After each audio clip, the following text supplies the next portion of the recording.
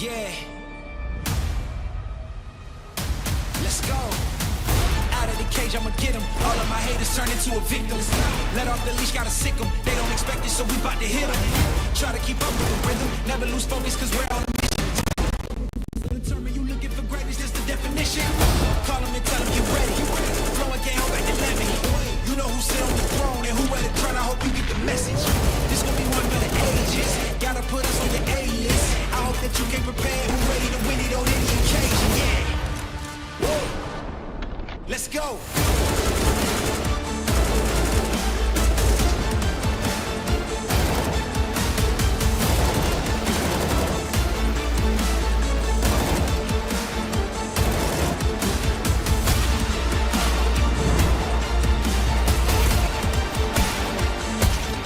Alu, 32 kills to his name's gonna add another one. Alu with 2.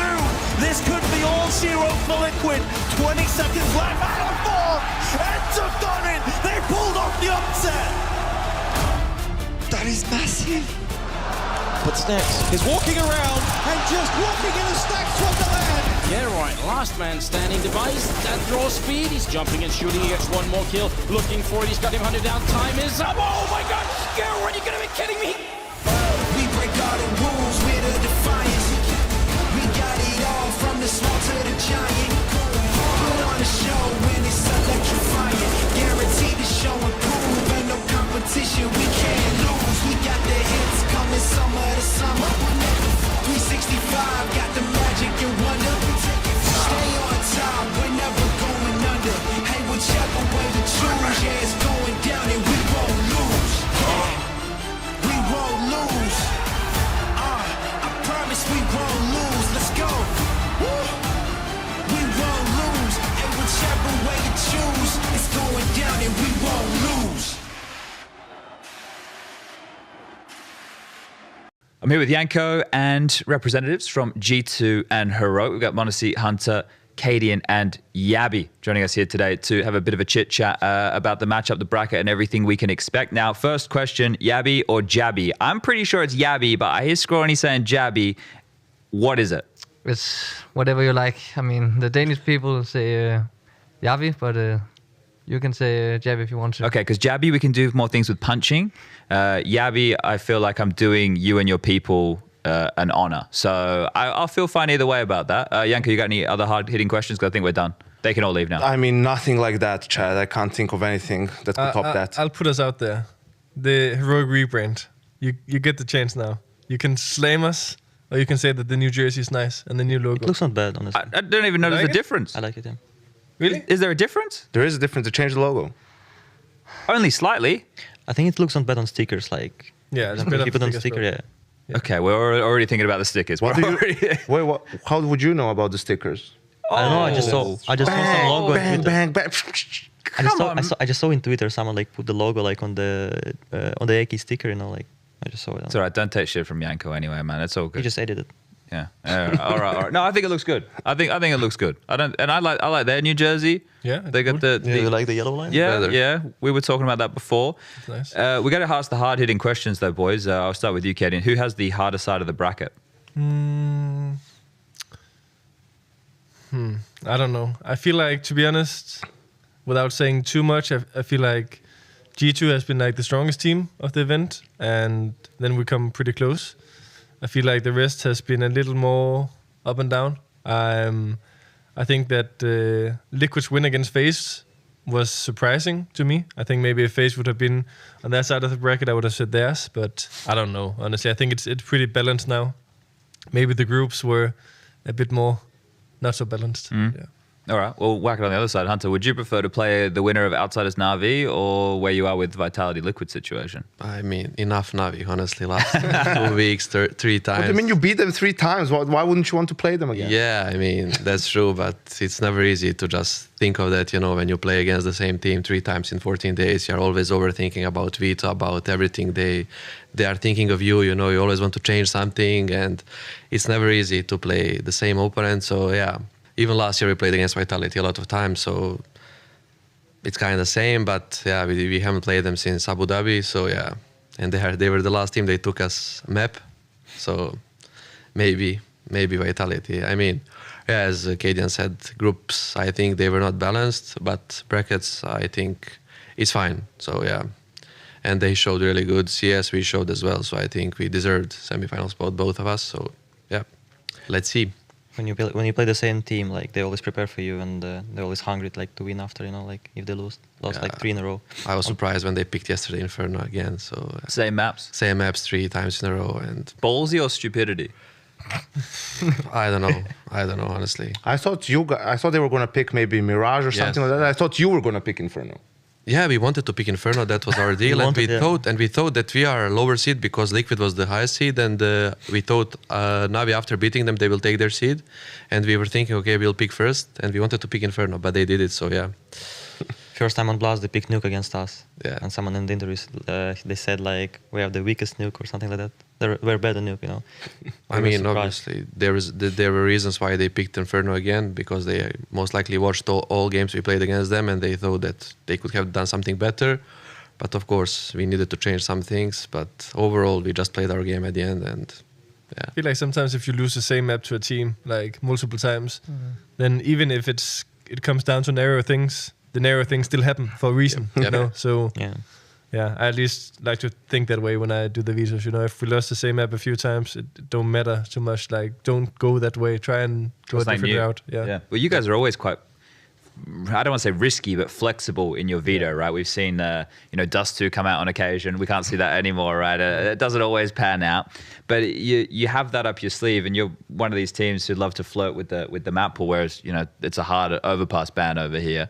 That's something that we don't have to worry about seeing G2 play. So why do you... He's smiling. Hooks is forcing us so bad because he loves the map, and he's forcing us so bad to start playing it, like at least to try it, because he thinks that we have really good team for this map, especially T side. So yeah, maybe in the future we'll try, but for this event, no.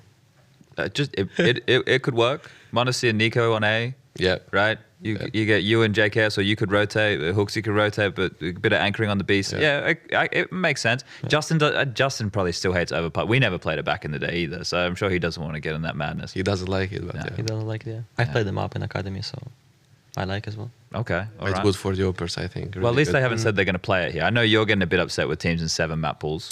Or just Liquid? Well, it's just Liquid because of their timing and whatnot, and choosing to play Nuke when all the best teams are really good on Nuke. Like, I could understand if it was a weakness for other teams. But yeah, talking to you, I'm sure you would like to play Outsiders more than Navi to get the revenge. Yeah, I mean, actually, I think like stylistically speaking, Navi has been really tough for us. We haven't had the same ease on them as G2 has. We've always played them close, but we lose often against them. Outsiders, we usually beat them every time, just not the major final. So that's unfortunate. Unlucky. Yeah, but yeah, definitely we would like some revenge there. But I think no matter what, it's always difficult to play these CIS teams, in my opinion. So yeah, I don't think too much about who it's gonna be. I think now we'll just make sure everyone is staying healthy and gets to play, and yeah, we'll be fine. Well, speaking of players who have been popping off a bit, Yabi, you've been owning. Yeah, it's my live tournament. Okay, all right. I was going to say, what's changed? Do you feel comfortable now? But, is there anything to it? Or it's like, okay, this is my turn to own? Because Heroic's a strong team. You've got strong players across the board. Everybody can play well. Is this just your event? I mean, it's just, I think we are evolving as a team, and me as an individual.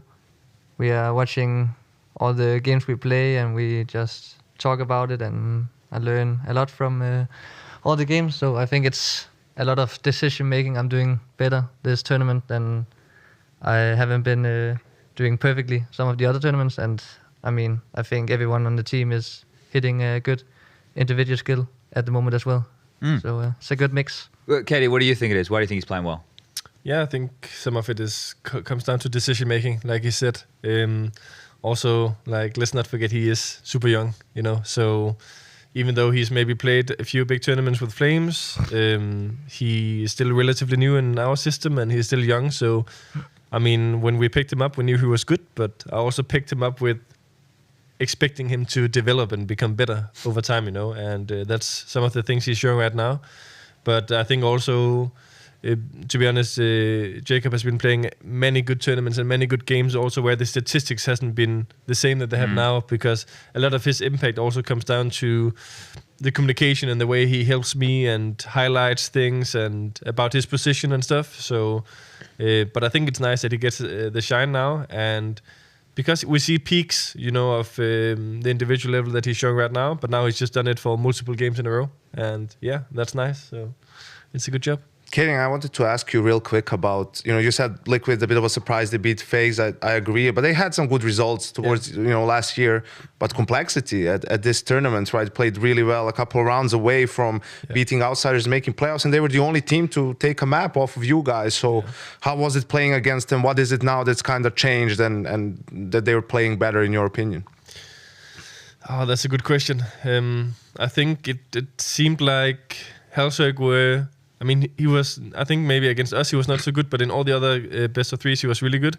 It seemed like he played a bit more relaxed, like he didn't give a fuck, to be honest. Like he took some chances, which was like good chances, but they also worked out for him. What I noticed in at the end of the game yesterday on the third map, it was like he started slamming the chair and stuff, and that's when I knew they were gonna lose, because I saw him playing so good when he was like with his mullet and laughing and and then he started slamming the disc, and I feel like that's when you see your teammate is out of it, when you start doing like that. But I think strategically speaking, they've been maybe calming things down a bit sometimes. I remember preparing for them in some of the previous tournaments where I was like, well, these guys literally have 1 or 2 strats and we know that they're going to come. Where they felt a bit more unpredictable this tournament, and they played the map a bit better. So yeah, I was surprised to see them playing this well, but also Grim has been playing really good as well. Yeah. I think one of the questions I wanted to start digging into here, because Exist did an interview, I only saw the headline, which is how I tend to read my interviews, but saying that, the play style that I'm going to paraphrase the hell out of this, but basically teams starting to take a bit of the heroic play style, right? And when I'm watching G2 games these days, you guys are consistently proactive, which is exactly the way heroic are. Is there a bit of looking at the way these guys are doing things and bringing that into the G2 camp, or it just kind of, that's the way it is, you guys play a similar style? Do you think that there's any similarities in the style between G2 and heroic? But I don't know. I don't think so. Of course, we have some kind of same things because people are copying each other if something is working really well. But obviously, proactiveness is something that you need on CT side nowadays, because people on T side, they have really good strats, and if you are just hitting 3-2 all the time, you will just lose. And we have now a lot of voices in the team, and this is really important. And of course, decision makings, like they spoke about, this is something that's really important. And watching games together, seeing what we can do better, and of course, you need to be proactive. And yeah, we watched Heroic games, of course, and they're watching our games. So of course, if you see something that can fit your team and that you can do, you'll copy it and try to do it. You guys also, you still haven't lost a map this year. 17 in a row right now. Yeah, so, and it's a bit strange because you didn't lift a trophy with so many wins because, the Blast format and how it goes. So how do you not get overconfident? Maybe, right? Because a lot of the games, the maps weren't even that close. You were blowing people out. Yeah, we are aware of it, and we are not thinking about it like, okay, we are the strongest team now, we cannot lose to anyone. Of course we can lose. It can happen that we lose 10 maps in a row now. We are aware of it, and we are just trying to not be overconfident, because this is a dangerous thing, as everybody knows. We need to stay calm, we need to stay with both legs on the ground, we need to do what we are doing and what we were doing before. But we know what is confidence in this game. It's a really important thing. I was speaking about it last night after the game. And since Abu Dhabi, after we leave this trophy, everything is going pretty well. Our bootcamp was amazing. Blast group stage, here group stages. Everything is going pretty well. But now it's stage, it's a big crowd in front of us. It's big difference comparing playing in a studio or even in Abu Dhabi in front of only 2K people or 1K. I don't even remember now. One player in the team can change a lot when you play on stage, not only killing wise but energy wise and everything around him, all environment. One player can do a lot to lift the team up, to bring the mood up, to just push the team to go till the end. Yeah, honestly, you're a young player, obviously, but you had some stage games. How is it for you? Do you enjoy it? Is it a bit stressful? How is it for you when you get on that stage? I mean, I do always enjoy when I play on the stage. I don't say like I don't have pressure at all, but I just like like when you walk on the stage, like you see people and you just always wanted to play in front of the crowd, and it was always my dream. And somehow it happens. Like when I go on the stage, I just feel myself better when I play in the studio, for example. I don't know why, but just have this feeling, When I walked on the stage on the first tournament in Katowice, it was just amazing, Like I was playing always my game. It was like natural, like everything, and everything like is going up, like when you play the game, like you mentioned the small details, for example, when you're like, as Kadian said, like you're highlighting a lot and like communicating with the team like differently, And Kadian, how many timeouts would you say you have to spend because you're celebrating so much that you don't have time to call around for a stage game? I mean, usually it's like the team are discussing it in the freeze time. Should we or should we not? And then they look at me and see how far I am in with like plugging things in. But sometimes also we've used some technicals and it's been okay. Yeah, I guess if you're ripping headphones out, it probably is a technical. It is, like I don't have any sound, Yeah. But I mean, I think the TOs are they like it more nowadays than back in the days. Like back in the days, were like you can use your timeouts. Where now in the days, I think also that the reactions and the energy and the crowd feeding off it and the people on SoMe interacting with it, they see value in it as well. So. I don't know if that's why, but they don't go too harsh on it anymore, at least. So yeah, it happens. But I think also the timeout can be used for different reasons, for calming people down again. But also if you win a round you shouldn't win, it's not that nice for the opponents to sit there for 30 seconds and you see Epics and those guys.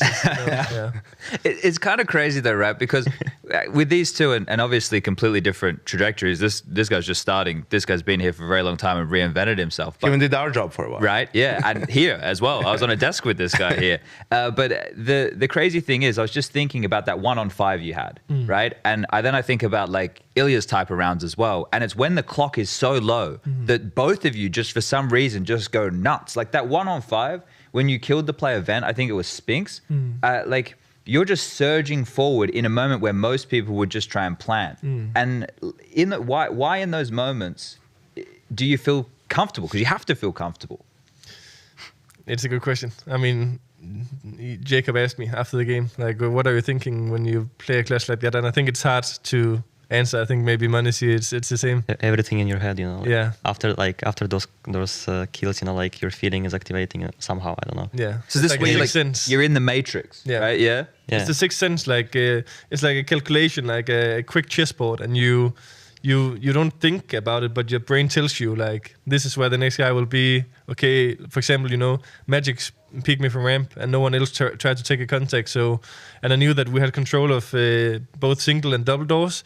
So you don't want to sneak down the ladder because if someone's watching, you die. But you can do that when people run out to the side, So it's like it's a quick calculation that it's just intuition, And I think probably a guy like Manisi will maybe have an easier chance at making the faster clutches because his mechanical skill is a bit better.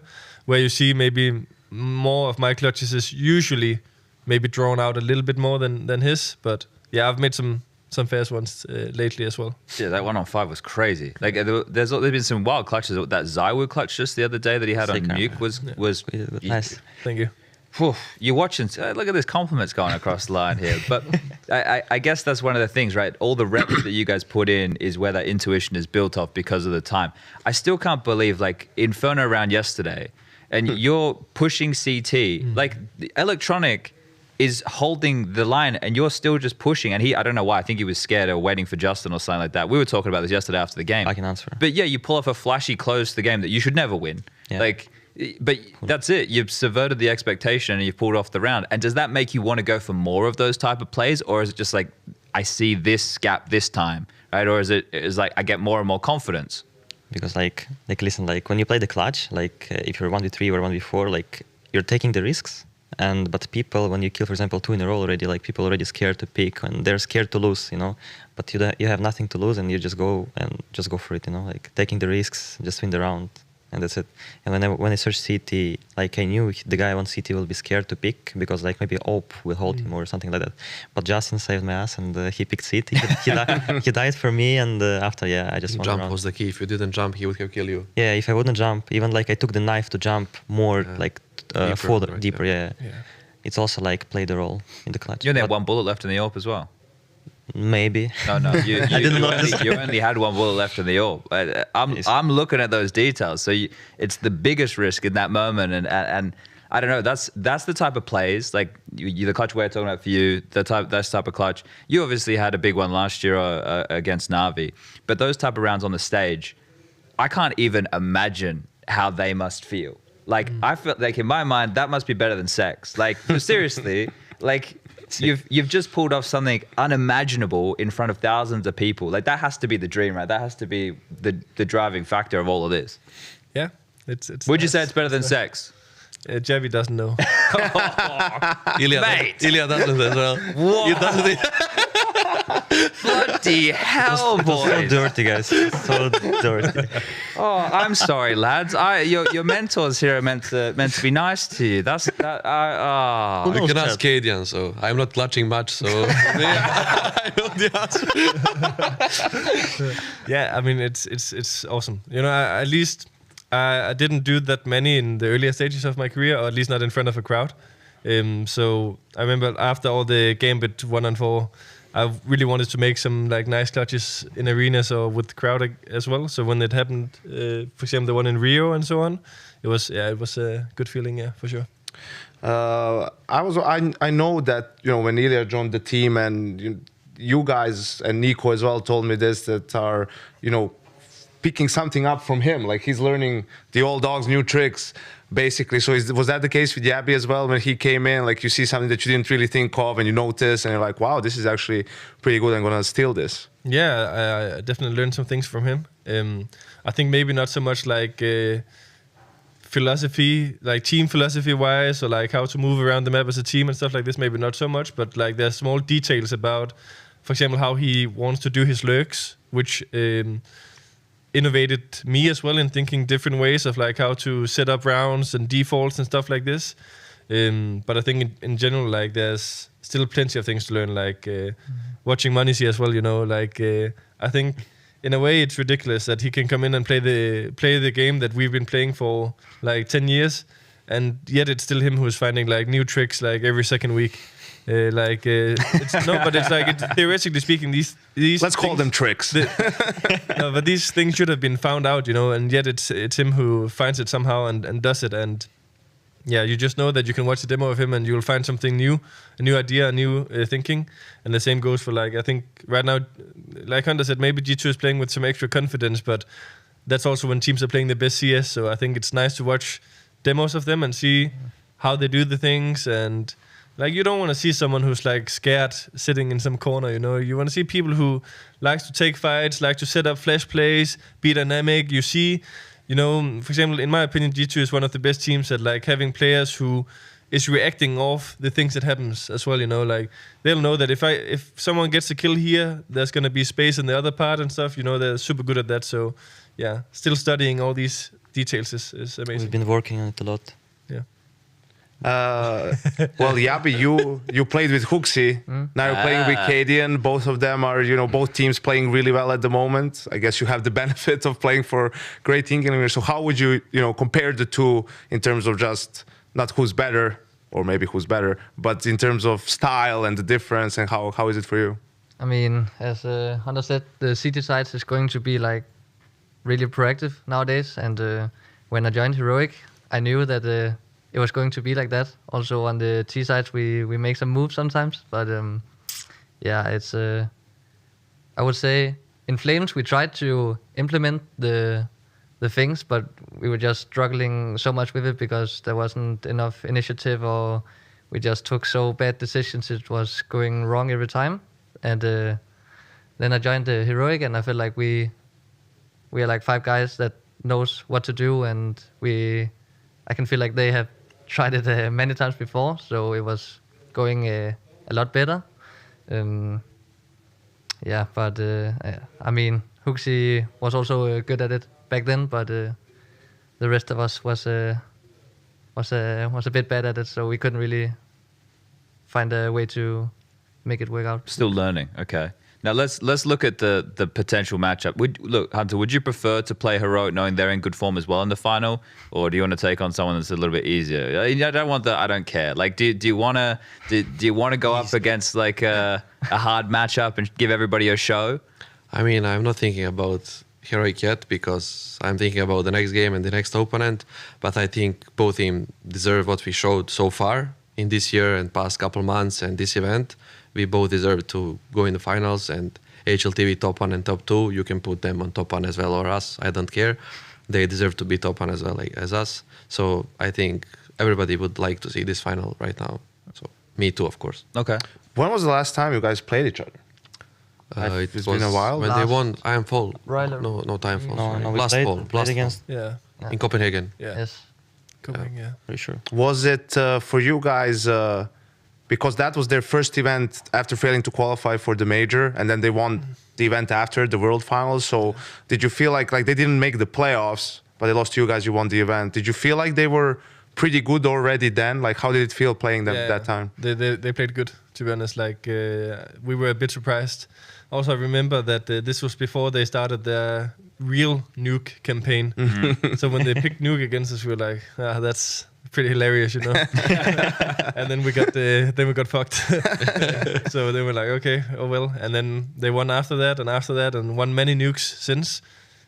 So yeah, I definitely remember playing that game. It was a tough game, like the third map, Vertigo. It was back and forth, and it was 11-6 for us. What? It was 11-6 for us. us. 11-6, yeah. They were leading, like, and I think you lost some kind of bit silly round. Yeah. We always do it, honestly. Yeah. Classic G2. Classic. And that kind of ruined the momentum a bit. But it was a super tough game. So yeah, I knew back then that they were playing really good, to be honest. So yeah, I think that in a perfect world, I would have loved to play the World Finals and played against them. Also because maybe if we would have played them, if we would beat them, I'm not saying we would, but if we would, they wouldn't have the same confidence that they have now. Because the confidence is good for them, at least. It's good for any team. And I think that was one of the sad parts about not being able to follow on our momentum, because we gained that from Copenhagen, you know. But then again, we knew it before going into the tournament as well. It was a decision that was made, and it was the best for Stavn and the team. So yeah, it is what it is, and it's just going to make for a potential harder fight at this tournament, because 17 games in a row, or how many you said it was? 17 maps, 10 series. Yeah, 10 in a row on Nuke and 9 in a row on Inferno. Yeah. Not I'm looking.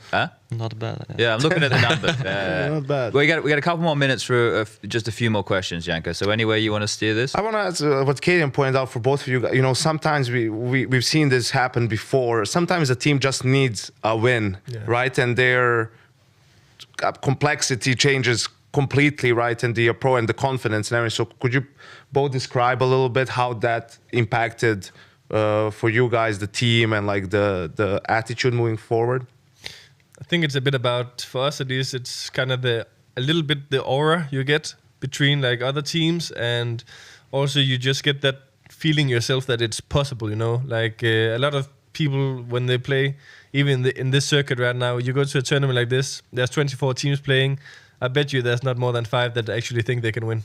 Like, for sure. Like, maybe they will say that they think so, but they don't. Like, they'll see the group draw, they'll see the bracket, they'll already there, they'll start thinking that it's not possible for them. But when you start winning tournaments and you become more consistent in that department, you realize, like, you see the brackets, like, probably in a world like Hunter would never say it, but he's looking at Vitality and Liquid and be like, yeah, I can eat them for breakfast at the semifinal, you know. No, but like he knows it's obviously going to be tough, and it's a stage game and it's a semifinal, but he also knows that with the form they're in, if they do the things they are supposed to, they will smash them, you know. And when you have that kind of feeling, instead of you're like, oh, I'm just not hoping it's Liquid who will win, you know. When you have that, I don't know how to describe it, but that's how I feel at least about it, you know. It's that extra like confidence and aura you have around yourself and the team. Okay, Hunter. Yeah, I mean, nowadays, like yesterday, we sit to play against Navi. I was feeling since the pistol round, no pressure at all. I'm playing practice. Like literally, that's how I felt because the mood in the team is just like that, you know. But in front of the crowd, it will be different, I think, because that's something else. Who knows? That's something. Who knows? Who knows? Yeah, of course. But yeah, I mean, he said everything. Honestly, like you are just not. You don't care. Like if you have your confidence, you don't care against who you play and who will face you. So you're just thinking and focusing about yourself and prepare yourself the best you can, and that's all. Well, it's much better to play against stronger team, in my opinion. Because your life is an anime story, mate. No, really, it is. Like I could write an anime with his like come up as an AWPer, and he's taken on all these other AWPers, and Simple's like his main nemesis out there. Like, I could write a whole thing. It'd be sick. Someone just needs to animate it. Hit me up. Easy. You got one question. Intel Extreme Masters Katowice is brought to you in part by Intel, Lenovo, Legion, DHL, US Air Force, 1xBet, and Monster Energy.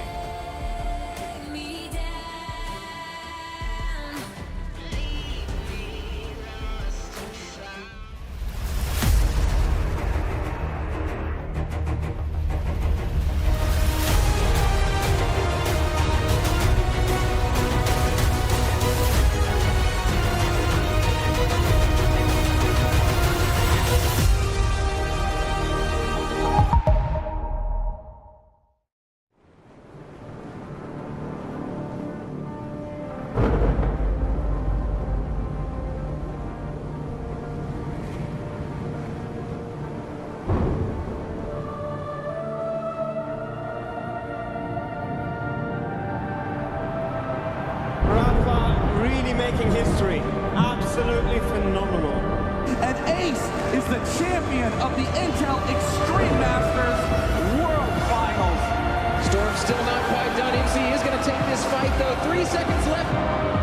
Last 2 rounds of action's got to start it well for ESC. And this is a massive move for Zez, but he's not content with just a Nexus kill. He wants to win out.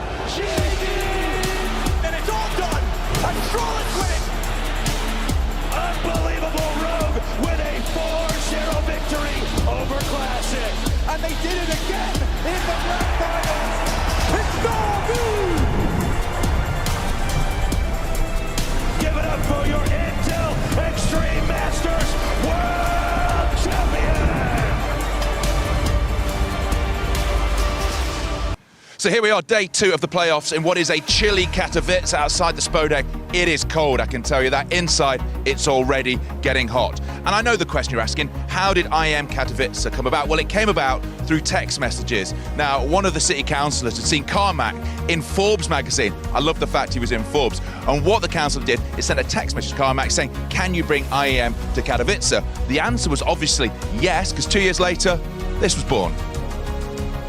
This is the hallway where our finalists will go up to the stage and enter the Hall of Heroes. It's also seen some great stories over the years. It was 2019 where ENCE went on that miracle run, and it really was a miracle run. They went all the way from the EU minors through 3 grueling rounds to make it to a major grand final. Now, they didn't win, but hey, you're still a hero if you make it to the final. Somebody who has been at every single Katowice tournament is this man, Crims. With Fnatic, he's won 3 trophies, one of them in 2018. Who's the other person who has been to every single Katowice tournament? Well, it's this guy here, who in a very emotional year in 2019, Dupree, they lifted the trophy with Astralis.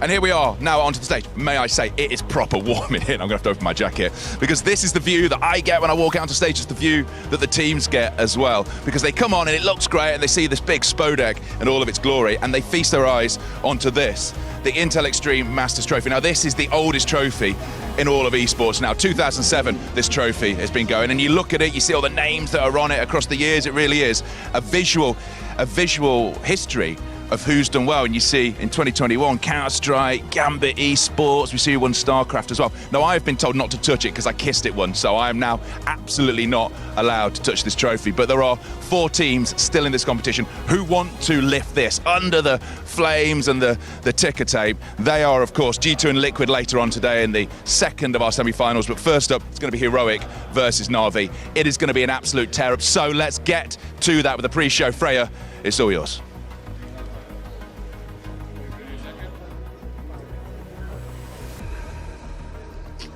Thank you very much, OJ. Yes, Legacy certainly ready to be forged, as once again, we are ready to enter the Hall of Heroes. This is the Intel Extreme Masters Katowice, and this is semi-final Saturday, and we are in the heart of the action where all the fans are going to be entering. I say we, because I mean myself, Freya Spears, Blair, and of course, Peacemaker, joining me to open this one up. Gentlemen, very exciting day of Counter-Strike ahead. Very exciting day, and as OJ pointed out, it is very chilly as well outside, but it is going to be heating up, right? We saw some banger games yesterday, and it's only going to get even more intense, right? They're Heroic in the semis against Na'Vi, G2 against Liquid. I'm ready for this. Oh yeah, this could easily be the final, right? The Heroic Na'Vi one, I guess we could put it like that. It's a very interesting day with a lot of great matches, different styles, so a great day if you are a Counter-Strike fan. Yeah, certainly, man. Our first look at Heroic and G2 entering the Spodek, that is going to be absolutely legendary. But of course, our legendary games going down yesterday as well. I know you were on the Na'Vi versus Outsiders game, Na'Vi managing to edge that one out. Did get quite close at times, but any key takeaways from that one? It was a battle of attrition, right? And Outsiders, they're going to torture you. Even if you get the win, you will come out a changed human being. You're going to have a little bit of PTSD. But Na'Vi, like the fashion in which they won both the maps, if you ask me, I think they gave Outsiders a bit of a taste of their own medicine, and then the individuals in the form of Electronic and Simple having some hero moments there and eventually able to get the W. Yeah, I think the result doesn't really reflect how the game was. You know, I think Na'Vi was a much better team overall, individually speaking, and also I think that during the game, at least for me watching from outside, I could tell that Na'Vi really wanted to win. Like they played out of intuition. They had the players stepping up when needed. Their reactions were on point. It was just a great match to watch. Yeah, I mean, the fact that, and also for me, one quick shout out to Chiron and NPL. Yes. First game ever on the arena, and they both delivered. Yeah. So the future looks bright. Yeah, Chiron wasn't lying when he said he wasn't nervous. He talks the talk. We were calling BS on that. We were like, you literally have never played on a stage. Turns out he was totally right. No nerves showed. He literally said, I don't care, and he didn't seem to care. Yeah. Well, tell you who did care coming into that second game. It was Liquid taking on Vitality and man, Peacemaker. We were in the green room. We were covering that game rather. 12-0. We're like, guess we need to get to the desk. Way, right? And then how the tides turned. Liquid doing literally the impossible. We have never seen that type of comeback before. Oh no, we never seen it. And I think that what made it more impressive is just like this game. Yes, of course you can talk about the strategic part and all that kind of stuff, but it's so hard to be mentally focused after being down that bad and all the stuff that happened in that game specifically. I think that's the biggest thing that we should highlight here, just the mental fortitude from this roster to be able to come back into that game. Yeah, I mean, great individual plays, but I guess we were talking yesterday about like that we could probably sit and talk about that specific series for the whole night if we want to, because there was so many back and forth rounds, like so much weird stuff happening in that game that, well, I'm sure the viewers enjoyed it because I enjoyed it a lot. I know you did as well, Freya. It was a very entertaining game with a lot of different stuff happening all over the place. Yeah. It was all over the place. I mean, the fact that they literally did the impossible, right? Yeah. We saw the HLTV tweet as well. They did the impossible. They pulled off the reverse Liquid, which I thought was almost, something which shouldn't be happening. They got destroyed on Nuke. Zai would just absolutely craps on them, and then they bring it back and they close it out. That is a Liquid I wanted to see, and that's what we saw. Yeah, Liquid normally synonymous with choking, but they said say less coming into this today because man, completely turning the tides for them. But of course, it wasn't just the games going down in the arena. We can check in with Shox to see what's going on with ESL Impact League as well. I found Heku at ESL Impact once again, where the action has been kicking off. So, what should we look out for today? So we started the day with HSG against Saints, which is like the second North American team, and unfortunately the Saints just got rolled over. It was so quick. It was a 2-0. They got like 2 rounds on each map.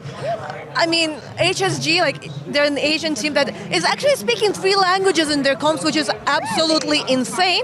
But right now, we have Furia and we have 9 Pandas, and this is for the spot actually already in the semi-finals, so it's pretty big.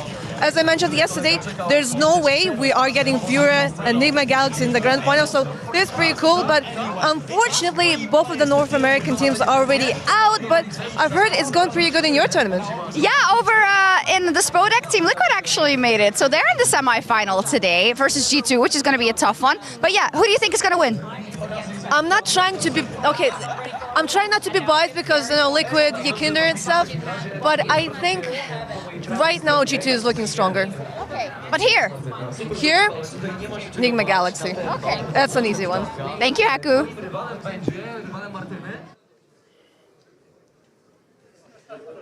Always love getting a little check-in with Heku. But we also have a very special guest joining us down here. Mr. Tweedy, how you doing? I'm doing great. Fantastic. Thank you. Good stuff. First of all, which players have you lifted so far this event? Who's the heaviest? Kinder. Only Only Yakinder. Yakinder thus far. Anybody that you've got your eyes set on?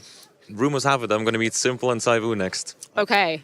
Okay. I'm looking forward to that one. Are you going to lift them together at the same time? Or No, just- I'm gonna try to get Monacy and Nico maybe if they. It would be hilarious to have Monacy on your shoulders while you actually carry Nico at the same time. That would be a real Look at those carry, tweets. a hard carry. Other than lifting players, what else have you been up to here? Well, Faceit has kindly invited me here to actually oversee a couple of FPL players. So, yeah, they're watching right around the corner. So we have 3 FPL players with us, just showing them what's basically possible, right? Like you're actually coming online, premium grinding, just at home. You don't really understand, you don't really get a feeling of what it is like to go to an arena and experience all of this. So Faceit was like, hey, let's bring them out there and, yeah, have me around, show them around, and actually kind of, yeah, vlog their experience, really. That's awesome. That must be super valuable as a player, you know, getting to meet some of your heroes as well. I heard that Zywu is potentially on the cards for meeting them. Probably. They love it. Oof. We actually were allowed to go on the stage. That's sick. They were sitting where the players are sitting right now, so yeah. Want to follow in the footsteps of their heroes. Can you tell me a little bit about the 3 individuals that we've got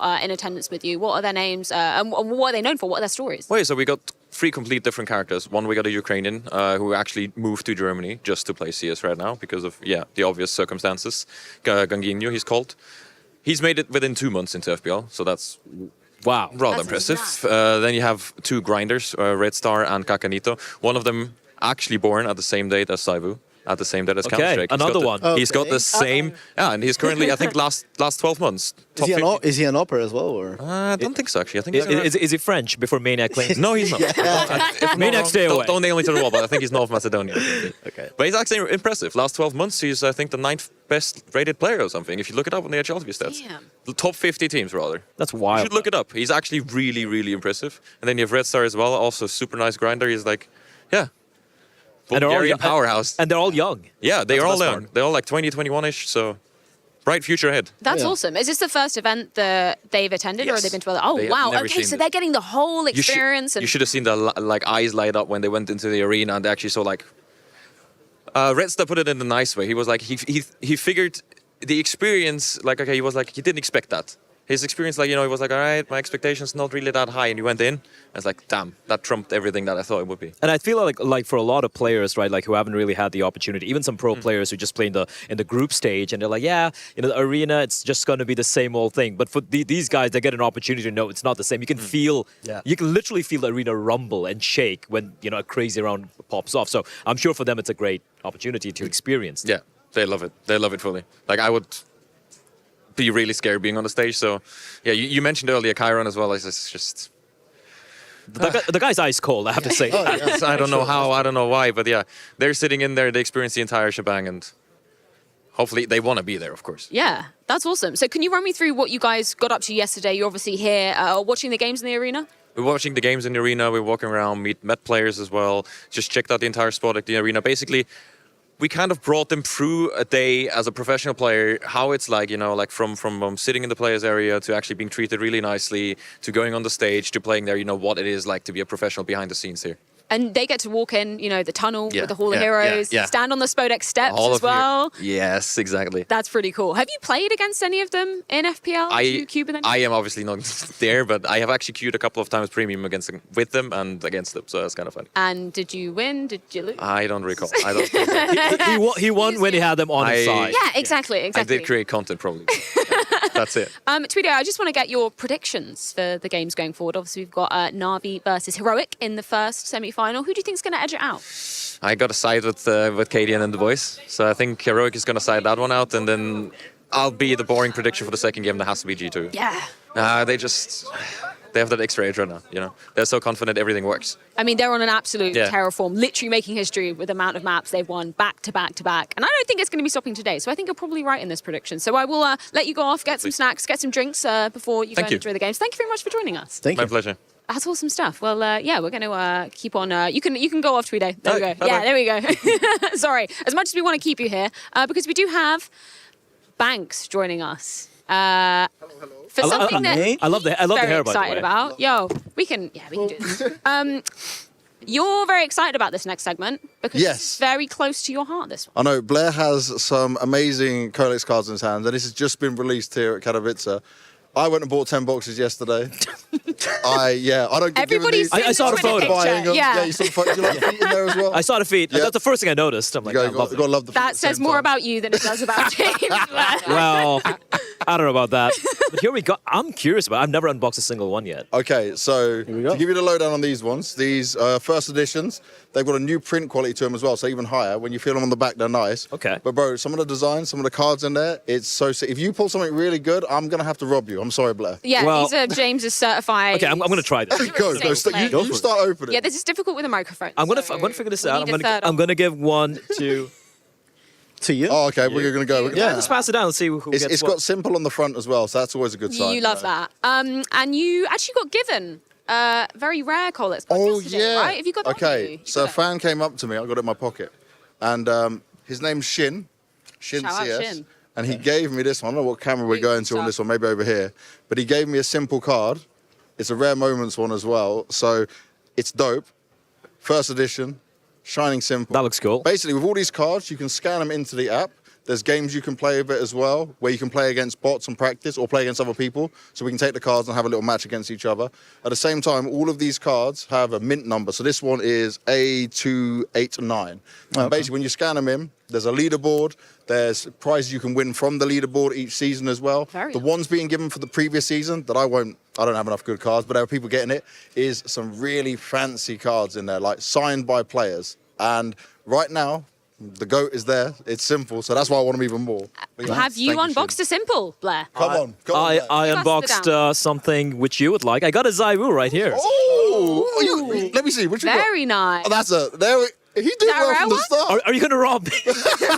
No, Blair, I love you too much to rob you, bro. Yeah, I mean, 90 overall rating. I'll take this. I'll keep this. That's not bad. I also have electronic with 69 ratings, so that's nice as well. Love that one. Yeah. Got electronic as well? Yeah. Oh, James is Blair. actually going to rob you after this. I mean, have you seen this guy? You could just take it. I've not got the nails to be opening these. Who else you got? Can you give us a run through? Okay, so I got Zywoo, I got Madden, I got, let's see, electronic, as I pointed out earlier. Yakinda. Oh, okay. Yakinda's nice, because that's a liquid one, right? And I got Forrester as well. Oh, yeah. Oh, look at this. You got one of the legend cards. You got Rain. I got the legend one. And Well. a proper legend. Okay, guys. That's a nice That's a nice one. That looks pretty. Yeah. I'm jealous now. Got Brolin. Is that a... You got Brolan. Is it like a hollow one, James? Is that... No, it's like the normal ones. Got Brolin? Yeah, it's a bit hollow in this. That's all right. Nice, nice. I will just say, I did just get a G2 who's going to win the whole tournament. Spoilers. What do you get? Oh, you get team cards. Yeah. Okay. So a lot of people here, fans and stuff that come to the event as well, they'll take these cards, they'll get them and then get them signed by the players. If you take a picture of them getting signed, you can send them off for grading. You know, like what you do with other cards like Pokemon and stuff. Yeah. And obviously to people out there, like for when you open the cards, they're not directly worth something, but there are people selling them on the market, off market as well, getting this stuff done. So there's a lot to be had. You actually met back at Cologne. We had one of the Gucci Gaming Academy players, Milky, Yes. and he found his own card in the shop, which was absolutely amazing. He had That was wild. Yeah. No, it was I absolutely. want some talent cards. I want some talent cards. Yes. That'd be great. Well, You James, down for talent cards? I'm definitely down. I'm going to let you go and meet some fans. Okay. You've got a hell of a lot of All right, I'm going to go. I'm going to go. And, yeah. See you guys. See you. Look who's protecting these. Come get them All later. right. Okay. All right. That's Well, yeah, that's a now violent we're man. steering away from James Banks for the duration of this event. I mean, talent cards, that'd be fun. What do you think your rating would be on that? Or should we rate each other? I think you've got to be like an 85 at least, because you've coached so many teams. But what's As a a rating coach, based yeah. on? What's a rating based I mean, good at CS, you know? Yeah, I can shoot Impact on heads. CS. I can shoot Yeah? heads. Yeah. What's your face at rank? I don't play FaZe that much. Okay, rank, are you global? Did you hit global? I'm global. Duh. Obviously. Well, whilst we chew on that one, Banks has actually had the chance to catch up with some fans. Let's check in with him. Freya, I'm in a hustle and bustle of it all. I'm down on the expo and it is packed out. Everyone's having some fun already and the games have not even begun. But the Impact games have begun. We had a little look over there earlier on. Now, I found this guy over here. This is Armin. I met him yesterday. Armin, it was a sad day for Vitality, but did you have a good time? Yeah, really. I had a really good time. I was enjoying it, but it was pretty sad that Vitality lost. It was just a one-round difference. And who do you think is going to win today? Na'Vi Heroic opening game. I think Na'Vi. Na'Vi, yeah? Na'Vi, yeah. And on the second match, I think it will be G2. Okay, I like it. I'm with your predictions on that, Armin. Thank you very much. We're going to keep rolling around. My man, oh, he's got a Nip shirt on. It's not a good time for Nip right now. But they had Config, then Hedrick come in new, so it's not too bad, right? You be happy overall? I think the project is quite nice. I think they're gonna need some time, but it will be great. And who are you rooting for today, though? Who's the team you're vying for? Liquid. Liquid. After yesterday comeback, it was quite crazy. You think Liquid can beat G2? I hope so. He hopes so. That's the first Liquid fan we found. Man, nice to meet you. Good luck. Let's keep it going. Hello, sir. You here to watch some Counter-Strike? Yeah. Who are you rooting for today? Liquid. Another Liquid fan, okay. So people are now believing in Liquid. Yesterday, everyone was believing in G2. 3 maps, 2 maps? I think it would be 3 maps. Okay. Yeah, close one. And do you think we're going to see good level of OC again like we saw last time? I hope so. Hope so. We hope so as well, man. Thank you very much. We'll keep on moving. We'll keep on walking around and talking. We're seeing what we got here, seeing what people are up to. All the different booths. It is crazy busy. Wait, I know this guy, I swear to God. Hello, sir. Hello. How are you? I saw you laughing. Yeah, because he recognized you and I didn't. Yeah. Oh, well, okay, well, you recognize me, so we're going to go with you instead. You here to watch some Counter-Strike? Yeah, for sure. Now, games today, which game is going to be your most wanted to watch? You know, we got... G2, of course. G2? Yeah. And you think they're going to beat Liquid? Yeah, for sure. See, there's some confidence going out to the G2 way. I want to see to drop 30 bombs. Ooh, okay. He thinks 30 bomb. What about you, though? Who do you think is going to win? I'm rooting for Na'Vi. My man. Na'Vi, G2, that's where I think it's going to go. Let's see how it goes. The games are coming your way. Let's bring the hype. Freya, back to you. Yeah, that was one hella brave Liquid fan going against the grain, saying, hell no, I think they'll take down G2. But let's preface the first semi-final that we're going to see. That's going to be Heroic taking on Na'Vi. Gentlemen, initial thoughts on this clash? Because this one has historically always gone in Na'Vi's favor. Yeah, I think one of the craziest stats I saw was the fact that the past 12 times they've faced each other, the cores of these two teams only played each other 12 times. Na'Vi's won 11 of them. That's insane. And the past 3 times, and the one time they won was a group stage game, so it didn't really matter. So every time they met in a playoffs, in an elimination game, it's been Na'Vi all the way. Is it going to change today, though? That's an exciting thing. Yeah, I think that Na'Vi has been probably Heroic's kryptonite, I would say. Yes. You know, it's been tough for them. I think style-wise, obviously, they clash against each other. Completely different styles. Being an ex-Heroic coach, I remember when we used to play against Na'Vi as well, it was always tough because, like, you know, I could feel that the players were a little bit shaky in terms of, like, when they had to go up against Simple. Back then, we didn't have Cadian back then, so it was a different story, but we always had problems with the Oppers and having all that situation going. But now, I mean, at this state of Heroic, where they have all the individuals shining, they're all playing really well, I mean, this is their best shot for sure, right? A big event, they're playing well, they have some of the best players in this event in terms of statistics, so I think they have a great chance to beat Na'Vi today. Yeah, Heroic have been looking like a mean machine throughout the duration of the groups. Of course, this is going to be their debut for this year inside the Spodok, so let's catch up with Shox to see what they're thinking heading into it. You're the first one, so I'm gonna ask, what's it like being back? Are you ready for today? Yeah, it's good to be back. We want to make a better appearance than last year, of course, so yeah, looking forward to trying to do that. Well, you said it last year, of course, probably not the favorite. Also, Na'Vi is going to be a tough opponent, right, in terms of the record against them recently. So what can you tell us about that? Well, of course, we want to beat Na'Vi, and they have always had an upper hand against us, and they have been hard to beat. So, of course, it's a nice match for us in terms of like motivation and wanting to beat them a lot. So, yeah, it's going to be a really fun match. Okay, thank you for talking to me, Tessis. Have a great day.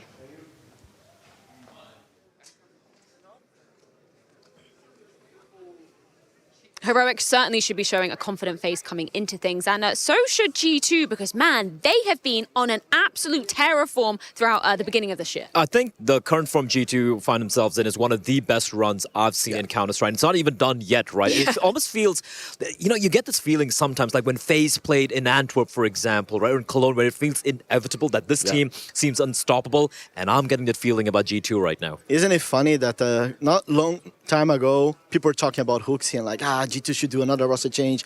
Is this guy going to be able to make it? Like, Nico deserves better. Well, guys, give it some time, slow down, and they made it. Like, they are one of the best teams in the world right now.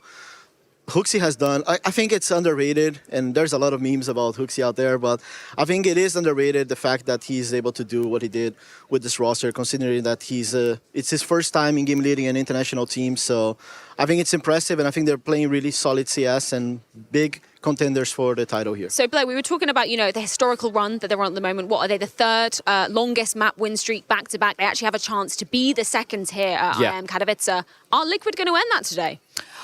I think Liquid can be competitive, especially the comeback they had yesterday made me start to believe, and I'm sure they found a lot of new followers. But again, you know, these are scrappy affairs. It required, you know, huge performances coming out. And of course, the really cool thing from Liquid is the fact that the mental strength seems to be there. Yeah. But I just feel like G2 is just too much to handle for them. Yeah, of course, G2 Liquid going to be our second semi-final going down tonight. But first up, it's Heroic taking on Na'Vi. And with them to check in with the casters, it's OJ Borg.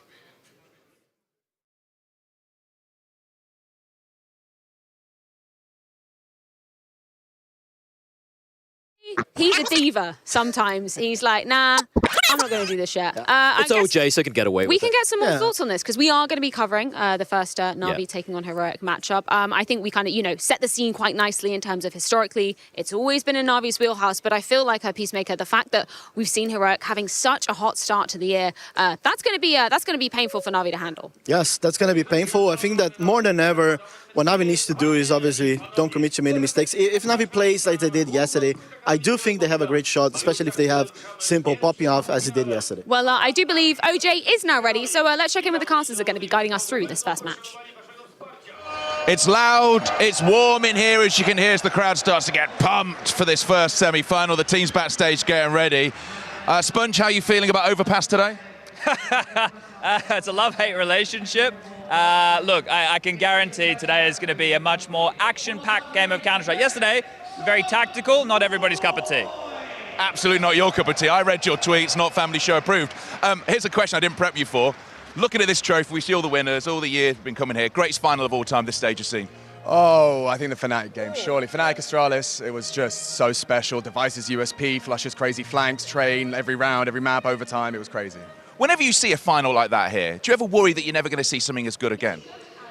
Look, I think that you hope that you can at least just get one action-packed map in a best-of-5 final, right? If you get one out of it, you'd be happy with that. But to get, like, if we look at the Cologne final, right? If you look at even the final last year, where it was 3 maps, they were all good maps, right? And that's what you're hoping for. But in terms of not seeing it again, that would upset me a little bit. It'd mean that Counter-Strike is in a really weird space, OJ. So, no, I think Counter-Strike's going to deliver. Always delivers. Where are we at? I mean, we know it's a roller coaster, we know it's cyclical. Where's Counter-Strike at the moment, where everyone's playing, the level everyone's at? So the bar got raised during the pandemic, the great equalizer, because play was moved online. So we just saw all of those that didn't have the opportunities to play Tier 1 competition. Suddenly, Tier 1 competition was at home, and those games were more readily available. The level that was raised, everyone has to keep up. You know, we've got Carrigan admitting that he has to grind like he used to if he wants to stay where he is. And I think that we're at that stage now where, you know, it's constantly evolving. It is cyclical in the sense that things that used to work are forgotten about because there's a counter to that, but then the counter to the counter is immersed in blah, blah, blah, blah, blah. Essentially, we're never going to run out of chances for a new amazing final. The game just doesn't work that way. There will always be a way, and humans are so volatile.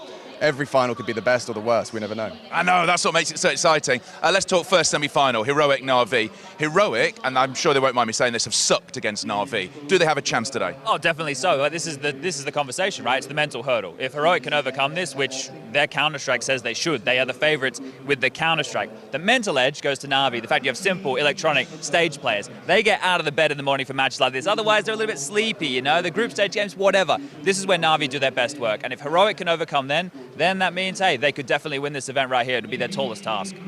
Simple was smiling yesterday. That's always worrying, isn't it? Yeah, I mean, definitely. Think about the in-game leaders. I think, when you've convinced yourself that this team has your number, what does that do to your psychology? It's all about, we talk about confidence, we see momentum in someone having good calls, having a bad performance, making bad calls. If he's convinced going in, he's checked out, Cadian is incredibly effervescent character, and I think a lot of people, like seeing how open he is and with his struggles and his successes. But I think, yeah, if he's got the capacity for the mental hurdle of beating Na'Vi, sky's the limit. They could give G2 a good game. Call it. As I said, it's this mental edge, right? Call it, come on. I'm gonna go with Na'Vi. I think Na'Vi, just the powerhouse of the two individuals in the server right there, and then Bits in decent form. Perfecto can turn it on in the clutch. MPL, that was his first stage game yesterday. He looked pretty comfy, right? I'm back in the underdog here, and it's weird to call Na'Vi the underdog. Yeah. Calling it? Well, let's have some fun. I would call it heroic. Oh, there we go. That sets up beautifully. The pre-show is done. After the break, it's time to get it on.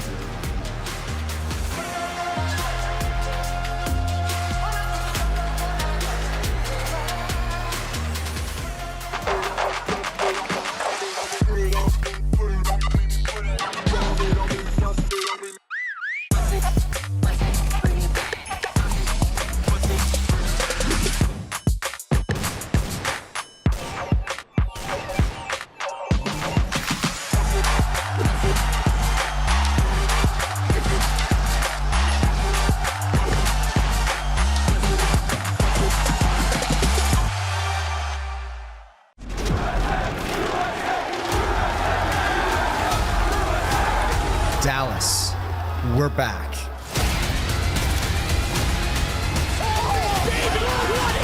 Counter-Strike is in our DNA. It always has been, and it always will be. And now we are once more returning to where it all began.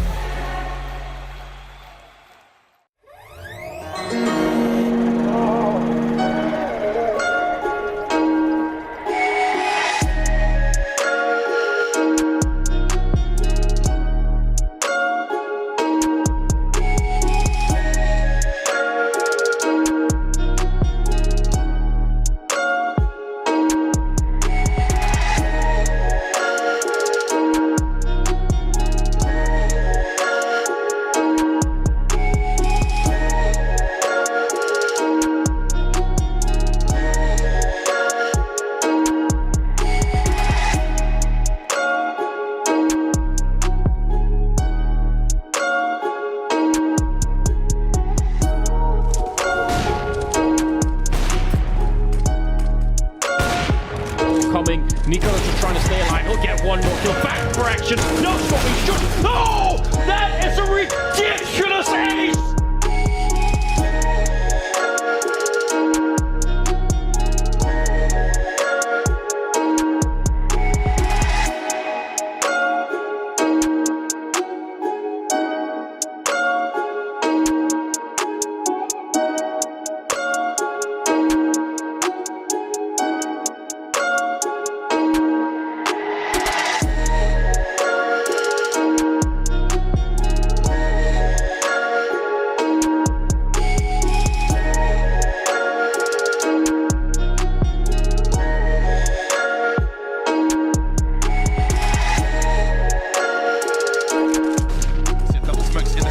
Simple just jumping casually into the side. He's going to fall down again. What is this platform? Simple, are you serious? What is that? You can't do that, Simple. That's not allowed. This is not FPL. This is a major.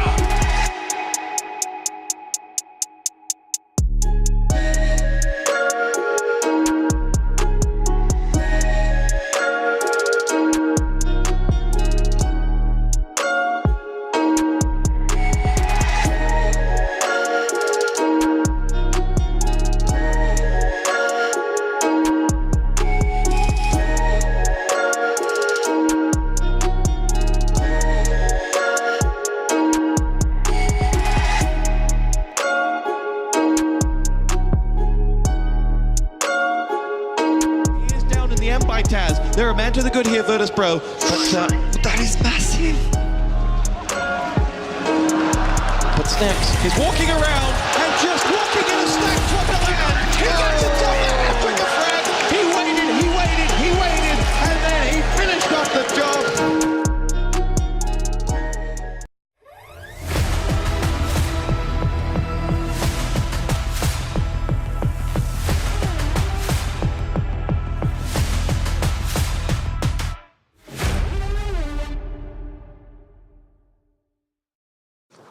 Mr. Blade, how are you? James, I'm fine. Now, you got a good win yesterday, 2-0. We spoke about your Inferno, you guys keep playing it, but Inferno's not a good map for Heroic as well. You must be feeling pretty confident. How do you feel about the other maps? I think it's a good map for them. I think they won every single Inferno in this tournament. Yeah, I would say you guys are better.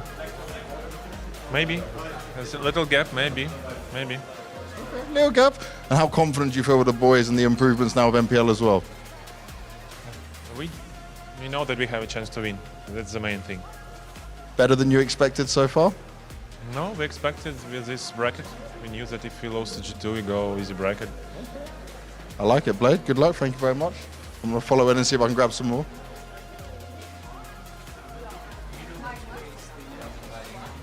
MPL. Hello, my man. Hi. You had your first moment on stage. You did very well. Now you're coming into Heroic. Do you feel like expectations are higher for Na'Vi now? Like people expect you guys to do better? I think yes, because we showed a really good game against outsiders, and now we have to like keep this up and play against them and win. And do you feel less nervous today? Yes. Yeah? Yeah. And you're looking forward to playing on stage again? Of course, yeah. I like it. MPL, good stuff. Sasha's vibing to music. You tapped me, so you are going to talk to me. Sasha, how you doing? Good. Now, yesterday was a lot better, I think, from the Na'Vi camp, right? Do you feel like you're in form to be beating a team like Heroic? Do you feel like you're there yet? Yeah, of course, especially against them. We played pretty decent all the time, and sometimes it was close games, but now I think we're getting better form as a team. And all games for Na'Vi right now are close, though, right? You're not having any easy games. Is this just the level of Counter-Strike, or is it more about you learning? I think, first of all, it's level of Counter-Strike, because definitely everyone started to play much better right now. Sorry, I'll turn off music. And yeah, but as you said, yeah, we are getting better and better with new roster, and we're just, as you said, learning. I love it, Sasha. I'm looking forward to seeing it. Good luck, mate. The Danish heroes by name and now also hoping to be by nature. Cadian's crew now ready to square up against Na'Vi to make their Spodek 2023 debut. And now Na'Vi, they find themselves in this position, taking down the outsiders yesterday. And as we were discussing, Blair, Peacemaker, that was an absolute marathon of a series, even though it was only over the 2 maps. But great to see individuals standing tall for the side of Na'Vi. Yeah, I mean, I think that for Na'Vi, well, first of all, welcome everyone to Spodek. This is a great day, right? Semifinals, guys. Na'Vi against Heroic, what a matchup. And I think that for Na'Vi, yeah, yesterday specifically, I think that they played well on an individual level as well. I think Na'Vi did just come from a roster change, right? So it's going to take some time for them to feel more comfortable, to add more maps in the pool. I still think that map-wise is a little bit shaky for them for a reason, right? That we saw Blade giving an interview saying that they're picking Inferno all this series for a reason as well. So I think for them, it is challenging to be able to face Heroic at the form they're showing us throughout this event in the past couple months, right? Major finalists. But they have a great shot, especially if they have that guy that did an interview who was very chill, listening to music. If that guy shows up on the server and he loves the stage, right? So. And I think that's a great point Blade said as well. There's always a chance you can pull it off. We saw that yesterday as well. We're talking about players like Electronic and Simple. Like, they have been tested on stages like this time and time again, and they've come out on top. So if you're going to discount Na'Vi, you're making a big mistake. Let's talk about a player who has never graced this very stage, and it is actually Yabi, who was the highest rated player to be coming out of the group stage. It was incredible to get to see his form, particularly as you know, this time last year, he was on the side of Copenhagen Flames. He won 1 map here, didn't make it to the Spodek, and now he is ready to get his revenge. And just look at his numbers, right? This is a kind of an anomalous performance coming out from Yabi. You look at his performances, and these are big events, right? You have the World Finals, you have the Fall Finals going all the way back to Pro League and Cologne, and these are middling numbers. But this is what you can expect from Yabi. He doesn't have to be the star player, but right now, the highest rated player, these are ridiculous numbers. 1.39 rating, 1.47 opening kill, and I want to take a look at that T-side opening attempts, 23.5%, nothing too crazy, right? It's not a Yakindar numbers, but 80% success is absolutely ridiculous, and he is the reason right now that Heroic's T-side especially is the best in Kato. 4 out of 5 times, if you face Yabi on your CT side, you are dead, Peacemaker. That's a disgusting number. Yes, that's disgusting. And I mean, we always talk about the Oppers, right? Because of how impactful they can be. And some of the best players in the world right now are the Oppers. So it is very special and important for the Counter-Strike fans to understand like how impactful this guy has been. It's been a while ever since we saw a guy that doesn't necessarily play star roles and is not in a position to be getting the impact he has. So for him to be able to pull up those numbers, I mean, what else? It's unprecedented. I've never seen this happen. Yeah, it's insane. And, the narrative continues when we're talking about, the players that aren't necessarily pitted to be stars. We've got to extend the same conversation to Shush because, again, a great event, a great showing for kind of, the supportive, maybe unsung hero of the team. Yeah, he's a support player, right? If you're playing Fantasy, you're picking Shush and you want him to be your support role player. He is the highest rated highest CT side rated player on the side of Heroic. And we talk about this Heroic defense, right? We talk about how there is so much responsibility on each of the players to play the roles right, and Shush has been a rock. He's been Fort Knox for the side of Heroic. You go to Inferno, the way he's playing Pit and just mixing things up and just being almost, it's like wherever he is, you're going to lose at least a couple of players trying to take his bomb side, and he has to be the other guy alongside Yabi that's allowed Heroic to look so good right now. Yeah, Shush is, in my eyes, like one of the best anchors in the world right now, together with Nafly and maybe JKS. But what makes Shush a little bit different than the others, in my eyes, is just the fact that he's the way and how fast he can adapt to situations and how fast he can change the pace while he's playing that bomb side. He's a very rock-solid anchor who's going to be there. He's not going to commit mistakes, but also when needed, he can change the pace of this game. He can go aggressive. He's really good at adapting, and I think that's what makes him, in my eyes, the best anchor in the world right now. Yeah, together with Yabi as a lurker, anchor kind of thing. Yeah, let's continue to circle the conversation back around to Yabi because Shox had the chance to catch up with him and the in-game leader of the squad too. I'm going to try and find maybe Jabby. All eyes are on you today. How does that feel? They're not. They're not? No. It's I got hype, but it doesn't matter anything. Okay.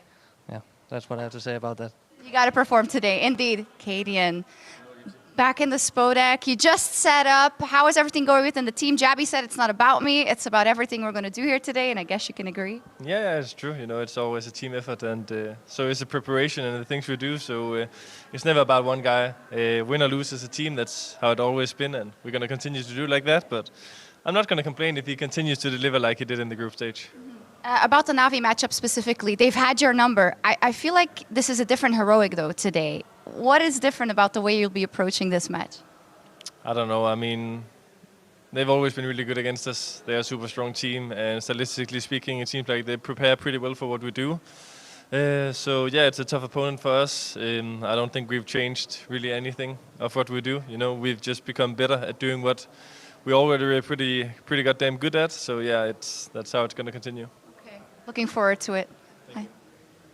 Yeah, certainly a lot on the line for the Heroic squad coming into things, particularly as they're going to be facing up against Na'Vi in their semi-final debut. And speaking of which, we saw Na'Vi playing the Outsiders yesterday. So gentlemen, any particular moments you want to be bringing up from that? Yeah, thank you, Freya. We have this round number 21, which we took a look at, and we were mentioning how the individuals from the side of Na'Vi were able to kind of step up to the plate when it looked like it was an unwinnable round. So you can take a look at this round. You took a look at this yesterday, Lewis. It was round number 21.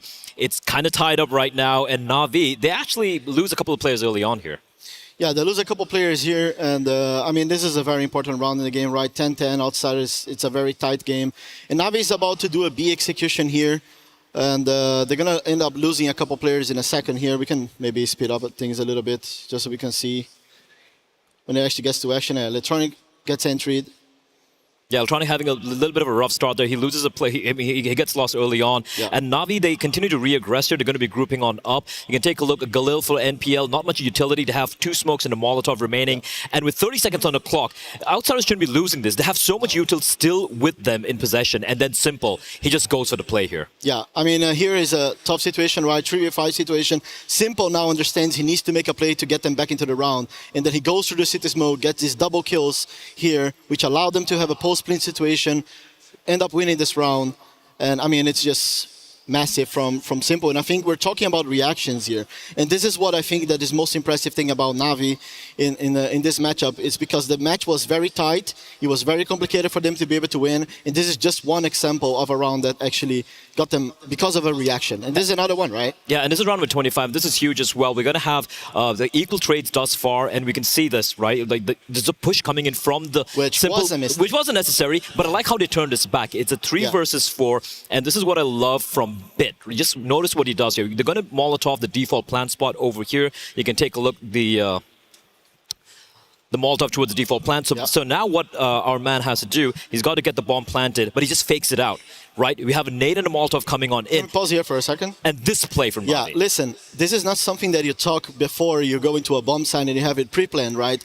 This is like a mid-second decision that you have to make, like what we're going to do. We're in a 3v4, we're stuck on a bomb site, they might have grenades, and then boom, they take a fast decision here to push Runes with a Molly, which basically caught Outsiders off guard. Yes, you can argue that they could have won these duels, but I mean, you can tell that Na'Vi is playing, reacting, and playing to win the game. Like they're not playing passive, they're not scared to lose the rounds, and that's what got them another round, another very important round. Didn't break Outsiders' economy, but still, like, they managed to get 2 very important rounds in this game. And that's the thing we were alluding to earlier, Freya, the fact that for the side of Na'Vi, this is playoffs Na'Vi. It's when things are going tough, that's when you have players like Electronic, like Simple, and even Bit in this particular round stepping up and getting the win against Outsiders. Yeah, certainly an excellent breakdown judgment, certainly proving also that Na'Vi do not crumble under the pressure when they get into these big stages. But speaking of which, let's check in with a couple of the newcomers coming into the Spodek in our Colex Players to Watch.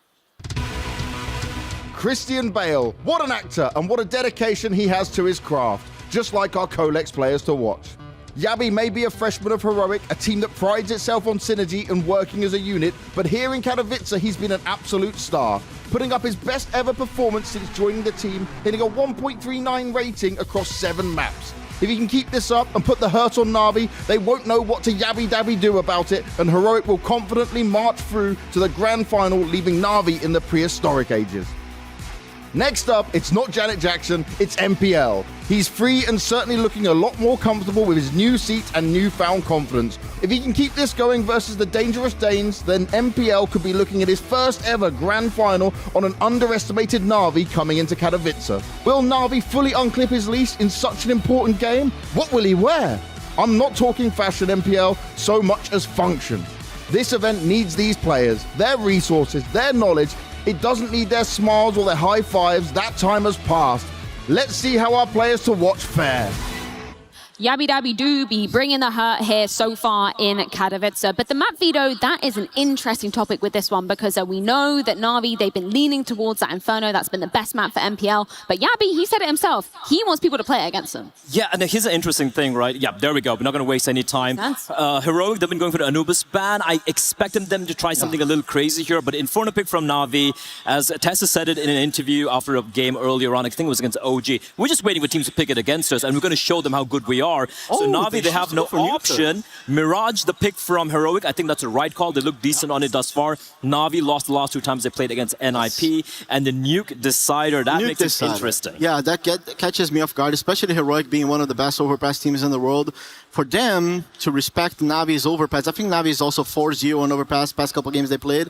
So for them to decide to play Nuke as a third map, well, I mean, Na'Vi did get banged out the last 3 times they played on Nuke against G2. Yeah. That is, however, against G2 though, so that's something to kind of consider. But Heroic, yeah, if I'm them, they're feeling very comfortable now. Yeah, give me some initial thoughts on to why Heroic do feel comfortable coming into this Inferno, because I feel like if you look at the stats, they really are lying because some of those losses were, quite a long time ago, and I feel like we've seen some, revitalization on that. We can just take a look at yesterday's game, right? We're talking about how Outsiders on the CT side yesterday, they were playing really turtle up. They They're playing very safe, not really giving a lot of space to Na'Vi to work with, allowing Simple to go for those plays, allowing Electronic to go for a lot of plays and steal rounds away from them.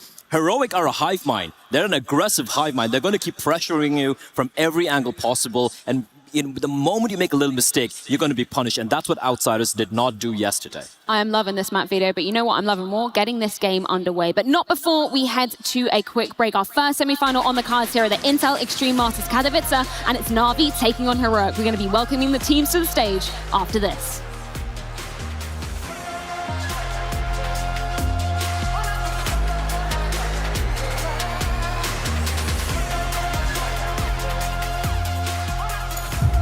Og en AK på.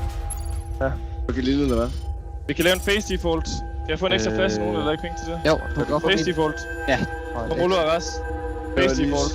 That surely is the big test right now. If they can make it past that, and it's a test for Wonderful as well. He played so good in the opening map. Ruller ikke. Smoker ikke monster, vær klar dårlig køb. Nej, mål monster. Ned, graffiti nu. Flash tæt, flash tæt. Pikker herrerne. Ja. Giv mig din næse, og så hold det pikning. Jeg kan sætte dig. Der er ikke UG. Jeg dodger. Ja. Han er foran frem grus, Malone. Der er ikke. Han er væk igen. Det er chopper. Jeg klarer piknik. Det var mange her. H1 bliver meget lyd. Chopper with a good opening in this round, taking down Tessus. And maybe that could afford a little bit of space, but he's sticking around Wonderful. I'm actually a little bit surprised. Jeg tror bare, vi skal gå af i stedet, okay? Ja. Bare vent på, om de går frem med så. Det kan være, Kasper, du kan give den gode graffiti-plads til mig. Eller bare... Vigtigt. Okay, jeg bliver her. Også, løb tæt. Jeg flasher for dig. Flash. That's a great equalizing kill found by Shush, and now Spirit's defense. Du kan steppe tæt op på piknik. Vi laver vælge, Lund. Vi ser på din nades. Smoker monster. De her kommer ikke til at jeg kommer fra graffiti af, hvis der. Giv mig her, giv mig. Okay, ja. Bare P, gutter. Step pres. Jeg smukker fra resten af lidt. Monster. Ja. Jeg smukker her også. If Yabby gets a kill here, this round might be over. You can see Shush and Yabby on different sides of the map are both ready to challenge their respective bomb sites on their own. Kom med ud mod korset, Pierre. Tag noget af. Det var på døren. Truck der. Jeg har en dildo. Jeg flasher ud kort. Jeg var kort. Der puster. Hugger ham.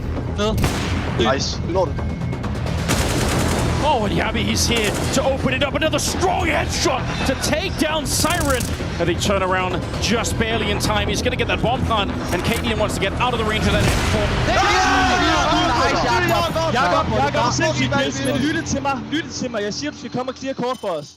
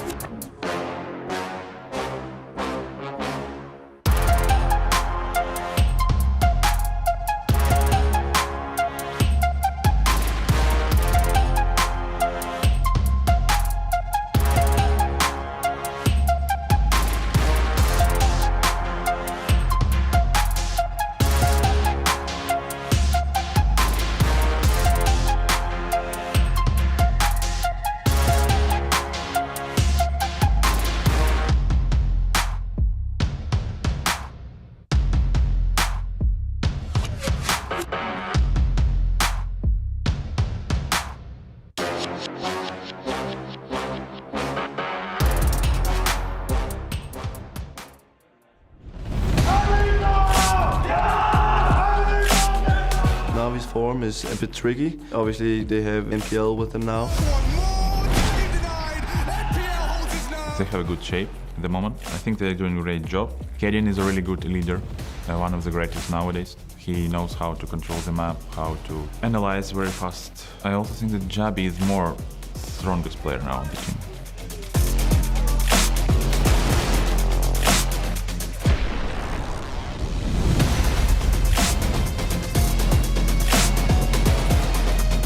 Navi is a great team and they have such a good team play and they have insane individuals, but it doesn't seem they're a team that on a consistently basis would go to like grand finals and lift trophies and all these things. Overall as a team that we have more firepower and better individuals. The scariest thing about Navi is of course Simple. I think they're always a little bit scared because of Simple. They also said that like simple. This time I'm not sure they will be scared. It will be a tough match.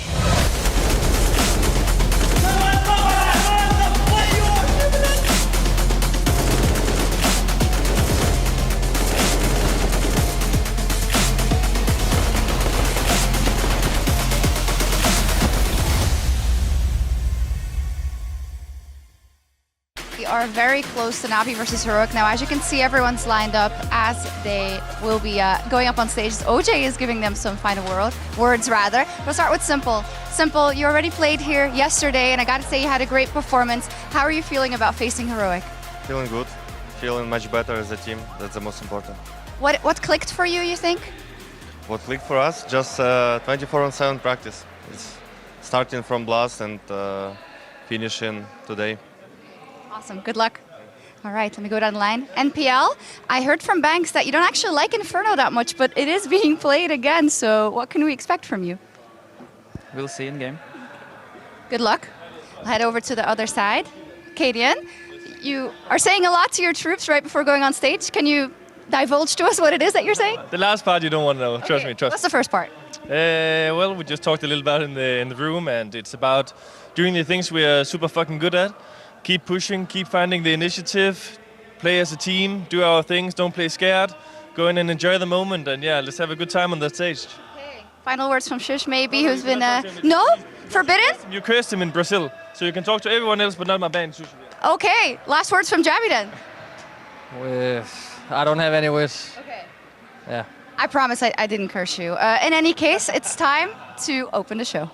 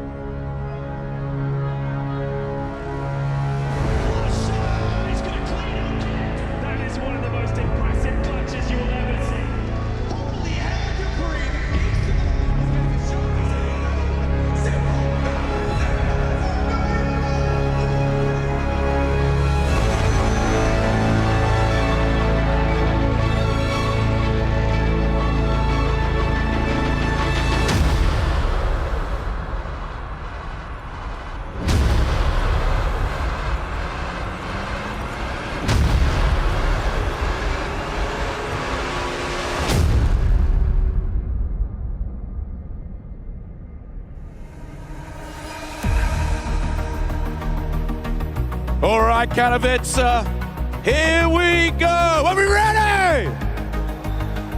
I love this place. Intel Extreme Masters 2023, and shiz just got real for today. It's semi-final day.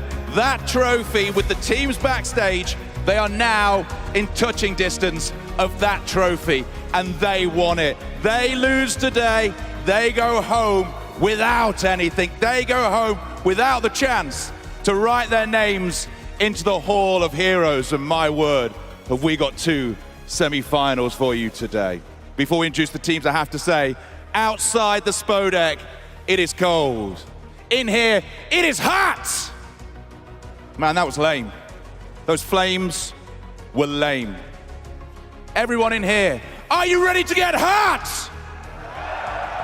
We can do better. I said, are we ready to get hot? Christopher, give me 100%. Everyone in here, are we ready to get hot? Oh, R.I.P. my eyebrows. Right then, that sets up Inferno beautifully. Let us introduce our first team. The kings of online, they have translated it to LAN. They've beaten pretty much everyone, but taken on Na'Vi in 11 attempts, they have won just once. Please welcome Heroic!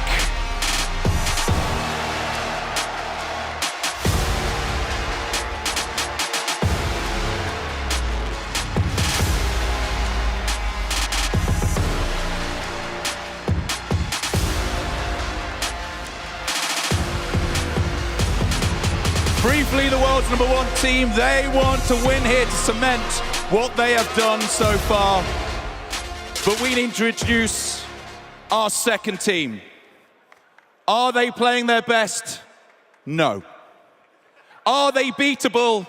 Yes, but please welcome our second team, because if you're a betting person and you bet against them, well, you're a braver man than me. Please welcome into the Spodek, Na'Vi!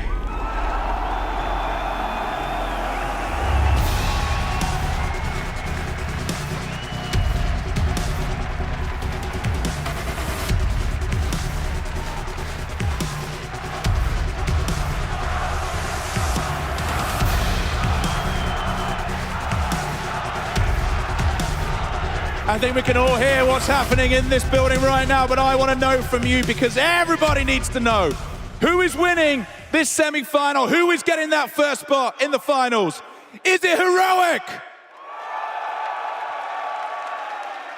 Is it Na'Vi? Christopher, more flames. Is it Heroic? Is it Na'Vi?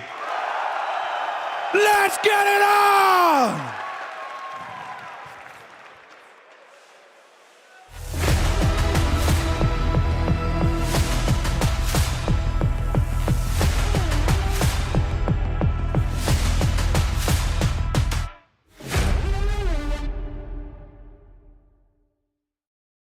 Through the fire and flames, time and time again, it has been Na'Vi to absolutely tear Heroic limb from limb. But Blair, arguably, this is a different Danish squad we are seeing enter this very stage today.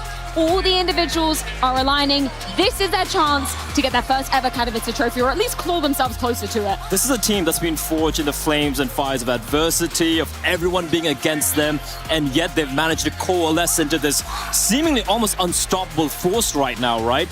They have the firepower, they seem to have the tactics, they seem to have this high-band mentality, they seem to have the comps, they have everything, but Na'Vi do have a simple. Yeah. And we haven't seen that simple yet. Yeah, he had a good game yesterday, but I'm talking about a simple who can just dominate anyone, and we haven't seen that yet thus far in Katowice. If that happens here today, on that stage, that's when we have a real game in our hands. Yeah, I think that for simple, I mean, yeah, we see him getting introduced right now on stage. And the biggest cheer I have heard in the Spodek thus far. Listen, it's respectable and understandable that the crowd would cheer for Na'Vi here.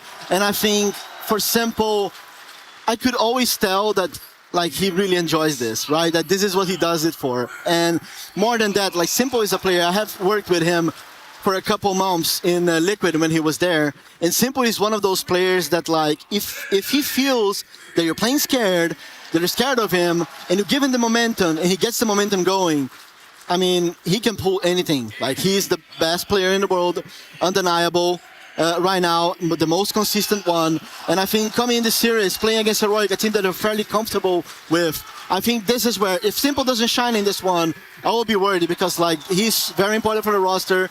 But we'll see. We'll see. I have high expectations that Simple is going to be massive in this one. For me, Simple, look, we've seen Simple do things which defies logic, right? You look at ZywOo, you look at Star and all these star players. You can see the method behind the madness. Simple is pretty much a magician at times, a wizard of Counter-Strike. And if we don't see something magical here today, Freya, I'll just put it out there. Heroic are just going to dominate them. But if Simple shows up, we have a game. He has left an imprint that will be felt throughout the game's history forever. He has truly left a legacy on CSGO. And when we look at Na'Vi as an organization as well, 3 times they have lifted this very trophy. When we talk about legacy, when we talk about history in the game, doesn't get much deeper than that. No, he doesn't, and I think that it's very respectful what Navi has been able to do with the roster, right? Starting with the academy team, right? They had the whole project itself, like it's so impressive that they're able to build all these players. I mean, we see Monesi nowadays in G2, and then we see them bringing the academy players. We see Bit entering the lineup. We see MPL, Electronic, right? and it's always like this, right? They always do these roster changes, and also perhaps to Blade as a coach as well. I think it is a phenomenal job in terms of building the structure in the team. And I mean, they've been through all of it, right? They lost their IGL. Now they have Electronic as an IGL. The only thing they haven't lost is the best opera in the world, and that helps a lot. But still, like the way they structure the team role-wise, and the way that they are able to get those young players to perform on a high level in a short period of time is just impressive. And I mean, we see a different iteration of a Navi right now. And I have high expectations as the NPL guy. I think he's been doing phenomenal for his first event, right? What do you think, Black? I like the fact you brought up NPL because I know we're going to be jumping into the game, so just want to get into a little bit of minutiae when it comes to the first map, right? Inferno, yesterday against Outsiders, NPL was great on the CT side. He is going to be tested now. He is going to be tested by Heroic, and I want everyone to just keep an eye out on what he does. He has a very important role to play. He's headed as well. Inferno, Blade's headed as well. Inferno's map the NPL is very comfortable on. I want to see how he's going to be facing off against the might of Heroic here. We talk about facing adversity as well. Cadian, he has been through heartbreak after heartbreak. The fact that we get to see him up on this very stage, Blair, that is an incredible... Listen, he was sick. He was ill. He was popping paracetamols just before playing his games, and he was still kicking ass in the server, but everyone else stepped up around him. Tessus was the guy yelling. Shush was a guy stepping up for his team, so to speak. But now he looks good. He looks healthy. He's not ill anymore. He's going to be sick in the server. And I'm sure he's going to be popping heads in the server indeed. While we have our maps, we certainly have the crowd and the teams are at the ready. So one thing left to do in this glorious arena that is the Spodek. Alex and Chad, get this game underway. Thank you, Freya. Yes, indeed. We've got the semi-final ahead of us. We have been given a period of time, a moment in time, and now it's up to Heroic and Na'Vi to decorate it. We've got 3 maps, maybe even 2. The desk has set the scene perfectly for us to get this one underway. A step closer to crowning Katowice's 2023 champion. Na'Vi starting on the attack, Heroic to receive them. Yeah, that's a key point right there. Yesterday, Na'Vi picked this. Outsiders gifted them the CT side star this time. And we're off. Shoe on the other foot as we get underway here. Standard stuff for Heroic out the gates, 2-3 split. Na'Vi with a boatload of util here as they... Well, if you watch yesterday's game, I'm going to take things a little bit slower out of the gates, and Simple unleashed in Banana against Outsiders, looking to do the same here early. He's taken a lot of space, a lot of room, and has even drawn a rotation of Shush to embolden this B bomb side. Yeah, difference as well. They haven't gone for the armored P250. They like to throw that on Simple. They've gone for more nades. Perhaps a bit of a double pump, we shall see. Heroic don't pull the pins just yet. They're begging for it. Smoke it, please. Simple wants you to throw out your utility, and they're not biting. Look how far forward MPL is in apartments right now. He's completely disconnected from this. So if he hears any rotation, he'll be able to relay that to Electronic. Util being lined up from Perfecto and Electronic respectively. First, through the air, Heroic to respond. Just does so. No gaps on this one. Heroic diligent. Oh, some confirmation through the smoke. A little bit of damage chipping away at Bit's pool of health. And look at that rotation charging now from behind. Electronic's got the bomb. No call. No info. Electronic scarpering into the site. They have to win the fight. It's Yabi.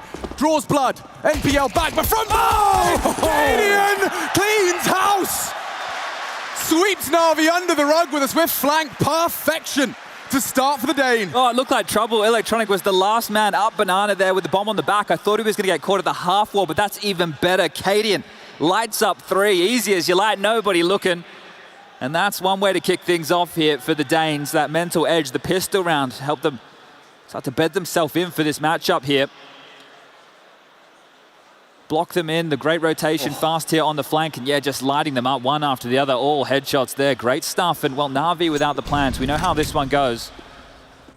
Not gonna be Electronic just calling, yo, I'll take a Tech 9 and go kill 3 on that A side. A little bit more conservative here, just the deagle on Simple, and you understand why. You stay with him, you're trying to find yourself a bit of an opening towards this top mid, where they're currently 2 strong, Stown and Cadian, both with M4s. They have to pass this test early, right?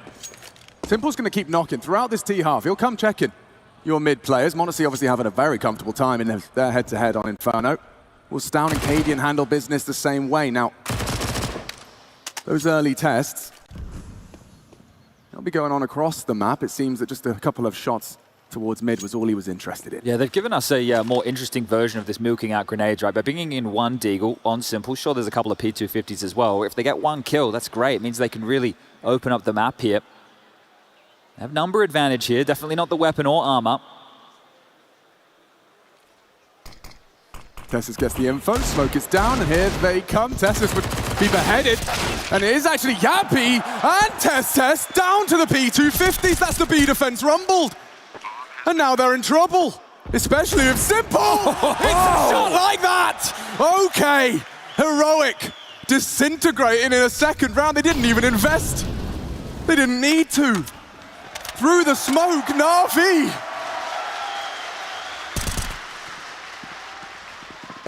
Leave the B defense shattered. Both rounds here in a row, the smoke that's been thrown out by Heroic, it felt like Na'Vi have wanted that response. This time they creep in, they explode through, and the fact that they pull this off, I mentioned those P250s were coming into play in a big way, as well as that Deagle, removing that flank.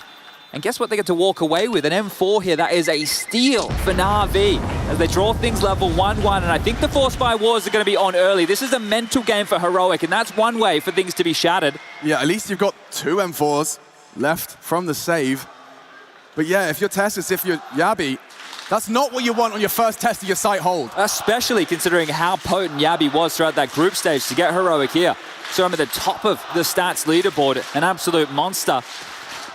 He's going to need to find some of that form here today if they want to topple a Na'Vi, who are repiecing this machine. And they will force buy in Heroic. Look at the pistol purchases of their own, but a lot more util to work with here to try and block them out. Very popular boost as of late. Strong when utility is at a premium. There goes a boatload of Na'Vi battling for that top banana.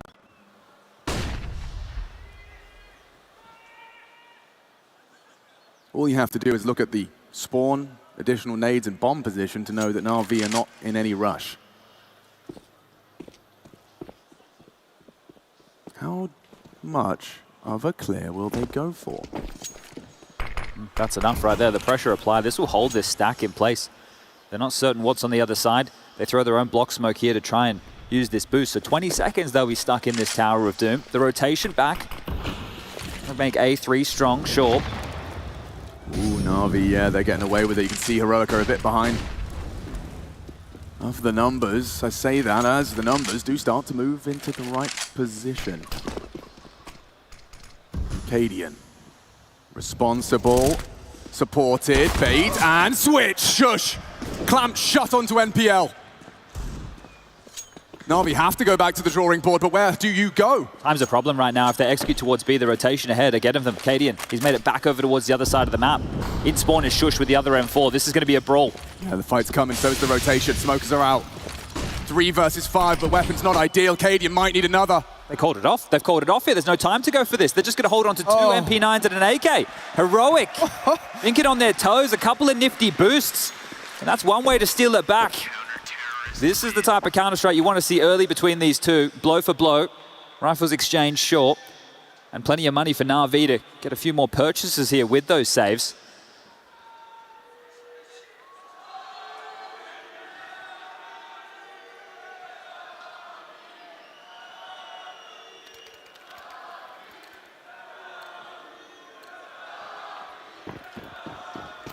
Let's see if they go for something a little bit more aggressive early. It was the default spread. They got found out. They went to take that long control and completely removed from the piece. Opening utility into play. No real pressure towards mid.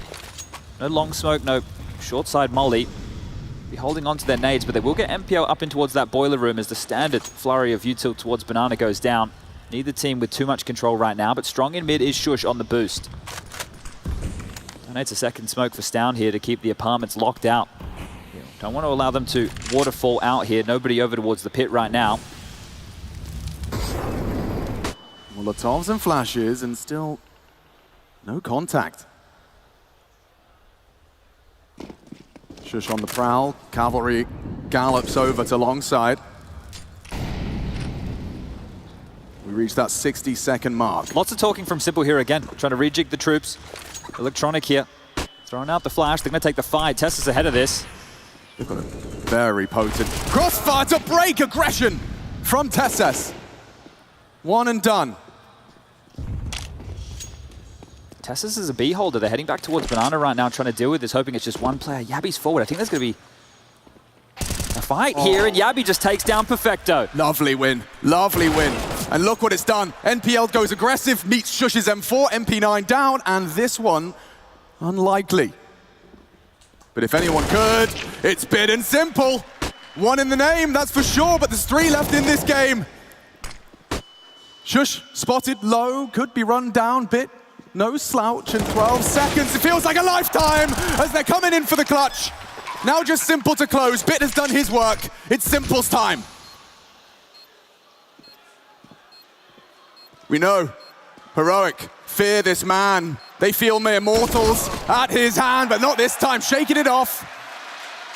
Straight away, closing it down, and Yabi, a little bit of a resuscitation for him. That second round probably gets under his skin. This one, a good close and a good round. The fact that he gets the kill just so aggressive towards top Banana on his own. He's not set up there, he's playing in the fade of the smoke. A necessary kill to make sure the pressure can't be applied to both bomb sites from Na'Vi there. So good stuff from the young gun. And that one's going to feel good, but the bomb did go down. So conversations for another Na'Vi buy are possible here. You see the flash come forward, Simple playing anti-flash, does trade out the leader. But Bit does a great job to ward them away and allow them to get this bomb planted. So if we're looking at the economy game, at least this is something for Na'Vi to have a conversation about. Do we want to buy in again? Do we want to continue the forces, or do we want to take something a little bit more conservative here? But you can already see a stark contrast between today's Inferno and yesterday's. Na'Vi and Outsiders were more than happy to give each other the entire map control more often than not, right? It'd be lighter looking for that real estate. They'd be passive on A. They wouldn't be taking fights down mid like this as Cadian takes a shot and announces the presence of that AWP. And is that also a product because they know Heroic would seize all of that control that was given to them? Well, you think about this as well. You see the way that G2 took down Na'Vi on Inferno the other day. They play the same style, right? They're a little bit more aggressive. They're a little bit more forward. They want to make sure that you can't just get executed on with number disadvantage scenarios. That's where Inferno comes down to the gambles. If you can take away a couple of picks, soften them up, make them force out a bit more utility, the end of the round becomes infinitely harder here for Na'Vi, who, yeah, they do like to play it a little bit slow, but definitely not as slow as Outsiders. Let's see what they can do with this one AK now. Simple's been tasked with it. Ideally, they'd be able to set him up, as we see here. At least we know who the action man is this, and we've already seen a round where maybe they didn't have an AK, but they had a Deagle on the big man, and they could pull it off. Let's see how much pressure they can apply here. Porch side smoke, Cadian's AWP. He can get run down here. Defensive utility used, and he's hunkering down for a fight. Oof, good nade into MPL. Or does connect to be run down, and that's Electronic Tech9. We've seen it before, and we'll see it again. Fills the feed, keeps the round interesting. Weapons are falling into enemy hands. Bit on the orb. Shush needed that, gets the head of Bit, and Perfecto good for it on the P250. That's the bomb down. A crucial frag back from Tessus, and look what it's done. What are you to do now, Perfecto? He needs the bomb, but he has to brave the flames with 9 seconds. He might go down, goes wide, and 15 HP. Goes to 0. Always a threat. Couple of Tech9s, and you can see how that felt to Cadian, just getting overrun. Too many bodies. Keeping it expensive there, and now forcing a timeout out of Na'Vi. They're not going to have everything they need for a full buy. So a back and forth, and the trades were there, but Shush, fantastic work from him to grab this one. Sure, he gets traded out from Perfecto coming out the balcony, but he's done his job there. Allows Tessus to come through. Removes Simple, who he knew was coming through that long side thanks to the earlier frag. Even saves that AWP for Cadian here. So this is a great start for Heroic. And if you take a look at the stats over the last 6 months, Inferno at the top level is a T-sided map. Na'Vi right now only 1 round early. I'm sure they would love to change that conversation here. And having a conversation is Blade. The biggest brains around the server. He's not in it, but definitely contributing here to some of the decisions. Yeah, there's a reason a lot of CIS players still have flip side stickers. They've kept it somewhat threatening here, Na'Vi. The previous, that's a good amount of casualties to take. Sure, you don't have AKs across the board, but Heroic don't have a huge amount of cash with a 4-1 lead. Forward smoke. Maybe see a move behind that. This is the 3/4 smoke, right? It's not half wall. It's not deep banana. It's really going to slow Na'Vi down here, and they shouldn't be braving it a whole lot. Perfecto does. That's a big chunk of damage to him. Down to half. Yabi aggressive again. Set up his aim alongside of Tess as Cadian is here. They really want this banana control, and, well, they have it.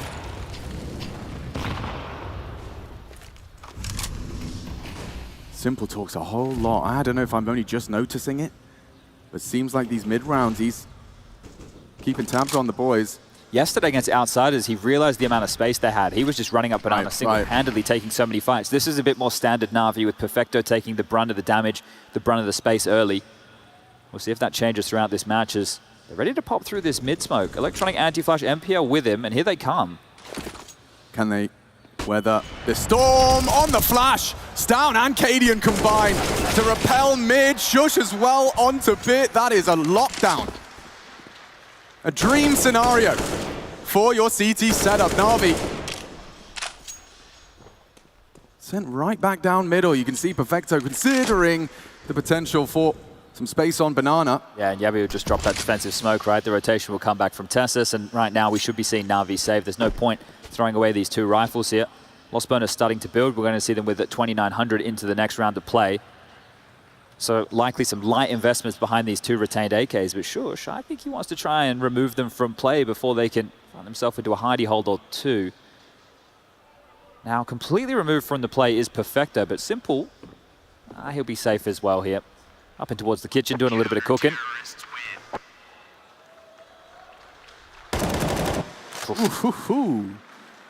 All right, another be 5-1 right now for the Danes. This is a great start. In terms of having the issues with this, in terms of finding yourself... Oh, wow. Yeah, I thought it might be. I've heard Simple's family are in the Spodek supporting him for the very first time. I think that's magical. This man's been all around the world. And now his parents get to see his team chanting, or being chanted, on the semi-final stage. Always special. Let's see if Na'Vi can give them something to cheer about.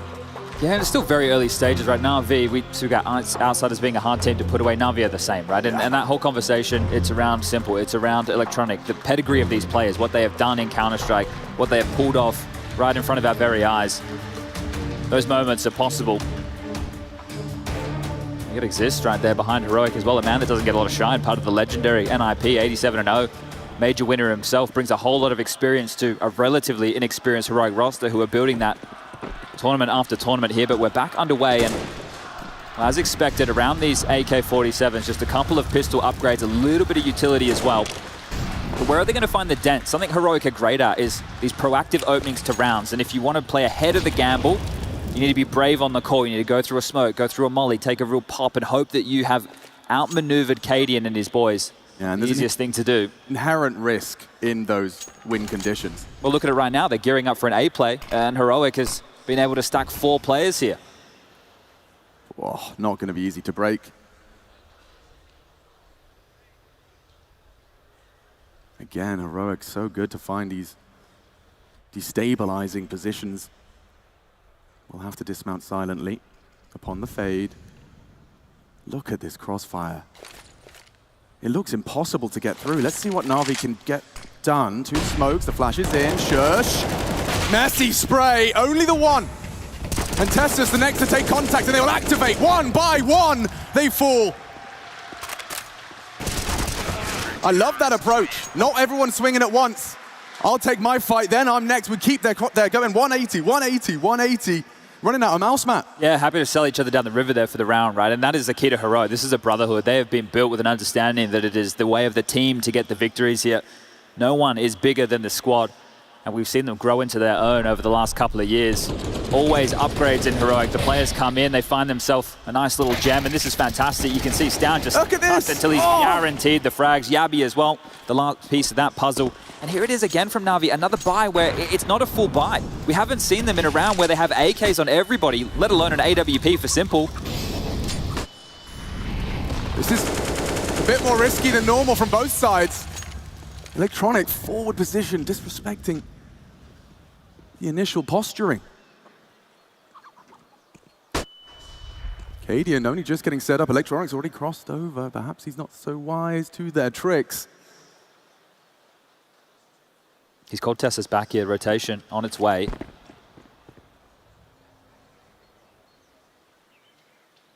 Supported by Yabi as well. Tessa's with a flash in his hand.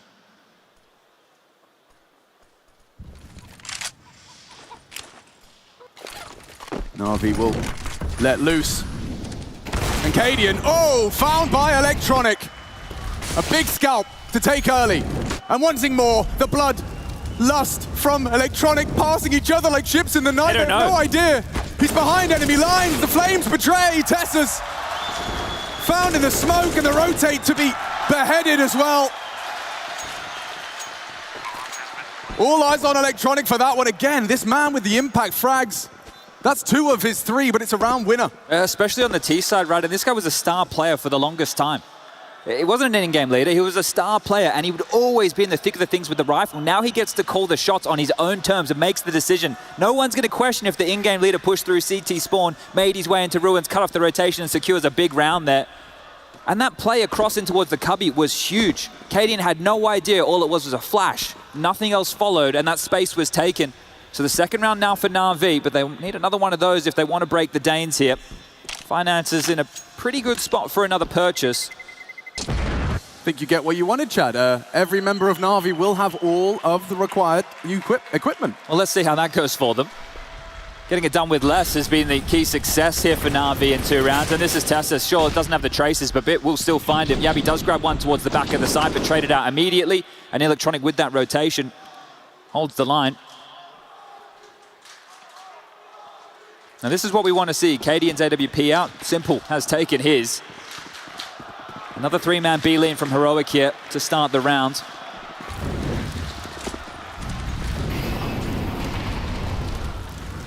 This time, no aggression up Banana. More than happy to relinquish control, knowing Heroic will have to be strong on that side of the map here. Still with that 3/4 smoke, halfway down Banana towards the logs. Now they're coming with the second wave. They want this, and they're going to get it. MPL and Bit weren't in positions to try and take space. They have identified now that there were 3 players towards Banana, but they weren't in Boiler, they weren't in Halls. They couldn't pressure Stown and Shush, who are in very passive positions. And look at the rotation, perfect from Heroic here. They get the space they want. They rotate their pieces across the map now to be strong on the other side of the map. And it feels like they're playing slightly ahead of Na'Vi here, and that is a great nade. Yeah, Profit. Both Electronic and Simple now vulnerable to that 1 bullet to the head. The advantage of the AK null for them. Tessus though, what an advantage! Profits from the flash and a second as well. 2 from the Dane on long. Simple claws it back.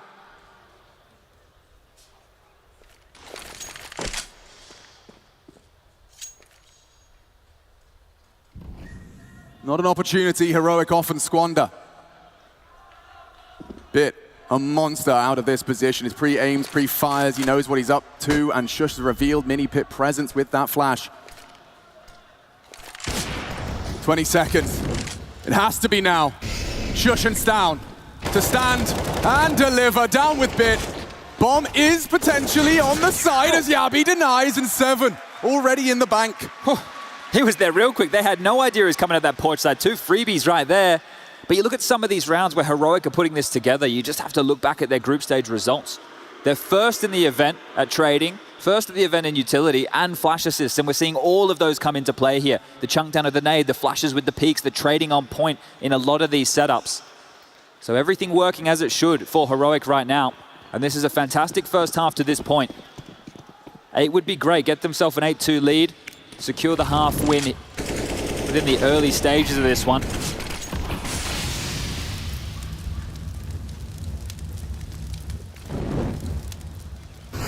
Banana setup's being tested early. A different mixture. Oh, and what just happened to Simple? His ears are ringing, his legs are shaking at 2 HP. After that barrage of utility. But wait, there's more. Electronic on the logs gets one straight to the spine, and nade to puts him at 50. There's more of that utility damage right there. Really just being kept at bay here. When the pressure is applied, Heroic dump everything and the kitchen sink at this, and now Na'Vi with two of their heaviest hitters, two of their biggest impact players, the Walking Wounded. Who's going to step up here? Perfecto, top of Banana. Flashed off the line and space taken again. They're out to sandbags. And Cadian will not find that frag. Bait and switch is good for one. Yabi traded by Electronic. Saw the bomb there, top Banana, but there's still plenty of time for Na'Vi to pivot back. They're applying pressure here. They've been smoked off for now. Still plenty of utility for Na'Vi to go for a second wave. Electronic trying to pop through. He's on low HP. He can't play these silly games right now. You can see just the decision making. It's going to be a fake on B. The bomb's going back towards A, but they have to break this pit setup. Electronic, he needs to get something done here. And that's the frag. They know it's a fake. They'll work it out. Shush adjusts himself in his chair, but doesn't finish the frag. NPL lives on. That's the bomb. Time's an issue. He has to plant. He's not across. NPL, oh, saved by the flash. Shush still gets it. And they haven't got time. Too many bodies, not enough time. Simple just looking to hold on to the AK. Very lucky to even get away with that run right there. Simple so low. And big issues now. Heroic will secure that 8th round, but this is looking great from Heroic. Everything they're doing, right? They're just stopping Na'Vi in their tracks. Not able to break through anywhere. And this is where you traditionally go, hey, we need a bit of a pocket strat, a call that we know we can believe in. Well, Na'Vi, sure they have them, but it's very rare that you see them pull them out. You know, and I'm not going to keep reminding the audience. I think we did enough of that in the prelude to this, in the sense that Heroic struggled against Na'Vi. But the point I'm making is, Heroic, if they really want to be at the top of Counter-Strike, if they want to be considered the world's best team, the world's best team has no boogeyman. Oh, precisely. You have to take down and you have to topple an opponent like this. It's the playoffs where they have their toughest time. I think of those 11 series, 7 of them is where they've lost to Na'Vi in playoffs. And we've heard big talk from Cadian before. Sure, we have to go back in that Wayback Time Machine maybe a year and a half ago, saying, yeah, we think we're one of the teams who can take down Na'Vi when they were the best in the world. Well, now would be a time to show it. They're still piecing themselves back together here with a new addition. Left-hand side of your screen right there, MPL, and not having a great showing so far on this T-half.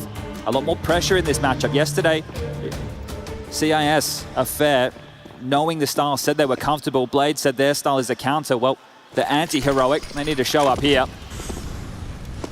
Boosts required and demanded. Cadian to once again look for an advantage over the smoke.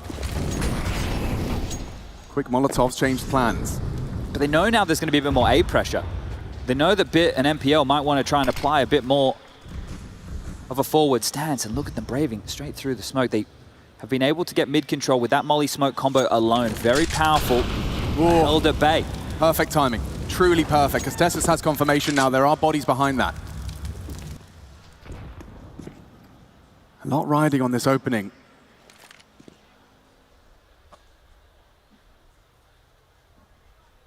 Hinges on just one wrong move. Tessus slides back into cover. As the last 2 smokes from Na'Vi sail through the sky. Somewhat of a signifier. There has to be a commitment or at least some control out of the back of this, but no, turn and tail with the bomb on his back as they hold, and so do Heroic. Really hinges on Stound's jump as well. He cannot afford to go down early. He needs info and he needs it safely. He has a molly here. He should be all right. I'll do. Oh, NPL! A big clear onto Cadian. Now the CTs are a little shaken. 20 seconds though. Let's not let the clock be Na'Vi's greatest enemy. Stound looking for the first, gets the bomb on the ground. Now survival integral with 15-14. It's going down. Na'Vi need blood. It's Perfecto to provide. Possibility to deny. Yabi defends. It's NPL again that saves them. First onto Cadian, now he gets the bomb down, or at least facilitates. Tessus and Shush. Looking in, Perfecto.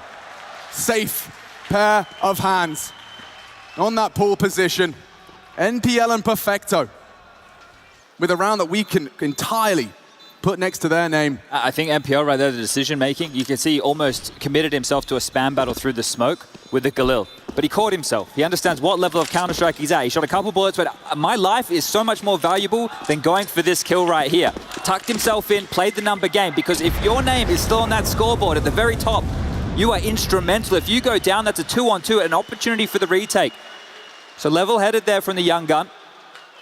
And big impact felt here. That's going to force a timeout immediately out of Heroic, and this is the shot here that opened things up. KDM playing for info. Well, now he can't confirm the top mid's clear. Means the rotation not as freed up to head over towards this B bomb site. The flash work was great, but it's that kill right there to get that bomb down that was key. So massive stuff in a stone face, but causing questions now for Heroic. And a big part of this is because some of these rounds, they have been quite tight, right? They've been keeping them down to, 2-3 members in some of these rounds. So the Danes have to discuss the finances here. And this is an opportunity to decide, hey, are we going to buy behind this one saved AK of Shush? Or are we going to take something a little bit lighter here and guarantee a full purchase into the next? Well, where the loss bonus is at, you can see how this one's unfolding. They're going to push the chips all into the center of the table. And as they juggle these rifles around, might have enough to go around. KDM will get the baby AWP out. The scout will be in play, but a tag. With how these guys have been trading, that might be more than enough here. Util light on, which means the banana fights, they're not going to be as potent, right? They're not going to be able to throw everything at Na'Vi's face, so they have to have a different configuration. I think Na'Vi know that. Yeah, and Electronic will happily have a go. Look at that. A dink in the smoke. Electronic trying to get out. Hides in plain sight and will live to tell the tale, at least for now. But the dominance of Heroic does hinge on a round like this. Because it stands right now, if you get in the opening pick, you're winning the round. 8-8 for Heroic in that department and 3 for 3 in Na'Vi. So this opening kill, it's going to have a big conversation as how this round unfolds. Well, strap in, everybody. The stats don't lie. And I'm starting to feel your boy. Smoke, Tessus, needs more, needs bullets, as here comes Perfecto. Na'Vi committing early into the round. Beautiful move, draws away, and opens up its NPL. A great opening.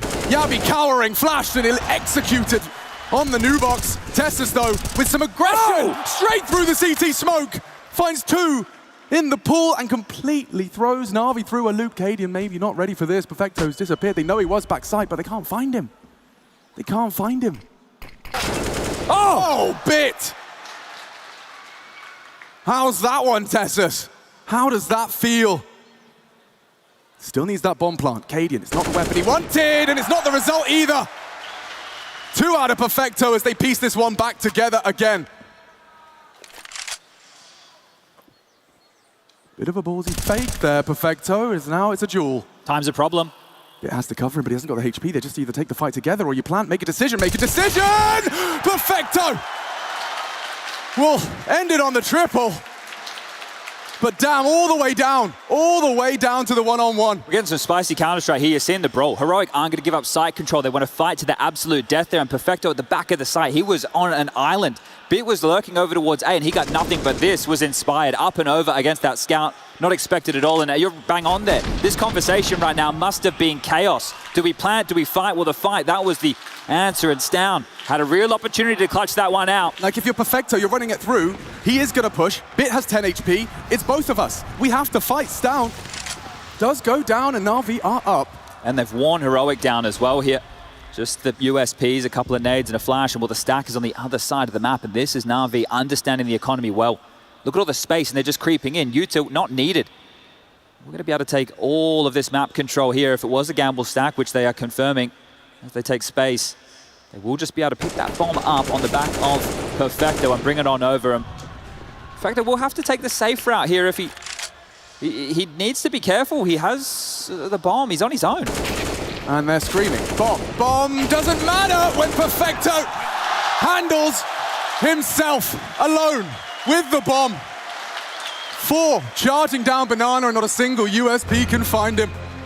I think Exist is called for a second timeout here. Can't have the team after what was an 8-2 lead go into half 8-7 with Na'Vi bringing it back. And in the fashion of some of these rounds here, they've had number advantages in a few of these. And Perfecto there, yeah, sure, having a bit of a smirk about that. Could have gone very wrong. You lose the bomb, he doesn't get as many kills, grabs 1, gets traded. They pick up an AK. You know how tilt rounds go for Na'Vi here. But the cool head of Exist now needs to prevail. What is the change going to be? You might have to sacrifice some M4s for SMGs to get out the full util, because we've seen how important that is for fighting for this banana control. And if you give it to Na'Vi, you're happy to hand it over, they will execute on towards that B bomb site with success. But 8-7 in the favor of Heroic. Feels like it could still fall that way. Na'Vi, they found a second wind here in this first half. Yeah, 3 consecutive rounds from the T side of Na'Vi. Still, that opening stat is in play. You do not want to be the first to go down, and how does NPL get that one? No trade. He's too blind. Testus as well will at least find a response, but it costs him everything. They're going. Simple called it. Cadian's got 10 HP. He's a dead man walking, and Simple confirms it. Na'Vi, full of life charges. Simple. He ends the round on his own. With a straight face, he takes 3 on the way in. Yeah, you want to fight, Simple will oblige right here. Blade saying maybe they won't be scared of the name this time round, but maybe they should be. And it's MPL. I think he's had 3 opening frags here within this game that have been converted upon. That is very, very, very good stuff for this young gun. He's not meant to be an opener for the squad. And oh, shush. Will he go overlooked here? Might be the only rifle they'll carry through. Bit of a unorthodox save position here. Should be safe. Bomb halfway gone. I'm not sure if they'll continue to comb in this direction. Shush is traditionally the pit player, so they're going to go knock on the door of A and see if he's home. The lights are out for this one, so 6 now confirmed for Na'Vi, and you can see they're starting to feel themselves here. They are playing stage Counter-Strike right now. Some of the risks, some of the fights, the aggression that's being carried through. It's nothing like yesterday, but this was Simple's bravery up banana. MPL, the young gun, the rookie, makes the space. Well, Simple's going to make good on that and just destroyed. He's not ready for that fight whatsoever. We've seen Electronic push through the CT smoke. We've seen Simple do it now. They're 2 of the biggest names in the server. Yeah, that's going to be chipping away the confidence after a very strong start. Heroic. It's been quite the silence. 4 rounds without a voice in the conversation. Final round of their defensive half. Looking to end with a bang. Scout fired off and heard. And where is Electronic's health going? Okay. Okay, Cadian takes Simple as well. Burnt down, maybe trapped in the chicken pit. We'll investigate. In the boiler room, thought he could get away from the flames right there. So 2 kills in the opening, and if this continues to go the way of the game, this should be Heroic's round. They've done enough with 2 openings, I'm sure, to be able to convert this one. MPL, Perfecto, and Bit left up to their own devices here, and while Bit forward, if Yabi rotates away, it could be a freebie. That's all it takes. Shush in the balcony position. If he feels any pressure, Yabi might sweep across here. But it's a passive stance right now from Heroic, and they're being called into line right now. They still have the nades, they can still opt for an execute here, and logic would dictate likely a 2-3 split. And that's exactly the case here. Their biggest problem is clearing out top banana. And if they were hoping to hold on to this util to execute in towards the site, oh, there might be other problems here. Yeah, they're trying to pull a fast one here. That's a fake smoke. And Perfecto meets his demise. Cadian unable to build upon it. Chips away at NPL, but the advantage still maintained. With 25 and only 2 alive, it's up to Bit and NPL. Side by side. Everything to play for, no reason not to. Still though, 2 clicks required. Flash forces him down, info flows, and there's Tessus. Good for the first, and Stown will close 9-6. This semi-final's only just begun.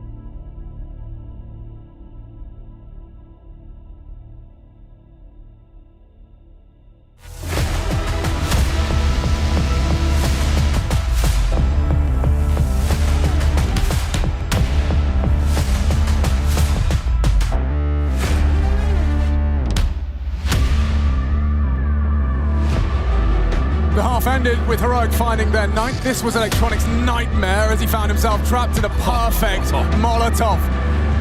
Well, that's Shush. He's definitely done his trigonometry. He's got the Pythagoras theorem. It was a perfect way to find an opening. And how are those openings, Chad? We were keeping tabs. Yeah, still 100% an opening kill to round conversion, which is wild. That's an anomaly within itself. I got some wild stats that our stats guy Ercio has been digging up here, but let's save that for an eco. Let's get back underway here with the second half, the pistol round. And Simple with a damn good spawn for an aggressive pick over towards A here.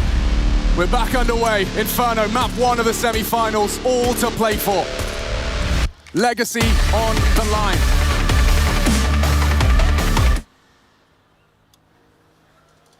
I was enjoying that. Yeah, it was kind of banging. We need a bit more metal in Counter-Strike, I think.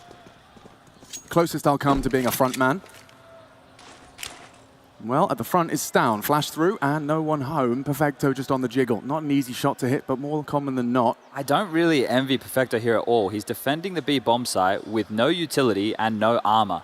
He is literally just a ward here that's been placed in the river.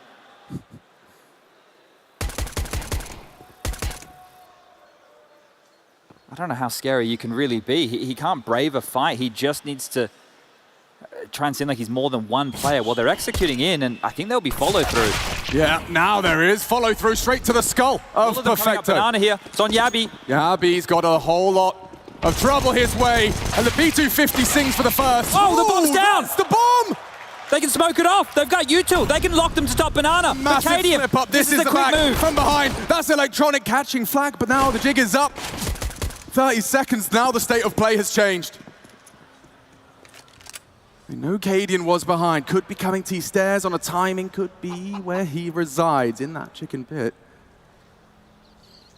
SS and Stown, retrieval mission. It's not a fight they want to take. Oh, but Stown obliges, and NPL again with the impact. He's continuing on these pistols too from him. He's pinned. Boxed in. Tessus gets that bomb. Distraction sufficient from Cadian. Now he can continue to go around the world or contain as that comes Electronic. A good one from the leader. It's NPL though, who is not done. A triple already from the young gun. He can get the kit here. He's got the kit. He's got armor and a P250. Everything he needs in this one-on-one. We saw him clutch yesterday. Can he do it again today? It would be his first in the 1v1 for Tessus. And now NPL locking horns. Process of elimination. It's hard. He doesn't know. Looking CT. One click is all it takes. Tessus playing games. With the back turned. He executes him. Denial of a very hard-fought round from NPL. The loss of the bomb threw Heroic into a tailspin, but recovered. Well, that was a crazy round, and that's Heroic right there. That decision-making from Cadian, as soon as it was identified, they were all coming through banana here. I think even before, he was already making his way around the world. Yeah, you could see him there as the camera panned. He was already flanking top mid. That was such quick decision-making. The fact that they take that risk is insane, and yeah, Tessa's playing with his food right there, but we'll keep it at 100% as far as those openers to round conversions go. We will be seeing an eco from Na'Vi here, but I want to equip you with a couple of little stats here. Heroic on the T side in this event so far. They played Inferno three times, right? Of those 31 T side rounds in Inferno, they've won 25 of them. Jeez. They've managed 18 openers in those 31 rounds of play. So they really have found a proficiency here on Inferno. I will remind you, this is Na'Vi's pick. You'll have to watch as the 11th round does translate. Well, the rabbit hole goes deeper here, Alex. They won 9 out of 13 rounds where they lost the opener on the T side. That's almost a 70% conversion rate in 4v5s on the T side of Inferno here. Now, we do know this map is trending in the T variety, but that is crazy. That is insane. That's unheard of, unspeakable. 70% of the time, when you lose the opening fight, you're converting. Yeah, look, it's only over 3 maps. In this matchup, we know it's on the mental side of things here. We already have the anomaly of the 100% opening kill to round conversion, and it's going to stay this way. Bit removed, all 5 staying alive, and a very solid round here for Heroic. This boogeyman you spoke of, yeah. I think you might still be dreaming right here. This is looking fantastic. We know we're going to see the rifles come out, the buy for Na'Vi possible. I'm sure lots of people would love to go one-on-one in the ring with their sleep paralysis demon. Well, Heroic have it right here in front of them today. Lucid dreaming in Katowice, live from the Spodek. Just had a little bit of a technical timeout called here, so a bit of a breather for everybody. But it's great to see the Spodek starting to fill out this Saturday afternoon. damn, it is stacked in here. Na'Vi definitely seem to have besotted the crowd. I've heard Heroic fans. Maybe we will do another litmus test. Are you cheering for Na'Vi? Well, that's about 50%. Right down the middle, maybe. Let me hear you for Heroic. Oh, my. Oh, my. Yeah, right down the middle. Love to see it. We love an impartial crowd cheering for the counter, and well, the counter continues. 11-6 the scoreline, and Na'Vi have made a decision. Oh, yeah, look, obviously it's the bye, but we knew there were going to be some dramas in that department. MP9 and auto shotty for Simple here. A couple of Famis's in for the mix, and the standard foray of utility and banana here as the rally continues. From half to half, it's a consistent feature. So many bodies in this banana control from Heroic. This shows intent. That it does.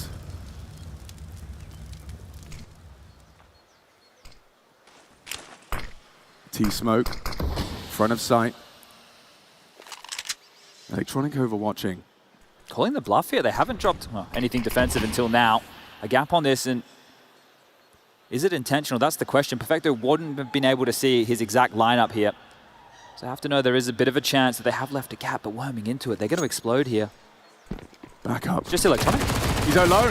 The time. It could be punished if only Electronic goes down, but look how stubborn he is as he beats on the flash. How does he get two there? Impossible. Perfecto pushes, still good for the one. Advantage Na'Vi. The bomb to be planted. Yabi cannot go down. NPL meets his fate at the hands of Yabi. A second, ridiculous. Up to 16. And now it's the auto shotty of Simple here to make this one happen. He's looking for an upgrade. He's looking for a 1-on-2. That is not the weapon he would desire for a round like this. But a master of his craft can make any weapon work. Tessus jiggle, damage inflicted. Damn! Simple chips both of them down low. The auto shotty may have worked right there. Yeah, you're not wrong. You're not wrong. I think he was hoping some guns would drop mouth of banana, but not the case. All those fights happened over towards Pool, and guess what? They lost that opening pick. Electronic got the 2 opening kills here on this exchange, and Heroic still picked this one up. Yabi showing some of that T-side form, but Galil on point. This was a massive play again. These teams knowing just to stifle these rotations. Yabi just pushing forward, taking the fight, getting 2 huge kills, secures the round for Heroic, and they are just 4 away from map number 1 here. Yeah, Cadian always preaching this philosophy of initiative. He wants his players to be able to take it, call it when they see it. 5 players, perception stronger than 1. Simple, woof, stronger than most. On the scout, down after 1, but that's immediate from Bit, from the pit. NPL summoned as well. Heroic, this would throw them off kilter. Around Na'Vi had no right to. It's a lot of pressure here, something that unlikely to investigate too far. Bit needs to be careful in this pit position. It is a power play from him, but they're creeping forward. They're taking the fight. Oh, weapon upgrades as well. Backs are turned. Heroic rarely Not ready. Caught off like this. Perfect. Messing around. Electronic shatters them. Reminder of the mechanical brilliance we have in the server. Shush, woof, the same. Quick to the head of Bit, and straight down on the strafe to Pit. Huge rounds here. And Na'Vi got away with one of those in the first half. Remember round number 2? Yeah. Remember the Deagle and a couple of P250s? Well, this time, Heroic, they run into the fight on A, and Simple Scout draws first blood. Bit's Deagle from Pit, fantastic as well. And I didn't think they were going to re-aggress. Once Cadian through the front side smoke, you have to be very brave to go for this push. I think Bit on the bike saw nobody was porch side, and they knew that they had to take that risk. So the in-game leader, the Hand of the King, comes up clutch. Big kills for him when they were, well, really in a rougher position on the buy. But into the buy wars, we've got Heroic, who's down on only a Deagle. There is an ult for Cadian, and they're fast again. Or at least they wanted to be.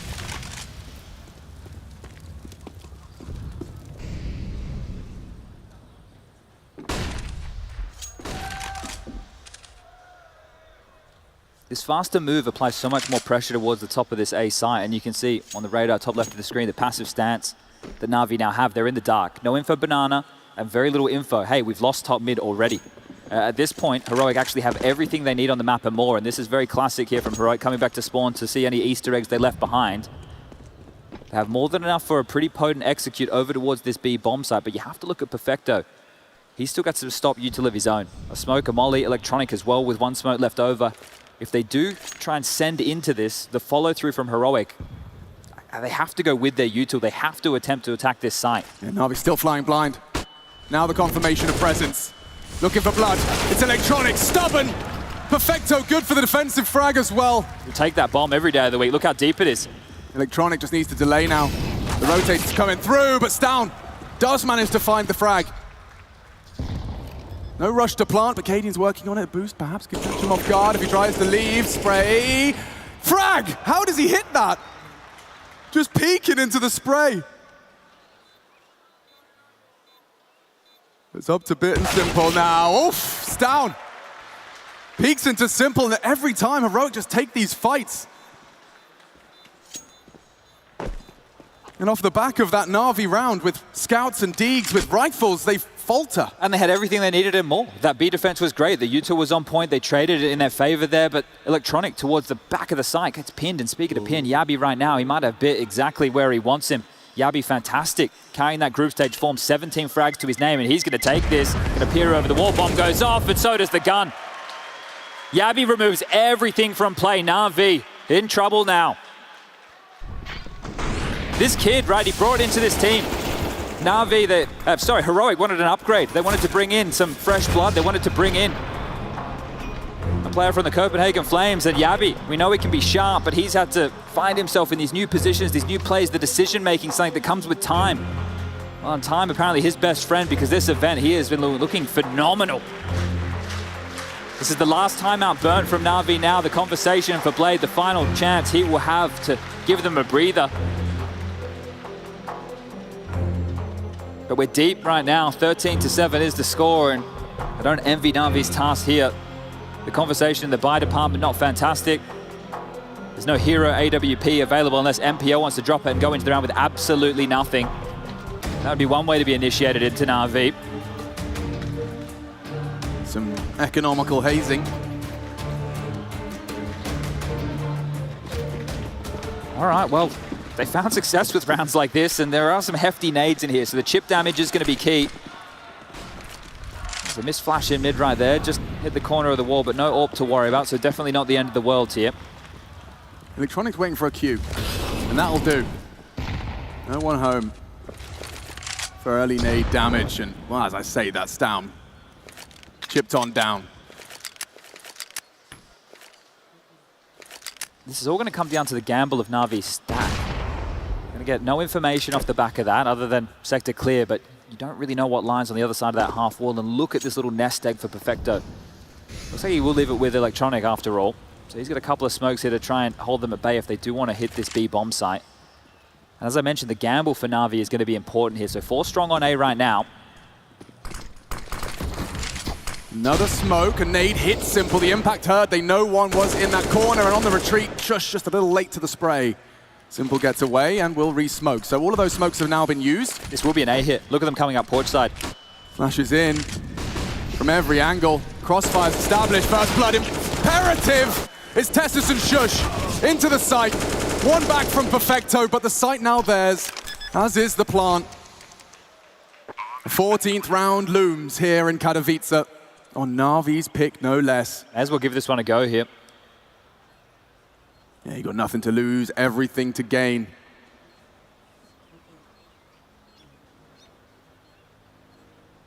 Just looking for damage here. Electronic even went all the way to T-spawn to pick up a couple of loose nades. You can see him just chilling out, listening to the radio here. So yeah, they're not actually going to give this one a look in. The armor can be saved. It will make the buy a little bit easier in that next round, sure. Thought these two on this stage would have considered themselves a bit of a crack at a round like this, but no, not to be the case. Denying weapons, doing some housekeeping. Heroic looking good. And so, the gap grows. Na'Vi with a single round to boast for this defense. Slow starters, right? Same conversation to be had over there on the T half, and now on the CT side struggling as well. Lost one of our friends here, but he will be back in the next round of play, actually. That's the beauty of it, yeah. I wish my friends could respawn. Okay, well, Na'Vi So the do or die, a little bit of a block coming in towards Library right there from Bit and Simple. Now, Simple does have out the AWP. Will this be the difference maker here? I'm not so sure. Na'Vi, typically when cornered, went against the ropes. We'll find another level. There's two coming. Simple, easy connection. Yabi meets resistance early. They're going to hit this site. They're going to surge forward on this. They're going to expect Simple to rotate around. Instead, he's posted, expecting a follow-up. In the support, you can see a perfect angle from Bit. He's done his parkour just on the tippy toes, on the edge of Balk. Simple just taking passing glances towards the long position. MPL now in position. Cadian just wants to post up and hope they come looking for some info here, just locking down this long side. And now they can creep forward and completely clear out top mid. Now they have to be slightly worried about a banana push, but with the number advantage, it would be unexpected of Na'Vi to do that. It's down flashing Shush forward here to clear out close. Broom, clear. Logs the same. And now Na'Vi have to worry about both sides of the map again. Sure, they have the number advantage here, but they are in the black box, the darkness. An execute could come to either side, and they will have the number disadvantage in that case, unless they gamble. So then it comes to execution. Shush might be the pointy end here off of the flash. Bit's been waiting for this. Simple in support as well. Na'Vi to rejig. Bit full flash. Shush, he's got right in front of him, and the multi-kill will come through from the defense. Everyone contributes. All three good for the duel. The blue wall erected, and a second round found. All right, well handled it, and it was the AWP as a difference maker there to find that opening pick. Even the double up from Simple here. So where's he going to take it next? That conversation will be a big one here for the Heroic camp. We've got a couple of choices. Hey, let's make a fast move. Let's try and identify where this AWP is and then react on top of that information. But with Cadian with an AWP of his own, it might not be the play. It might be allow your in-game leader to be set up, looking for some frags. You can see, understood there was no way in, didn't want to give away everything. A couple of MAC-10s in play here. One for Shush, one for Tessus, but there's head armor aplenty on the other side of the server. It is just electronic. It could be felled by the pesky SMGs.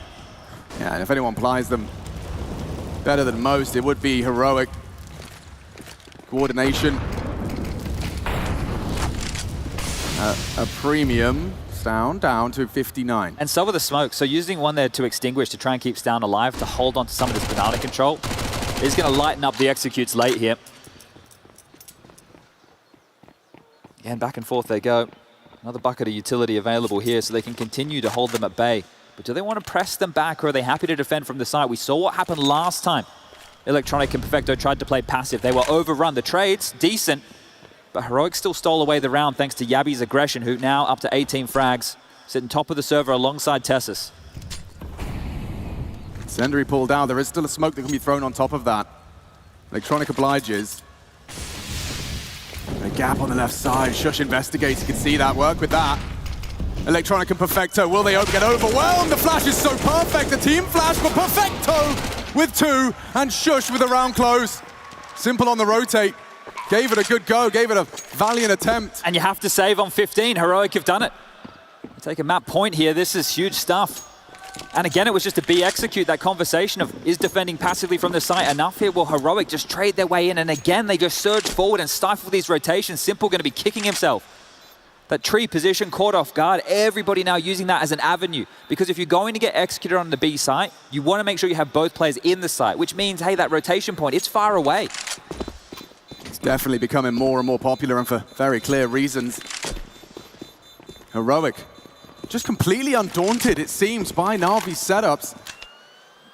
I mean, I'm sure they watched a lot of tape, expecting to see this map picked by their adversary, and right now they are thriving. Na'Vi, 2 rounds to boast in their pick here in the semi-finals. The team that has attended the most in the Spodek of all organizations, against the very team that struggles to beat them. A bit of frustration there on Perfecto's face, and we spoke about the AWP before for Simple. No money to make this one possible right now. This is one way to shrug off Na'Vi. Keeping them to single digits would be huge here. They haven't really caused you too many problems.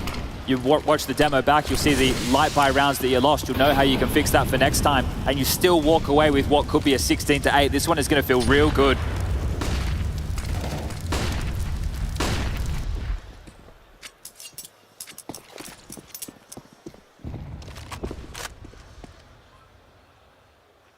Just the uncertainty crafted by this T side. You can see side by side, T and CT on the app side. Must be so tempting just to go for another B execute here. Go them the uppercut, so we can get away with this whenever the hell we want, and even to get 16. And well, because of that, Na'Vi know they're on high alert. They have to cheat MPO over towards that B bomb site. It's not strong enough with only 2. And that's exactly what I think Heroic are trying to exploit. Yabi has not been announced. 2 superstars to defend for Na'Vi. Simple needs a multi-kill right now, and he's got the first. Simple doing damage, a double with the bomb now loose. Bit alone, rotate through, Bit may have to do more. As Cadian catches Electronic, very lackadaisical around that banana push. 25 and counting. Uncertainty growing. Stan with a clear. That's the bomb. Bit stabilizes, doesn't get the frag. It's Cadian, good for it. And the bomb now down. Perfecto forced to clutch to extend play. Known for his abilities in dire situations, and it's Cadian. Locks it in immediately. 16-8. Job's not done. Job's not done for Heroic just yet. That's going to feel good. That's going to bring some smirks, but not smiles yet. One more map here to lock themselves in for the grand final.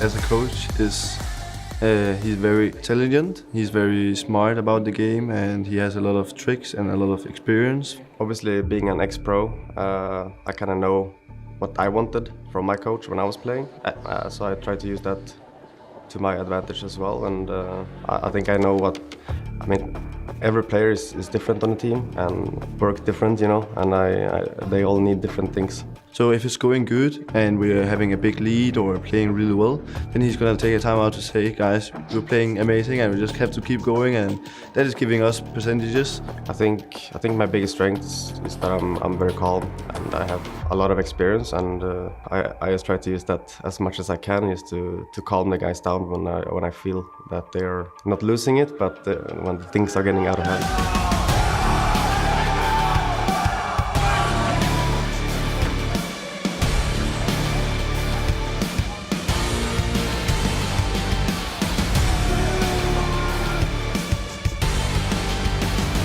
I think before I became a coach, I didn't expect it to be so much like work. You kind of need to work 24/7. He's doing it in his own way. He's very balanced in what he does. He comes with strategic things day-to-day basis in practice, but also when we're playing matches. Not the most loudest, or like the loudest guy ever, but we can hear him every time we get an entry kill or something. He's yelling like nice, and that is very much able to hear.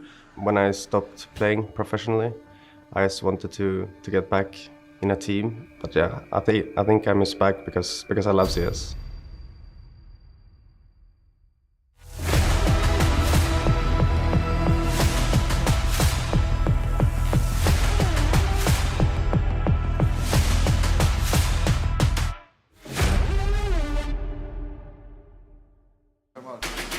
So I was just catching up with Cadian there, and we spoke about their Inferno, some of the ups and downs, their pad on it. He said, we've always had good T sides, but they changed things up on the CT side, which is why he feels a lot more comfortable, a lot more confident. Going to Mirage, he said, even when you can see Na'Vi tilt, even when you can think they're down, they're not always down. He says, you always got to be careful. Just because they got this map in a good, convincing fashion does not mean it's over. So we'll have to wait and see how it goes.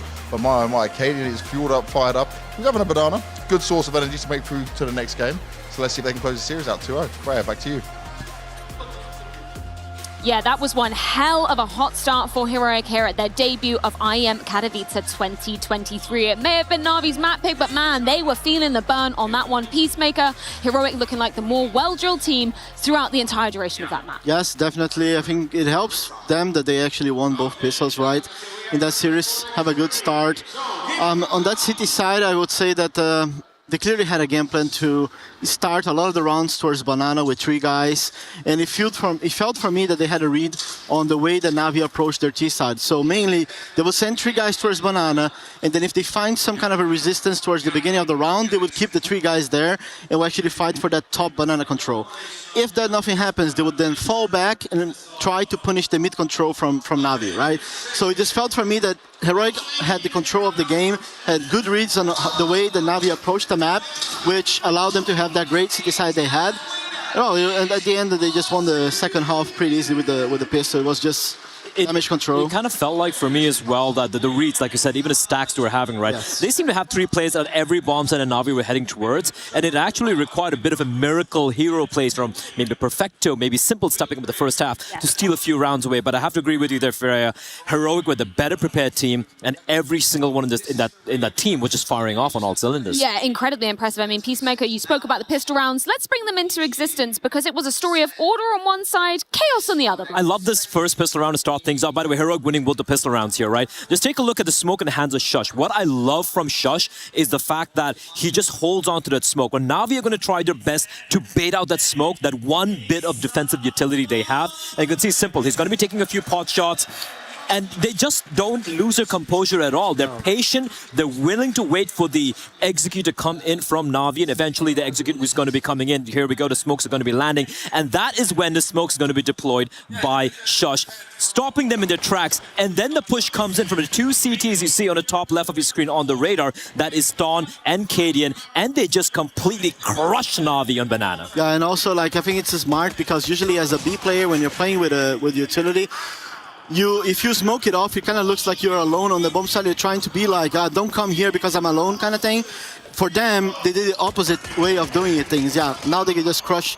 And also, this is an arena play. He's just running up because he knows they can't hear him. They have a read on and it just gets destroyed. And then the second pistol round, we can take a look at that. That's a whole different thing, though. It's complete, absolute chaos. But it's good to see how Heroic are able to even thrive in moments like that. Yeah, I know Maid of Madness was our motto back in Rio, but Heroic certainly bringing the chaos to this one. We had no idea what was going down here. It was actually going to be pretty much a clean execute here, but then we see the flank taking place from the CTs. And then, yeah, look at this 4-man flank coming in. Yabi's able to find one, but then a bomb gets dropped out in the open, and a 3v3. They have the utility, and then Cadian coming in with the flank. He's not able to get immediate kill, but the way this round plays out is just insanity. Yeah, it's insanity, and like I think Cadian had a huge part on them being able to win this one, just because of he didn't die, and he was also able to make Electronic like worried about the flank, so he wasn't really paying attention to the bomb, trying to help NPL. Now we see Cadian winning a very important duel. If he doesn't win this duel, he probably would have went the way Na'Vi.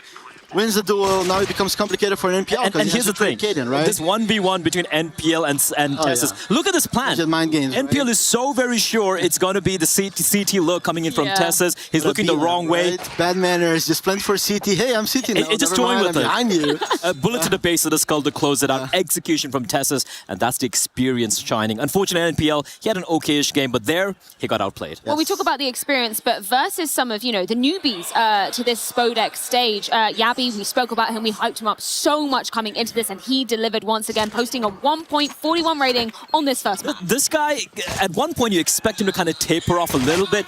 He continues to deliver and just defy all expectations. First time in Spodek, doesn't feel any pressure at all, just another day. And then 20 kills, 12 deaths. I mean, What makes it even more impressive is just like he's all over the place, right? He's entering, he's lurking, he's showing utility, like he does all of it, and he does it to perfection. Like, and I think that, I mean, also on that T side, they won them a very important round towards the end of the half, where they are in a 2v3 situation. Again, we're breaking down a round from Navi in the previous game where Simple goes through the city smoke because he understood he had to make a decision there. And then the decision maker from Yabi comes in this one in a 2v3 situation. He knows they're in a tough situation on the B-bomb side. The guy just goes and kills both guys, City, and the duel he won, the second duel he won with a Galil, far range. It's just massive. Like, And never win that duel. And I love the confidence he's got. When Simple does it, you know it's because Simple, he's the GOAT. He knows he can get away with it. And Yabi's like, yeah, I'm not you, Simple, but I can do pretty much the same thing with a Galil as well, like you pointed out. Single-handedly crushing any chance of a comeback there from Navi. And I love how Heroic, you know, they've now vehemently proved, you pick Inferno into us, we have the strats, we have the firepower to answer back to you. And that's lovely, right? Because Tessa said it as well when OG picked it against them. It's like, we're going to punish them. Vitality got destroyed, and now Navi getting destroyed. So they've kind of proven it's their map. And funny, they won, I think, 4 or 5 the last 4 or 5 times they played. Yes. Crazy thing, they've never picked it. So for Heroic, this is a fantastic showing here coming out from them. Yeah, for sure. And I think, I mean, moving forward, if they make it to the grand final, they're going to end up playing Inferno anyway, no matter who picks it or not. Like, it's going to be out there. And I think they have a pretty strong statement about their Inferno.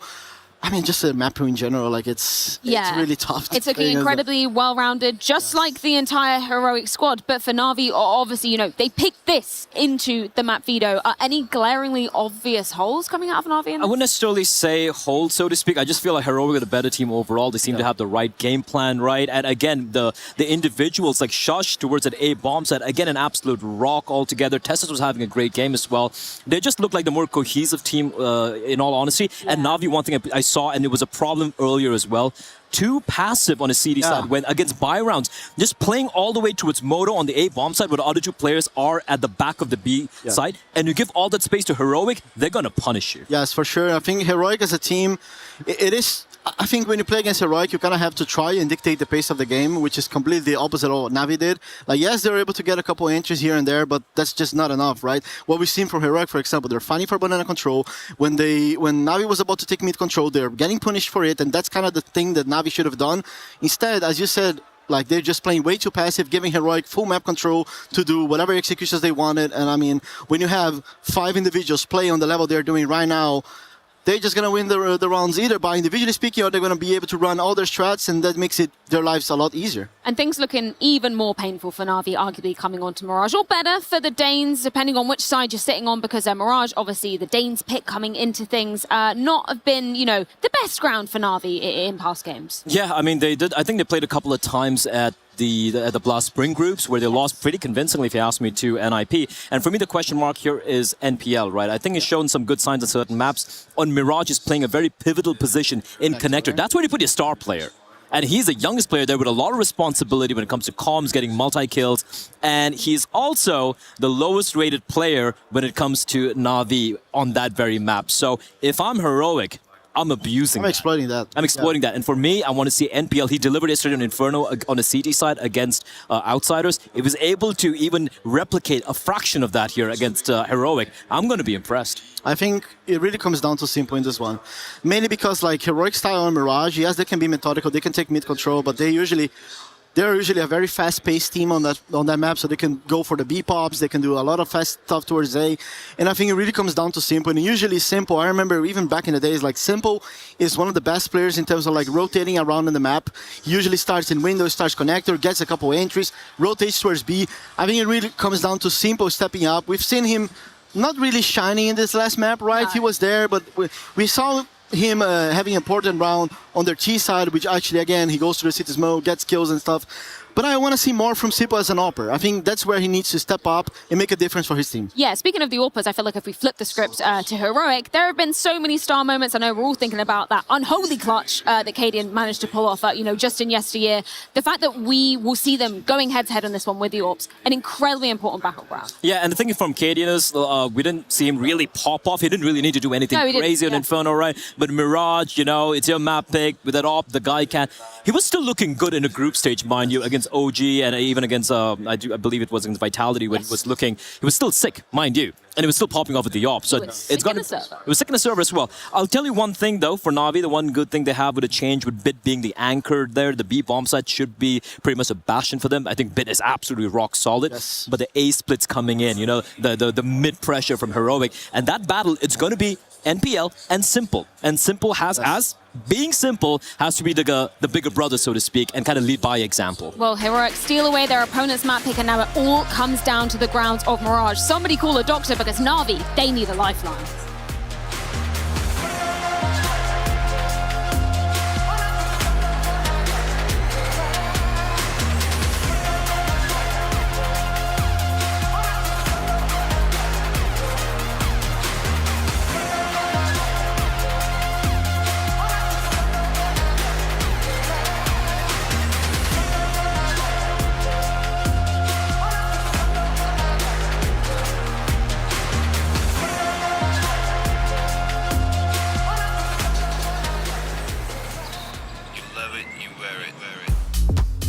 Wear your passion.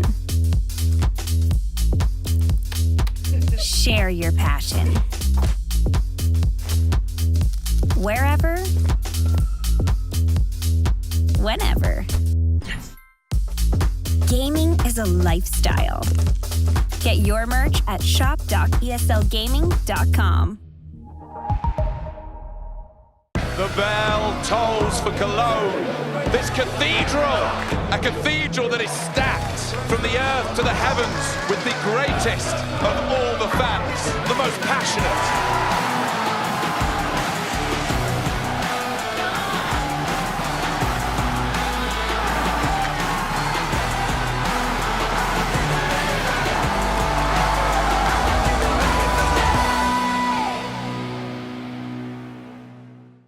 Welcome everyone to an episode of In Your Head, where we're going to ask the IGLs how they rate Cadian on a scale from nap time to hair loss. Yeah, what's your first inclination to play versus Cadian and what that elicits in you? I think their playstyle is really unique. It's really hard to play against them, most likely when you're on T side, because they're really good to get information and to react to this information. He's fun to play. I love to play. It's completely different philosophy. And they always give you a good match. I would say slight tilt in terms of the playstyle they have. I think he's one of the best IGLs in terms of how he understands the game. Painting the picture for what he wants from his teammates, and they all just follow him, and it's really nice to watch. How he understands the macro on the map, he can control his players. It's somewhere between slight tilt and desk and danger.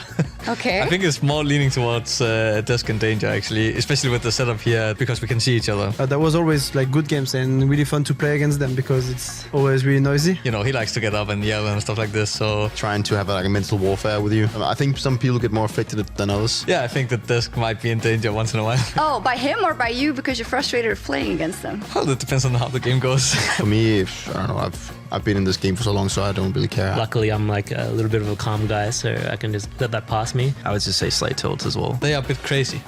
They gamble a lot. Sometimes he's trying to overthink everyone, even his teammates. I can understand what he's gonna do on the map, how he thinks, comfort or neutral, to be honest, for me. More comfort, I guess. I would say Cadian would be on the tricky scale. Desk and danger. Good captain, 10 years in CSGO. Beats wipes. He's always without his shirt, so it reminds me of beat wipes in the game as well. Okay. Relaxing and very... it can be a day on the beach with rain sometimes.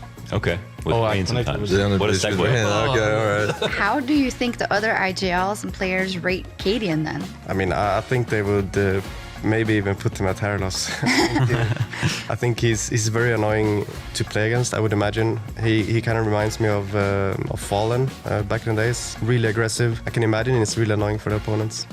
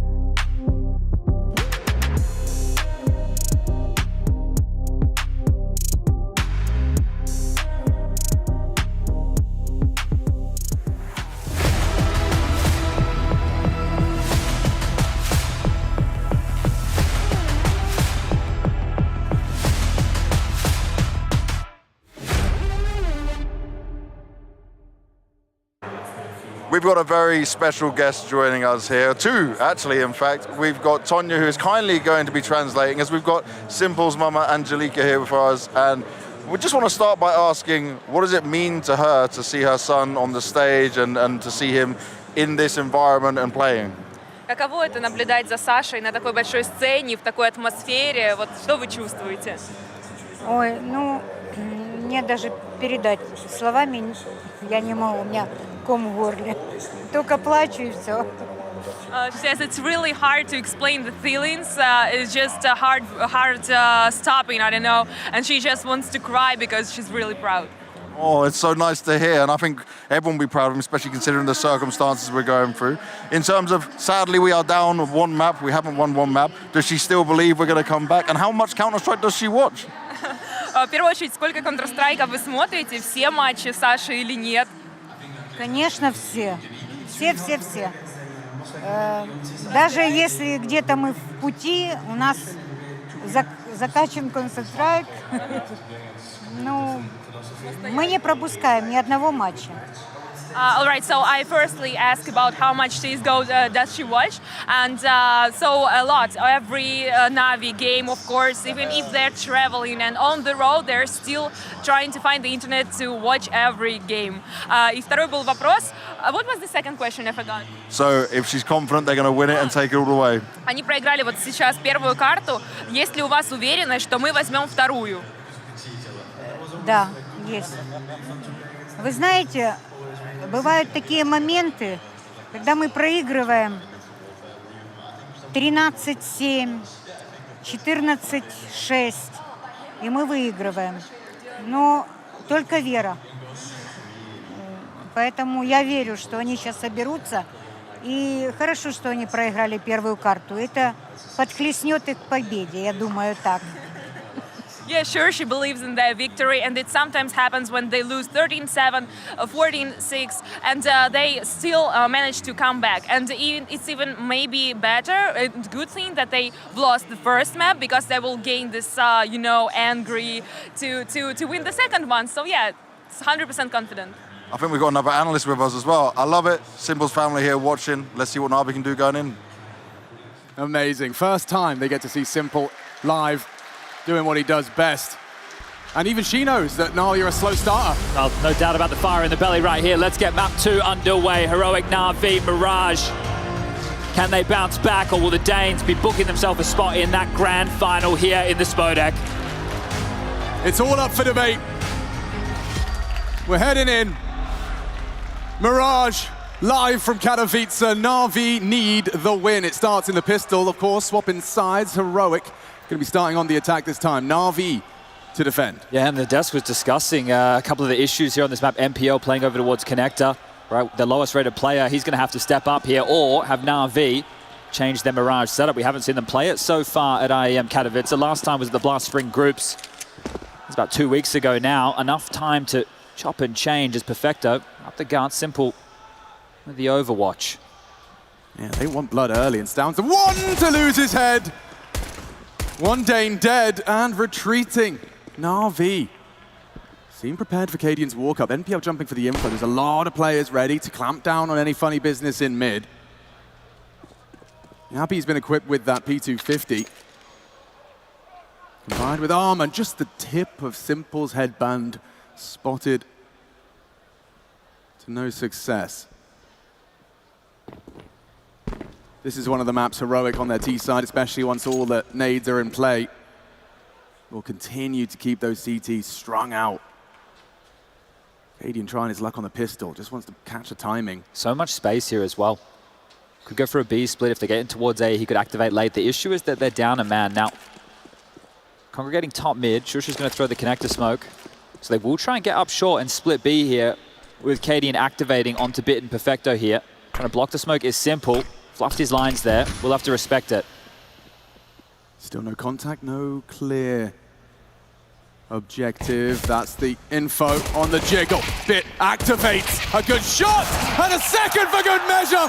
Never mind the third. Bit evaporates the attack on short side, brings them with that aggression. Yeah, beautiful stuff there. Na'Vi now with a pistol of their own. Lost both in that first map of play. Cadian had a triple on the USP on their Inferno CT side. Now it's Bit's turn, and we know this guy loves to hit the heads here. No exception. Oh, and the last bullet for good measure. 3 down, 1 clip of the pistol. Na'Vi start as they mean to go on. And Heroic are going to force buy in here. They didn't get the plant, so that means no AKs, but pistols are plenty. Tech 9s, and they are pesky on the move. And Execute available here. It looks like the up-down smokes towards stairs and jungle. CT available. Mollies to come into play here. Traditionally get one of those over towards bench, maybe one under the balcony. It's only MP9s on A. No one with a rifle. Were they close call? I think Simple's the closest off in that window position. They can be happy to play retake here, but if they understand the situation, Heroic, they'll know they need to push in and fight. They can't just sit in the site. Here comes the attack. Up and over for Electronic. Heroic are in, clearing their corners, that aggression. Trying to take the space. Good nade, good damage. Still no lethality. Tessus towards the default box. Smokes. Got about 10 seconds left on them. Shush realizes gonna push this. Take a risk, and the flash is through. Back to turn, and NPL, he will have a go. Lets it go. Yabi needs a second. Down goes Simple, and only one from Bit. A rifle in enemy hands. Electronic down. Tessus with the frag. This is big from Heroic. A triple kill for Yabi, and he's not dead yet. Perhaps Perfecto has more to say. The bomb's still not planted. You can see it's going a long way around. And if he works this out, Tessus ready for it. Yabi and Tessus get a confidence boost up. Oof, and just like map number 1 here. Pistol round goes one way, the follow-up the other, and that was fantastic. I said they know they have to push here, and you could see the second wave of this. We were on board with Shush there, and you can see it running, back turn, flash comes through, they push. He gets nothing for his troubles, but Yabi, fantastic again on these T sides. Just activating here and sending Na'Vi down to financial squalor. They're going to give this one a crack of their own. A couple of 5-7s, few Deagles in the mix here, but this is much, much harder now. And they've already gotten away with more than a few light pistol upgrade wins throughout the series thus far. Can they do it again?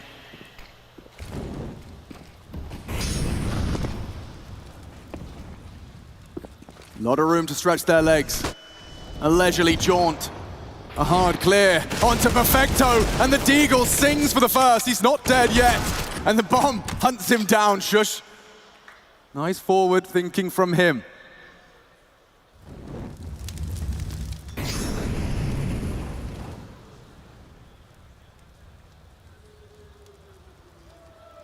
Heroic have done enough to have that mid control. They're faking B here. They're going to go back towards A with this transition. Tilt lands on towards that B bomb site, pretty threatening, but got to get past MPL. MPL on that 5-7, great first shot into Cadian, tracked nicely. Can't find and build upon it, and on the rotate, Simple, a dead man walking after that spray. Yeah, given the murder hole and attempt there, lucky to be alive really, 7 points of health. Bit will hang around to make sure he can try and save here. But that's going to be it, the bomb's going to go down, 40 seconds on the clock, and they're going to deal with the force by wars to breaking serve. Good stuff from Heroic. Could have got chaotic there for a moment. They lost that opening kill. The trade came out. You could see how valiant they were fighting for that position. Perfecto, if he was able to get away there, it could have spelled trouble. And remember, yet to win this map, Na'Vi, since MPL's been in the roster. That is very troubling. 2 losses over there in the Blast Spring groups. Lovely restraint from Simple. So threatening. Even with just that pistol and 7 HP, he takes 1 and nearly 2. Down those saves. Heroic have weathered that pesky force buy. Yeah, there's going to be a lot of conversations here about this setup on the CT side. Just looking at it, at face value, to me, it just feels like all the pieces are in the wrong places. Sure, you want Simple around window and connector, that makes sense. But you've got Perfecto, who we talk about as an anchor playing short. You've got Bit, somebody with great aim, locking down B. You've got Electronic having to tend with A, and maybe this is because hey, MPL feels more comfortable towards connector, but I would love my mid trio to be Bit, Electronic, and Simple. Have Perfecto lock down A or B, he could do either, and then MPL picks up the slack on whatever is left as the new boy. But this should be 3 rounds right now for Heroic here. This should be a very easy one to waltz past as the smoke plumes and Simple again. That Deagle is deadly. He's getting warmed up. It's do or die, sink or swim. It tends to be when the greats come online. The level you don't see until that point. Well, you are cornered now. Heroic's pick, and you must win to see those grand finals.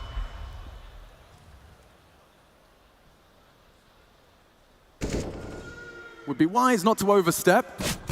And from behind, Bit confirms Cadian's flank and loses Trouble here. potency. He's going to get stabbed and jabs from all those pistols. He cleans up in the end. Yeah. He's not in trouble. They're in trouble. Cadian there. 3 different targets, having a pivot. Going to feel good about that one. You can see him real happy with how that went down. Sure, it was only the pistols, but someone's got to get him, and doing it in style. Now the purchases to come out here for Na'Vi. Let's see what they have to offer. We know on Inferno in both halves they were slow starters, struggling to get out of the gates. I'll stand with 2 through the smoke there, just mopping up any mess that could have started to unravel this tower. Taken out with ease, just pushed over. Simple does get his AWP though. And this is a playmaker's dream. This is Mirage.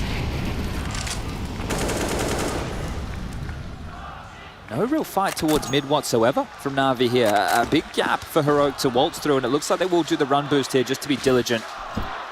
Oh, not on point with that one, but it's not going to cost them anything here. It's a 3-2 split right now. Mid is completely open as the crowd trying to will Na'Vi into action. Connector smoke dropped here. That'll buy them until just under that 1 minute moment. Simple over towards Ticket with the AWP. If they finish towards the B site, he will just be completely caught out of the play, but Rogue still going through their paces, still defaulting here. Connecting out to be cleared.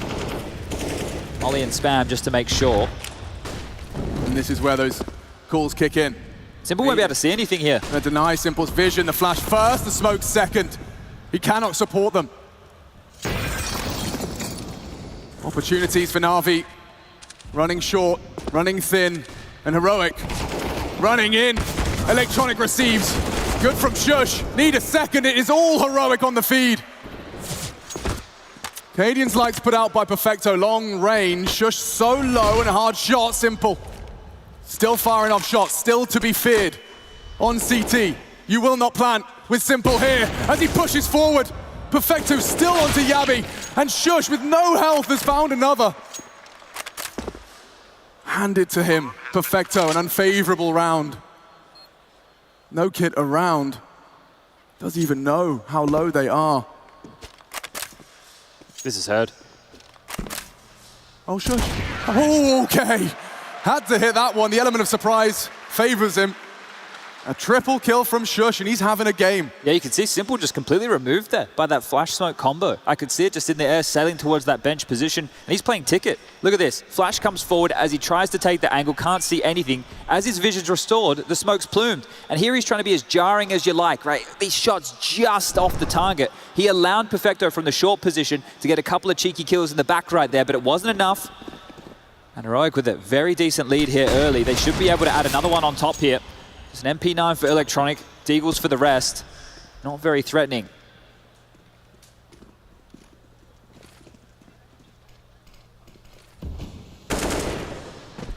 Bit spotted out. Nade good.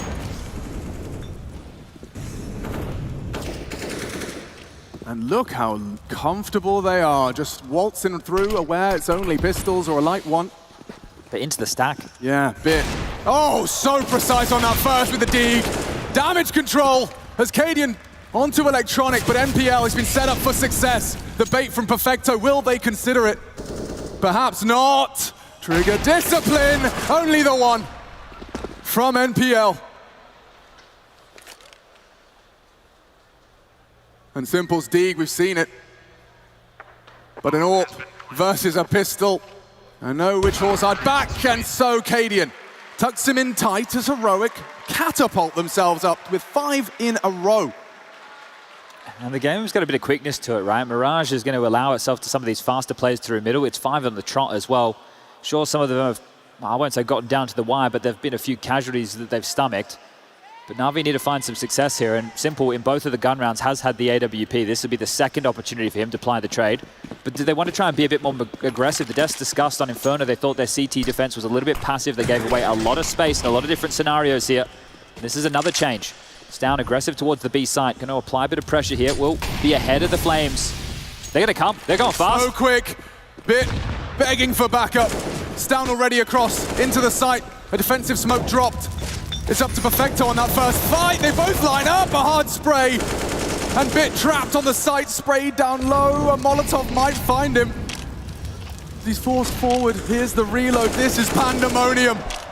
Bit finally falls. Smokes will fade. And that bomb's still not down. A very intense 3 versus 3, trying to get an angle over. Simple on the shelves.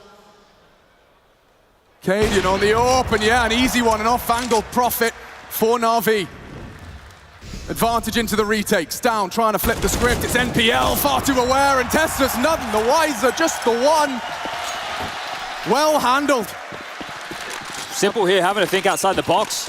Having to go for that boost. Got to get on the defuse. They do have the kit, so not too many worries here, but just trying to scoop up everything they can before the round does come to its conclusion here. But great stuff, right? There's no way you're pre-aiming that angle right there. So Simple gets the back into this one here, and another key fight that happened off screen was Yabi lurking out of the Palace position over towards A. He had a tussle with Electronic, and Electronic came out on top of that. So that was key, because if Yabi gets that kill, well, Electronic doesn't get an opportunity to be part of this retake, and not only that, there'll be pressure from behind, pressure from the flank. So a key frag off action. And the team play there is just exquisite. The fact that not only do you get the frag from the boost, he then gives the AWP to Electronic, using that low HP to find that perfect line for the trade. Lots of pressure applied there as well. You could see was down ahead of that. They went for the extinguish. They ran in immediately, but Heroic, they lose a round. They take a timeout. They have a conversation. They understand they're still in the driver's seat of this one. Plenty of cash to splash, a lot to buy, a full purchase coming out here into round number 8. What could they be cooking up on the Heroic side of things now? We've already seen them with a bunch of different approaches here. Tech9 execute on towards the A side. Lots of plays through middle with splits onto either bomb site here and that B hit now. So they've done a little bit of everything. It's the window here from Tessus. This enables them to be faster towards mid if they'd like. Ooh, I like that from NPL. Looking for early warning system for any underpass hijinks. Thinks better of sticking around. So they're going to rinse and repeat here, this time on a bit more of a time delay. So Cadian's AWP being given some room to work. He might be running through the fire, through the flames. Grey screen for moments.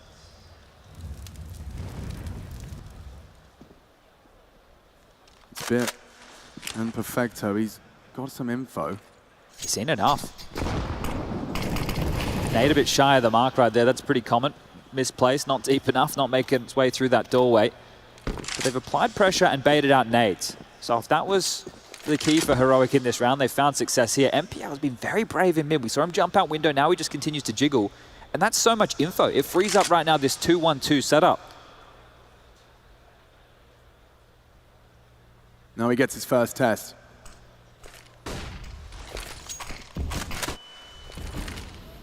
Buys time for the squad. T-Smoke denies information of the crawl in connector. Heroic, time-sensitive mission at this point. Perfecto to destabilize, finds himself tucked in on the ladder room. And they're going through, gray screen, not ideal, and oh wow, Perfecto tags one up, and another on the wide one, oh Perfecto! Beautiful! And Bit as well. Wrapping it up for Na'Vi and putting a bow on it. Get out of dodge here. Heroic trying to save, trying to hold on to what they have. That was handled. Heroic going knocking on multiple doors there, but Perfecto, the big bad wolf for that vent room. That was massive stuff from him. Three almost. Yeah, well, may as well call it 3. It doesn't matter. He won the round off of that double.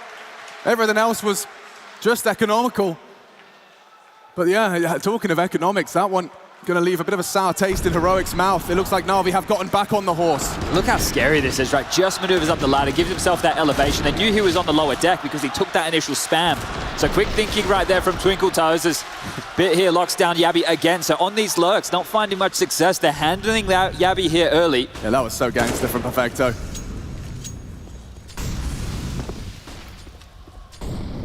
If Na'Vi can win this one, they'll force Heroic down to an eco here. So a very important round if they want to try and draw things back to 5-5.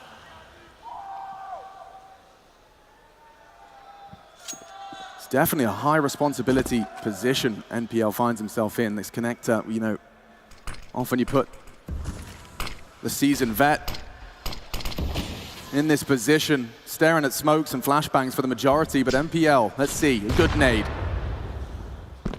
Knocks the boots off a Stout. It's just Bit here. He's alone, and they're all there. They have found the gap, and nothing Perfecto could do. Leap of faith. Straight out of the window and curtains on round 9. The Sound's already chasing. If they want to try and get away to apartments here, he might catch them. Cadian's found Electronic crossing. They're trapped on triple. Simple, gonna have to fight his way out, but he's not ready for Stown. A quick shot to the body. And Cadian will close, they lose it all. Well recovered. And big ramifications here. There's not enough money on Electronic and Perfecto to buy, and drops are not possible. That is massive. If they saved those guns, they could have had a full buy yet again. Heroic, cutthroat right there. That is a massive chase from them. You don't see this too often, right? More than happy to allow teams to save, especially quite early in the half. Well, we're at that midway point now, and they catch them trying to scamper away here. This is huge. These kills mean an awful lot. This pushes Na'Vi into a timeout. It's going to be their first so far, a conversation to be had. You've got Bit on the high end, 4.9, or sorry, MPL with 5.3 here, so they could definitely buy something, but it's Electronic and Perfecto who'll be working with very little if they want to purchase, and they just find themselves in a deeper and deeper hole. They're on the CT side here, and defense hasn't looked that strong. Pistol round, couldn't find the conversion. Sure, a couple of follow-ups, but Heroic look to be breaking through yet again, and they will shove all in. So Na'Vi with the full investment here. Bit as an anchor, I think he's going to find himself with a pistol or an SMG. Will have to be a deagle for him. He's going to have to try and lock down B with that. Now, to be fair, the pistols is where Bit has hit some of his best shots in this map so far. But already, with 6 under the belt, Heroic are certainly looking like a team looking to run all the way to the grand finals.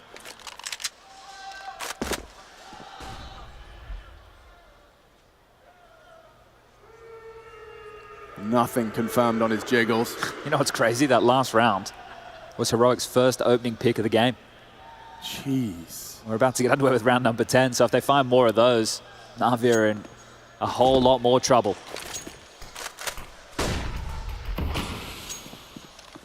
Another different flavor. Compromise Na'Vi by. Easy to set a foot wrong, though. And a gap on the smoke, loses Electronic. His toes just sticking out, and that's enough for an opening. Yeah, make that 2. Doubling up here, Heroic. And with all this util and time now starting to slink on down and execute, but it looks like they want a waterfall. This is risky considering how much util they have. Yeah, and Simple, no slouch. He can ruin the party. He certainly could. Simple, Sasha, Kosteliev awakens with the double on Palace. The bomb spotted, it's information aplenty. Ooh, Yabi playing a dangerous game with the bottle of flame and the jiggle. Gets it down, Bit in trouble as well. Tessa spotted out in mid. And dips in time. Time extended by the bomb.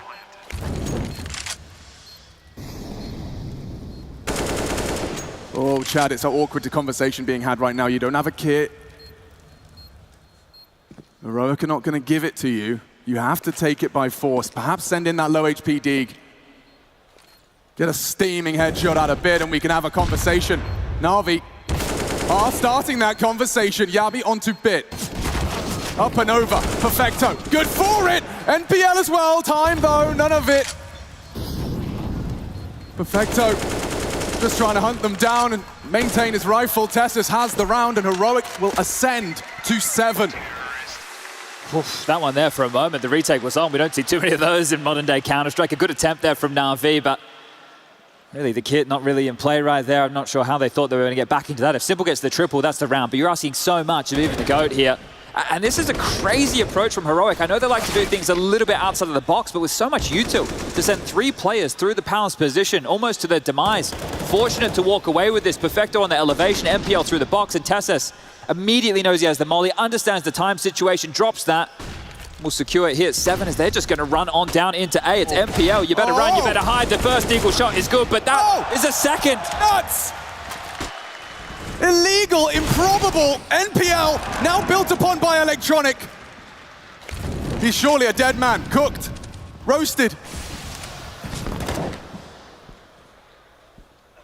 Things are about to get a little weird. Bomb is under CT control, and a 2-on-2 with so much time.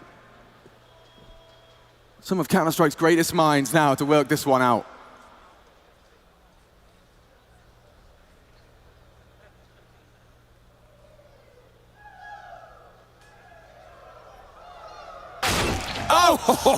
Oh, Perfecto. Oh, he just went looking for a little bit of information. That's all he wanted. And all he gets is an AWP bullet straight to the grill. Oh, and now it's Bit's turn. A 1-on-2 situation here. MPL handed him something with a deagle to start this round. Now it's Bit's turn to close this. This was one saved M4 and a couple of upgrades. And they're using all the time that's given to them. All the time they need. 3 from Cadian on this AWP.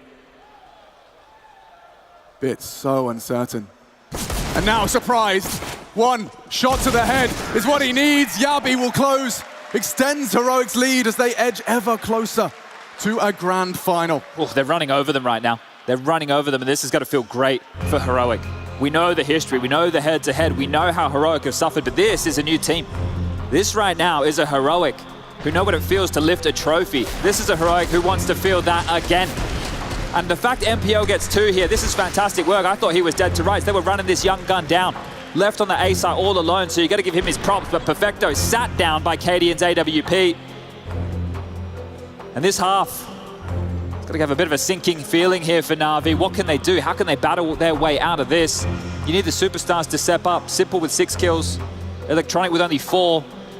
Perfecto's at the top of the scoreboard here with 9. Take another timeout, have another conversation, but they're only words. You see some action in the server right now. Simple's AWP out yet again. Diffuse kits, no. And Heroic, they don't have any issues getting into these bomb sites. Yeah, and every single round, they keep it dynamic. Simple, I love that. Fast move. Strafes his way onto short for a fast line towards the mid-cross. He's relatively isolated here as well on this B site. There can be help from short, but he should be smoked off here. Bit's going to be trying to get that info as safely as he can. Knows Cadian likely posted, and here it comes. Bit to defend. Cuts down. Simple hits his first, but still no one down in the grave. They're coming into the site. Simple hits the no-scope onto Yabi, and they are looking for that trade. It's just good for it, back and forth. Bit with 2. Na'Vi's B defense. Strong. Can Tessus disrupt? Perfecto. Executed straight to the side of the ear, and NPL on the jiggle. Bit his next challenge. Tessus, oh man, 1 versus 2. And Electronic steps in. Oh! NPL to close in a different universe. That would have been breathtaking. That's insane that NPL pushed out the doorway there and played at the bin. That's not reserved at all. He was throwing himself into that fight. Oh, all right. This one's getting close, and Simple, this is massive from him, right? He understands the situation. If I don't push through and help out, Bit is screwed. He is isolated. The fact he gets 1, you see Shush has to push down and deal with it. That's a fantastic shot, and it is only 1. But that's Simple knowing that if he can just assist however he can, there is a chance. A chance now again for Na'Vi. Sure, they're looking a little bit broken here. No AWP this time round. Money not great. They need consecutive rounds here. Multi-kills. Feel few and far between. Heroic have them in that fashion. 14 over the course of these 12 rounds in favor of Heroic, only 8 for Na'Vi. And on the CT side, when your sights are being hit time and time again, you need to step up and give an offering just like Bit did. They're trying again, really. Oof. Bit will get a deeper smoke this time, not his usual reaction, and that sends them packing. See how this one's gone before. If the round just petered out, they tried something a little bit towards middle, there just wasn't enough time for it. Na'Vi stole the round away, but it looks like the complete rotation back now. Window smoke sailing through the sky. Got 2 smokes, 2 mollies. Oh, and this one's missed. But what could that mean? Yeah, you can see that Na'Vi are suspicious. Easy to get a little overthinking done. As it stands, Tessus off the flash will take space. 30 seconds now. Na'Vi, they've been having lots of openings. This one will destabilize Heroic. 25 seconds, they're nowhere near default. They are not planting anytime soon. And pushing is Tessus. Simple flashed off. A team flash no less. And an opening kill for Heroic now. The site should be available. Anyone trying to contest? It's down. And Perfecto too. Tessus forward. Heroic really are rubbing salt into the wound now. Na'Vi need a hero. And it's not Bit. Tessus confirms that. They are hemorrhaging as the rounds keep on coming, taking it in turns for the multi-kills. And there he is. They're going to hunt this. They're going to chase him down. MPL needs to hold on to this rifle. Screwed. Everybody's coming. Charge him down, 9 rounds. Yeah, they've really got them by the throat here because this is so late round, right? You think about most of the stuff we've seen from Heroic has been pretty early to mid-round. This is late round and then the push, right? You're expecting them to take the site. That's what we're expecting Heroic to do. And there's 20 seconds left on the clock. This second move, smoke lands towards Connector. They'd already used the molly. They push forward, they flash, they fight, they get the frag, and they make Simple look like that. It's mad, isn't it? Heroic. We talked about this boogeyman, a team they rarely beat, 10%. It's just not enough, and now they find themselves locking horns in a semi-final and making Na'Vi, making Simple look mortal. Double digits. You feel like it's a certainty right now. It's these pistols just again. Sure, they've looked good on. They've hit a couple nice shots. You can say that about more than a few names in this Na'Vi roster, but 9-4. Na'Vi would bite your hand off if they could just get to 6 rounds here, and they're going to need some impact. This vent room has been a problem. Perfecto's played it well, but this time it's Electronic up there. Don't worry about him. Tessus with 2. Make it 3. More, there's more. Behind the bench and from behind, another for Electronic. He's stepping up, and Yabi puts him down. A valiant attempt, but Yabi, he's not bothered. He's not fussed. They seem so calm up there. We are watching these boys turn to men over the course of these last 2 years. There's a conversation right now. We came into 2023. Who's the best team in the world? Anybody's guess. Quite truly, anybody's guess. But there are 2 names that have made that conversation a whole lot clearer for everybody watching. G2 and Heroic. They're the top dogs right now, and well, if we could get them in a grand final, I'm sure Liquid have something to say about that a little bit later today. And Na'Vi not done just yet. But those 2 names locking horns in a best of 5. That might settle the debate. Simple's trying to interrupt the debate. Aggression towards that Palace position, lets it slip, and now a barrage of Molotovs, flashbangs, bullets, and Danes sweeping into the site. Simple will take one down, needs another, lets it go. Tessus will punish. Again, it's his name in the feed. Up to 16. Oh, just up and over, and look at the boys go. They're not even planning, they're just pushing a fight. They want to fight, and that could be the death of them. They nearly go down. Cadian as well falls. Perfecto handed a winnable final round of play.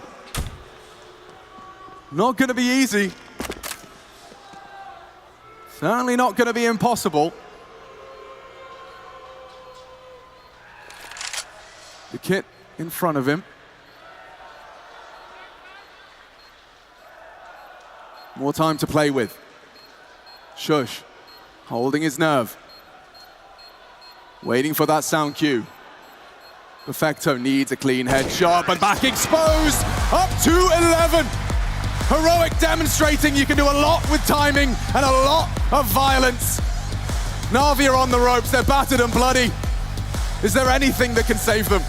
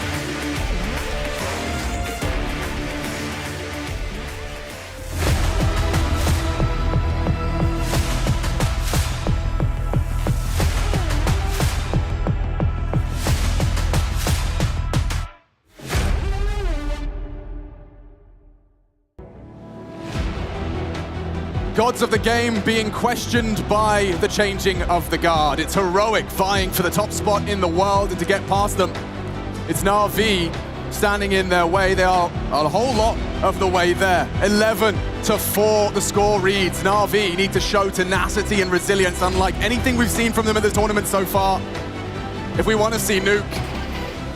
As Heroic cannot afford to fall and trip over their shoelaces now. The scene is set, and the crowd holds their breath to see if Na'Vi will start with that pistol win. It's integral. 4 charging in. Solid from Perfecto to open Na'Vi's account. Oof, shush, straight back into Simple, no less. A nasty death. Oh, and shush, destruction, devastation. Na'Vi, they all go down. That is beautiful. And Cadian wants him to know that, reminds him that is a hop, skip, and a jump towards the finals already. That is massive. Cadian the first to go down in this round, and Shush. Shush happens right here, silencing Na'Vi. This is massive stuff, and Cadian knows what this means. Hypes his player up, gives him the gas, lets him know that they now are just 4 rounds away, and this pistol round victory puts them ever closer. Huge round. Massive stuff, and smiles on the faces of I think they have slayed their demons here today. It's a process. And if all the players buy in, you start seeing them all firing. Tessus having a great game here in the semis. Second round AWP from Cadian here. Yeah, he's feeling himself. Could be caught out. Oh, Soken Electronic. He does dip round the corner, confirms an AK mid. Confirms the purchase. Confirms the value. If you take them down, if you take all these weapons away, Na'Vi with $0 in the bank account. They're just going to swat aside the beast from a region. Na'Vi about to be sat down here. Perfecto and Simple draw them back. Tessus as well here. Value. Oh, NPL just on the jumps down, loses it. And so Tessus and Cadian with 3 Na'Vi members separated. Simple, of course, with the frag on ramp, that will be communicated. Bit. One scorching headshot can seal the deal here, and could be bad info, no info on the reposition. I love this, though. They've got Tessus to be the canary in the coal mine on B. It will mean, though, a whole lot riding on the AWP. They're actually going to wait here for Bit to join the party before they start making their way, which has allowed this Tessus push to, well, not activate yet, but he's going to be ever closer. Cadian will spot them on the cross here. The molly shouldn't be deep enough to thrust him too far back. I tell a lie. He creates a gap, a big gap. What do they do now? Jump and hope? Tessus flank. Cadian misses the shot. Across. They're not looking. As you said, the back's surely and firmly distracted. He needs the multi-kill. Tessus gets them both down. It's only NPL. What is the rookie to do? Cadian closes. Tessus and Cadian up against all odds. That one on a knife's edge right there. Try this one on for size. The stats don't lie. In this series so far, opening kills. Heroic have not lost a round the entire series when they have found the opening frag. And again, this one kicked off with Cadian's AWP and was saved by this flank from Tessus. They did it together. They split up, divide and conquer. But it was a team decision there, and this is looking good. The bomb goes down again, and yeah, this sinking feeling here. What are Na'Vi meant to do? I don't think they can claw their way back into this. Get another AK, get another half buy. Sure, try and stay threatening. That was a great opportunity. Not accounting for that flank, not accounting for Heroic to be ahead of the play. This is something we have grown familiar with in Counter-Strike. The greats start being introduced into that feeling of helplessness.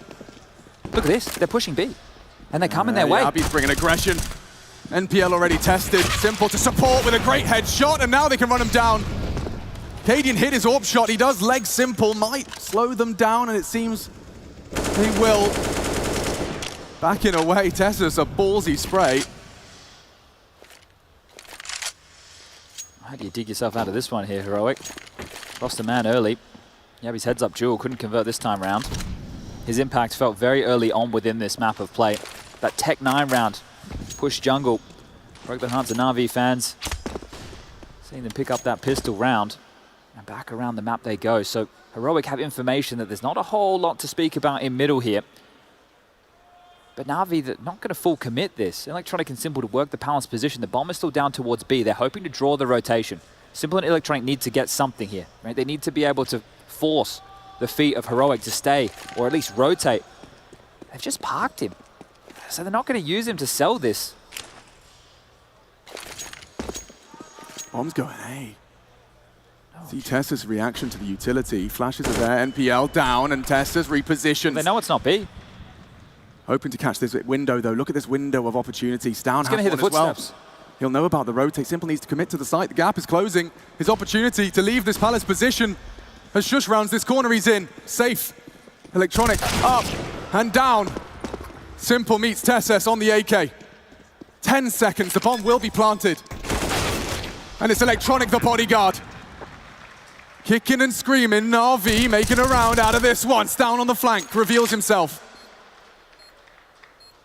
Playing games. The flank on the flank. Cadian's gone around the world as well. Stown can activate. He can play ahead of this. He can look for the fight now because Cadian's coming. They don't know. Bomb ticking ever favor of Na'Vi. Perfecto towards the CT. No info for Stown, and it's back down. Only Cadian now in a one-on-one. Doesn't have a kit, doesn't have a kit. He's not going to have time here. Cadian might just have to get out of dodge. He's picked one up, but he can't go for this here. You'd be given over the AWP, and Na'Vi pull it off. Na'Vi still have something to say here. The knife in the back yet again, but not enough for Heroic to secure back-to-back. And who else but Mr. Impact himself, Electronic, when they needed him, finds 3. Whole lot more of that required, though, here on the T side. They're having to work hard for these rounds. You're bang on there. These aren't coming to them easy. And Heroic with these games, right? The fact that Cadian goes around the world, you'd never expect that type of a play. And he almost pulls it off as well. This flank, we saw Tessus to great success. Stown doesn't get the lineup in the same way. And Electronic locks them down. Cops a bullet for his trouble here, but...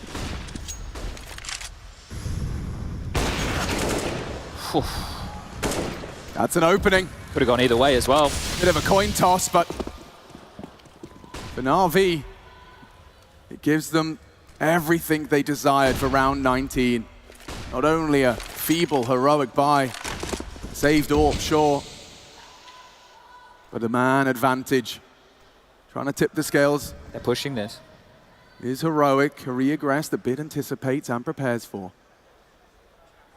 They have to stay forward in order to facilitate. And Cadian, good for the first. As Electronic make a move, he does.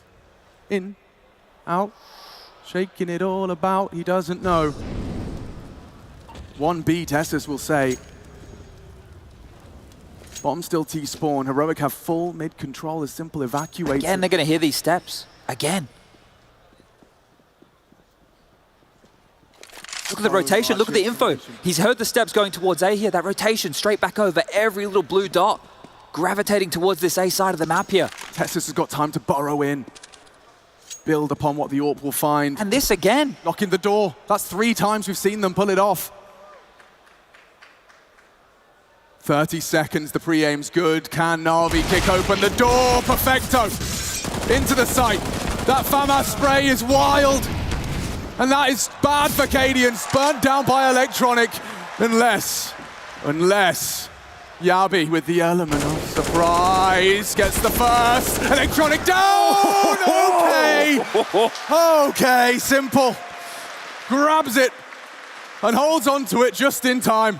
Oh, these are tight rounds here. You never get a moment to breathe with Heroic. It's the opposite of the outsiders who give you so much space, enough rope to hang yourself. Every moment, Heroic are tightening that noose, constantly squeezing you, reading the play, reacting to any piece of information that comes their way. And now surely a moment's respite. Yeah, and this here should be the easiest so far for Na'Vi. Only really the Deagle Acadian to worry about here, but stacking the side correctly yet again. Back to the leg, Tessus noted, Cadian low now as well. They've spotted at least 2 towards the A side of the map here. We know Na'Vi are happy to deathmatch against these pistols, a threatening dink. That's a wild dink, really. He was on the jump up. And there you go. Not too many problems here. Starting to feel happy about this, knowing that they can biff, they can brawl, and they can definitely take the fight to Heroic. As the nade follows through, Cadian gets something, but Electronic to finish them off with the AWP. All right. The conversation still to be had here. Heroic still requires 3 more rounds on this CT side. And that's the factor here that I think is key. The fact they're on this CT side, it feels like they should be able to close from this type of a scoreline. So how many more opportunities will Heroic squander here? This is a very, very curious call. They haven't gone all in with the buy. So they're saving their cash to get the full purchase into the next round of play. The loss bonus, 2,900. So Stown has the silence there for a scout for Shush. Not a bad weapon to anchor A with, and the rest with some pistol upgrades in Utah. But if you're Na'Vi, you are more than likely expecting the buy here. So a default spread out the gates. Gap on the smoke that is unlikely to be profitable. Confirmed though with some proactivity. Stown calls underpass clear. Because Electronic will start to crawl the same.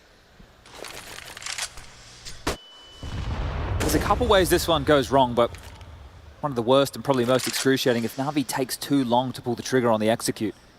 That's when these pistols, it really doesn't matter too much as long as they're in the right position. Heroic could ruin the day here for Na'Vi as the crowd trying to will them into a bit of a comeback here.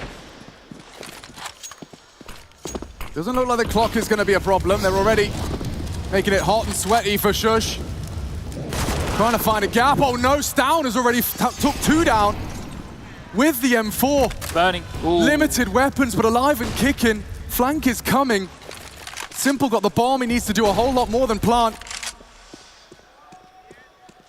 Given some freedom now on the AK, and that's the flank from Tessus. A huge frag to post, and it's Perfecto looking to come in clutch. A 3-man entry. Clears up the mess. They need this round, they need this plant. Still they're pestering, poking, prodding, and Heroic deny with only the half buy. That one is going to hurt.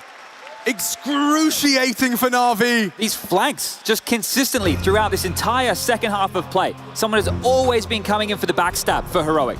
And this one here, you can see Simple, he knows that he needs to make the fight. Exactly what you see Perfecto doing right now, but in the kill feed, take a look, Tessus onto Simple, that is key. That is pivotal in this round.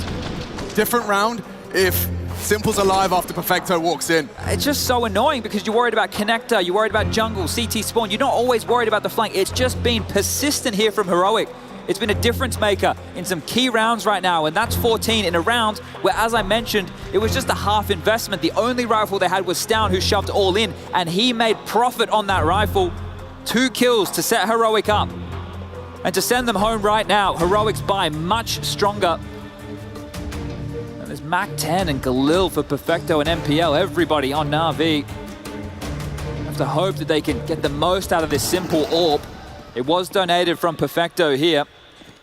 So a Galil for his troubles. That one doesn't feel nice.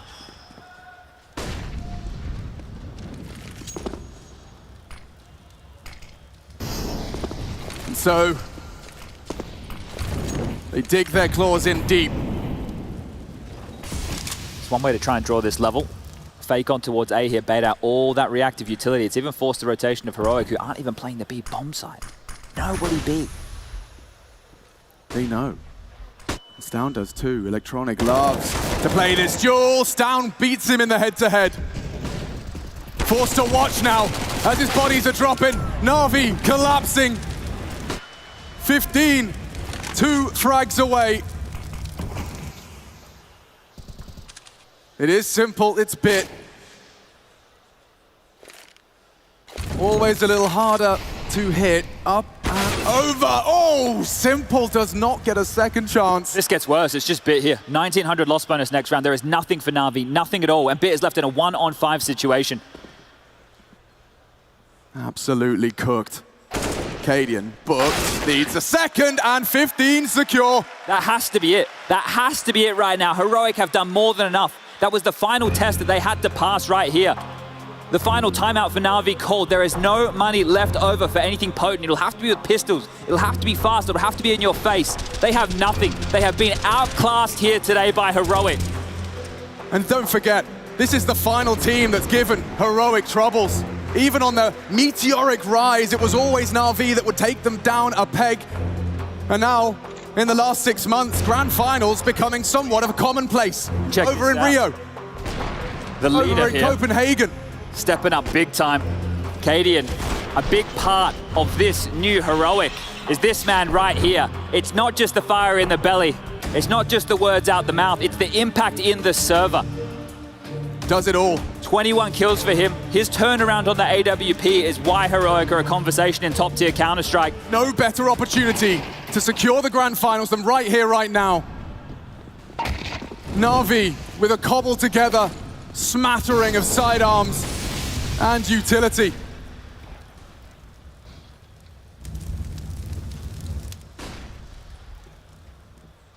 Heroic to find their first grand final walkout in the Spodek.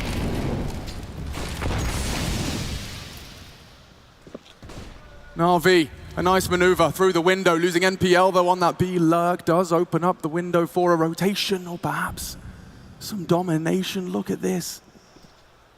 Not ready. Knife out, down, weapon found. Now Electronic threatening, as is Perfecto. Oh, okay, Na'Vi are not done. Refusing to quit. And this opportunity sails right on by Heroic. Yabi alone, known on short. And absolutely no rush, no frag from Simple. Nothing to worry about, right? Says Na'Vi. Perfecto is low. And unknown. He's got the bomb visible, bit spotted. He's piecing it together. He knows where they all are. He's got the info. Yabi, double peaked and eliminated. Na'Vi hold the line with nothing more than pistols. These Tech 9s for Na'Vi, right? You just reflect on some of the rounds throughout this tournament where they've been able to find impact. And with sitting here at a 15-8 scoreline, it really doesn't feel like an awful lot, but the fact that they're able to keep themselves in it, this one is going to feel good. And you heard from Simple's mum, this is the type of team that maybe, yeah, when they are down and looking out, it starts to breed that anger inside to draw around their absolute best Counter-Strike here. Well, they've given themselves another opportunity, another chance. But look at this, 3 scopes, 2 orbs and a scout. Excuse me, Heroic? Going off from the beaten path, it seems. An avant-garde attempt to close. You don't expect this. No way. Double orb, yeah, maybe. But look at the setup as well. It's so unorthodox. I think the fact that you're even hearing a scout makes you believe Cadian doesn't have an AWP. And you're right, the fact that they're so far forward, look at all this room. Look at all this space. Electronic doesn't know what lies on just the other side. Second guesses the flash. He just walks in. He's going to be so mad as he has to watch now as this round is no longer in his hands. But if they move in towards A, Stound's waiting with the secondary AWP. They think there's a gap. They think there's some space. Oh, bit booked. The scout no less, and now the AWP has a chance. AWP CT. Yabi over the stairs. Schuss goes wide. Perfecto for impact. It's NPL though with a multi-kill. Sprays down 2, and that'll it. Heroic. Get that boogeyman off their back. Na'Vi down in the semis. It's Heroic.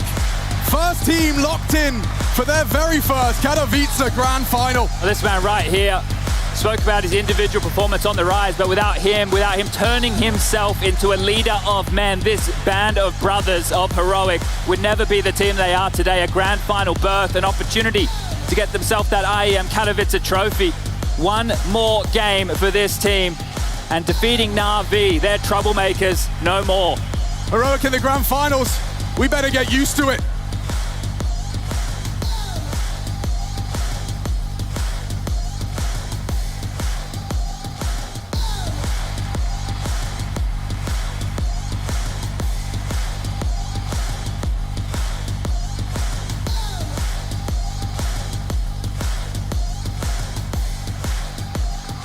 Right, let me dig Cadian out of this throng. Come this way, buddy. So we did this whole setup at the start of today, you know, how Heroic, you've played them 11 times, you've won once, and then you come out and play like that. Yeah, what can I say? It's a different time. We've learned a lot throughout the last times where we tried to play against them. They are an absolutely insane team, you know. They've won the major for a reason. They've been the best team in the world for a reason. So for my boys to take this win, I'm very happy. You were called a band of brothers. How close are you?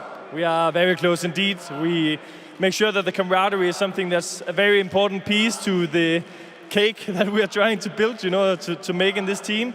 So that's why we are making a lot of social activities outside playing as well. And you can see that people are thriving, they want to have a good time, and yeah, it's perfect. Well, we can definitely see that. And there was some ballsy setups there, that double AUT setup at the end. I mean, nobody was expecting that. Yeah, you know, sometimes you got to pull out some extra moves, and Stavn is super capable of playing with the secondary AWP, so it was a good time to do it with the money we had. But yeah, can Katowice make some noise for Na'Vi, please? You see, a winner and a great competitor at the same time. One more question. Let's talk Inferno. This was your horrible map. You couldn't play at the end of last year. This year, whoever picks it, you stomp them. Yeah, I mean, I think Chesses is very proud of what he said in an interview when we had a 10% win rate on the map, that we are very confident on Inferno. We made a role change where we swapped Yabi and Stavn on the CT side, and it's paid off. We are playing really good on the CT side now because the Terror side has always been super comfortable. Yeah, it's a map I like, it's a map the team likes, and let's see if the next team is going to pick it as well. Do you know what? I can't wait for tomorrow. You're going to be great finalists. First time ever on this stage. Thank you, Kadian. Your winners, the first grand finalist here in Katowice. It is heroic.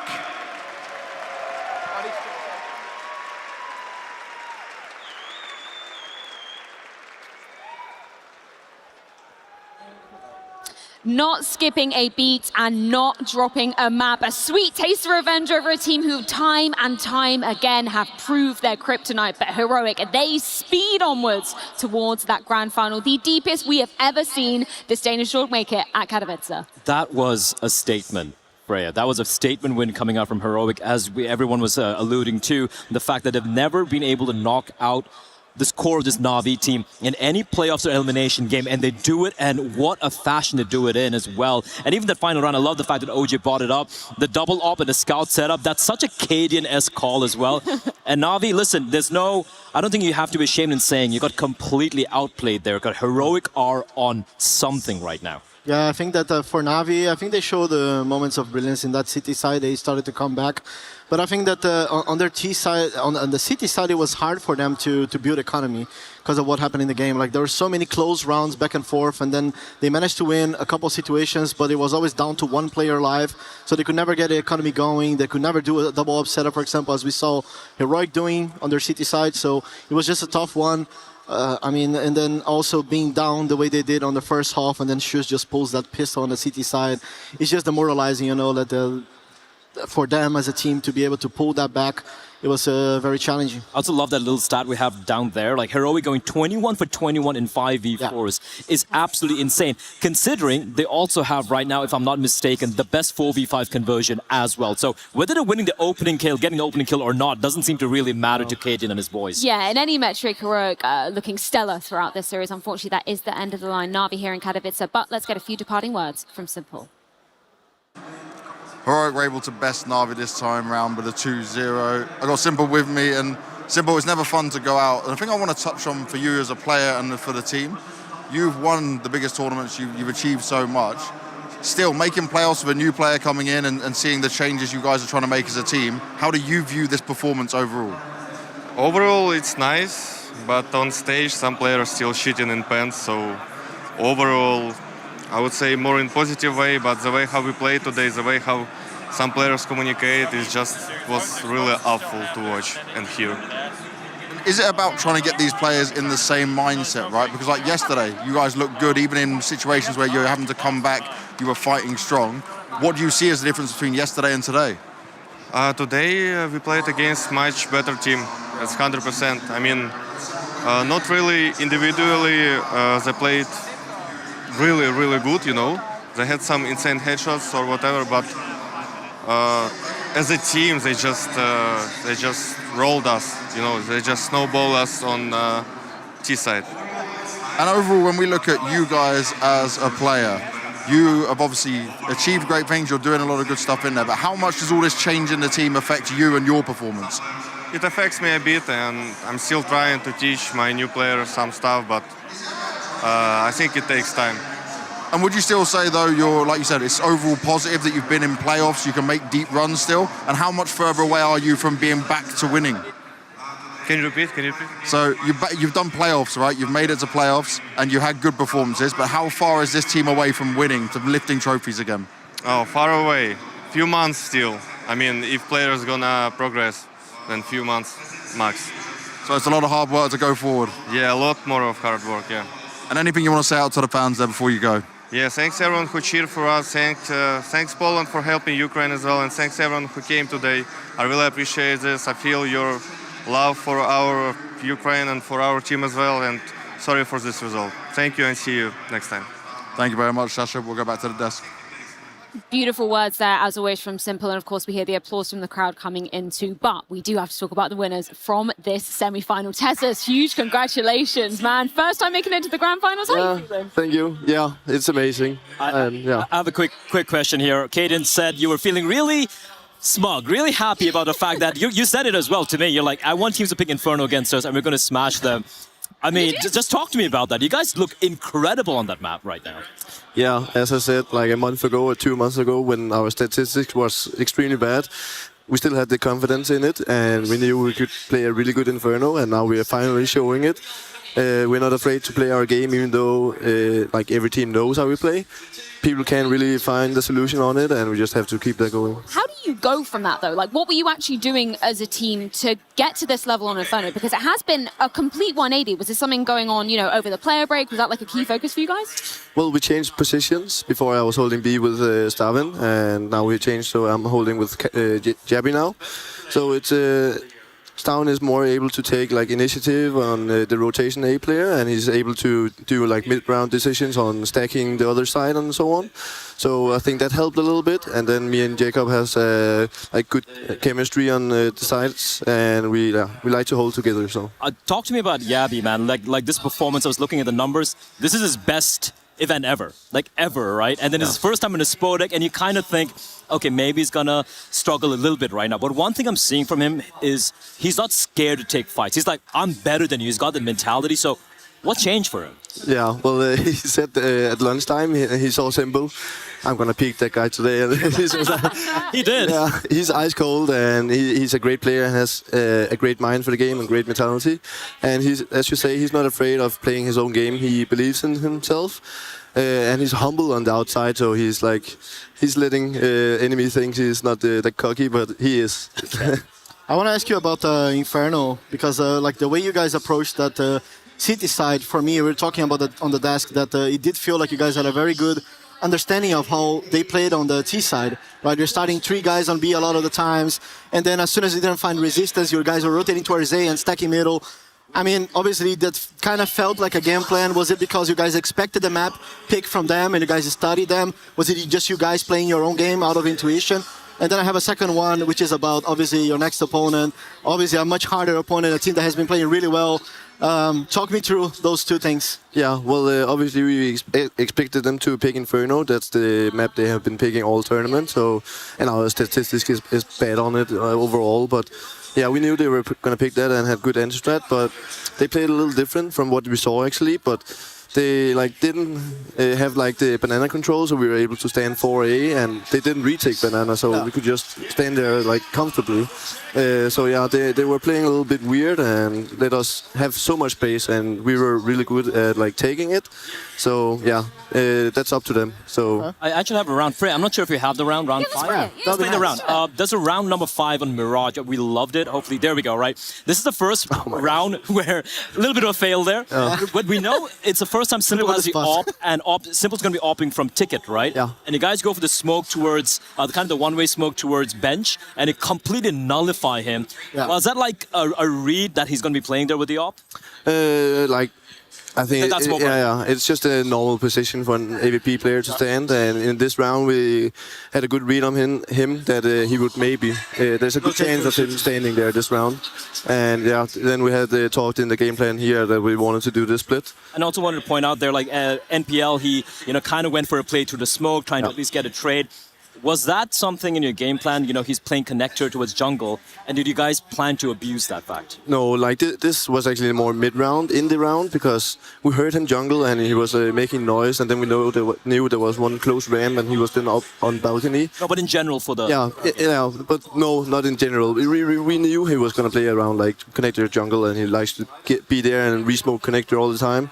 But he was pushed back jungle, so we were kind of ready for him to get back out in the smoke on electronics contact. So yeah.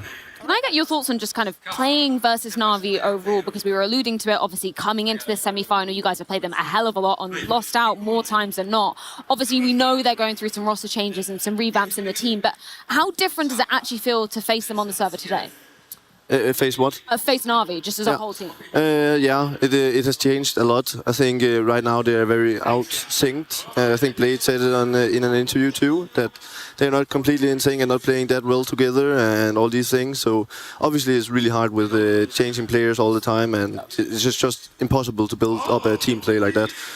So yeah, I hope they will find a solution out of that. Now, one more team stands between you and potentially lifting the Katowice trophy for the first time. It's either going to be Liquid or G2. We'll be finding out in the semi-final very shortly. Who do you think it's going to be, or who would you rather play? I don't know. I know this is always a tough question, but give us your thoughts. Yeah, well, I really want to play G2. It's the spot for #1 in the world, and I think that's the best like storyline for the tournament and for us. Yeah. I think everyone would be extremely hyped for that matchup, and I want to be as hyped as possible, and I want to meet the best team in the world in the grand final, of course, and that's what I want.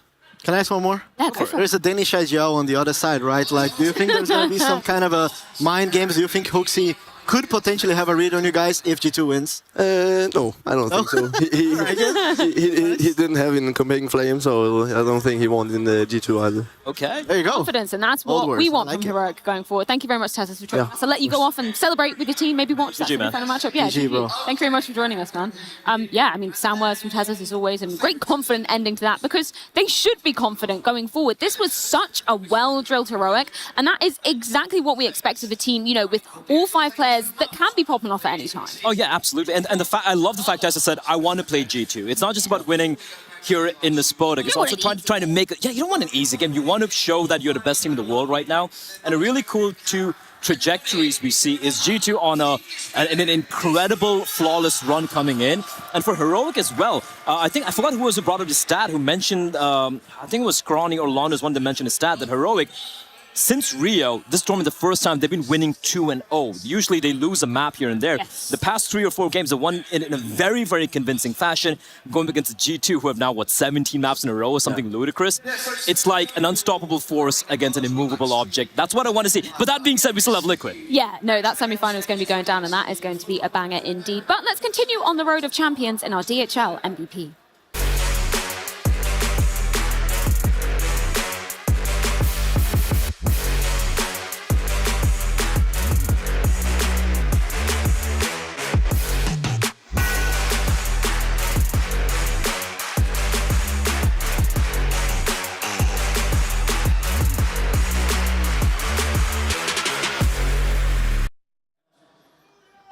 You guys know the drill by now. Get those Twitch channel points to use in our DHL MVP vote. That, of course, will be awarded after the grand final going down tomorrow. Best of 5 at that. We have got 5 options for you guys to be voting from here. We've got Yabi, Tessus, Katie and Stan, and, of course, Perfecto representing the Na'Vi. Perfecto was the only player who was able to put up a little bit of a fight for Na'Vi. But yeah, you can pretty much pick anyone from this Heroic side, but I would personally go with Yabi, man. Yeah. First time in this Spodek, T side playing, just playing with balls. Love to see it. Stone cold killer. We love to see that because, you know, we had Shox check in with him just before coming on stage. He didn't have too many words to say, and I was worried, man, is he going to be nervous? Is he going to be shaking? Hell no, cold as ice. Well, we saw a simple interview, right, alluding to some of the players shitting their pants on the Na'Vi side. Yeah. Well, on the other side, we have Yabi as a very young player who's definitely felt a little bit nervous in the interview. He could feel like he was trying to be on the zone and trying to be focused.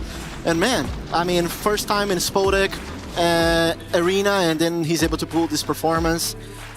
What else? Yeah, for me, the fact that, you know, Yabi is still able to continue this run he's had in the tournament thus far, and the fact he's doing it against Na'Vi like this, it's such a tantalizing prospect for a Heroic fan, because now imagine they're already a really good team, and now you have Shush and Yabi playing the level they are.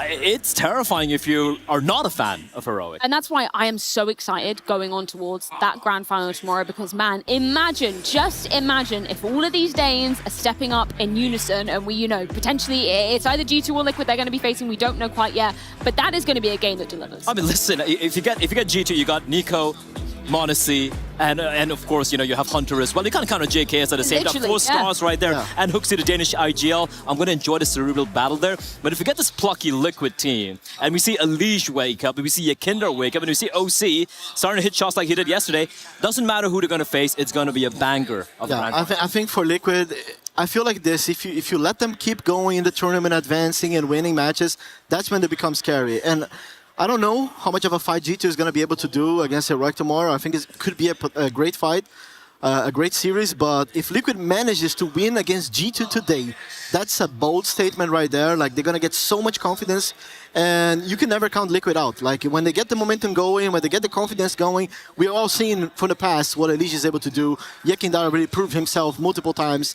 It will be surprising, obviously. Like, I honestly don't believe that Liquid is going to be able to win tonight. But if they do it, I think the confidence could be a huge factor. Well, don't count anybody out just yet. We will be finding out who the eventual opponent will be for Heroic very shortly indeed when our second semi-final gets underway. But first, it's time to check in with our Player of the Year awards.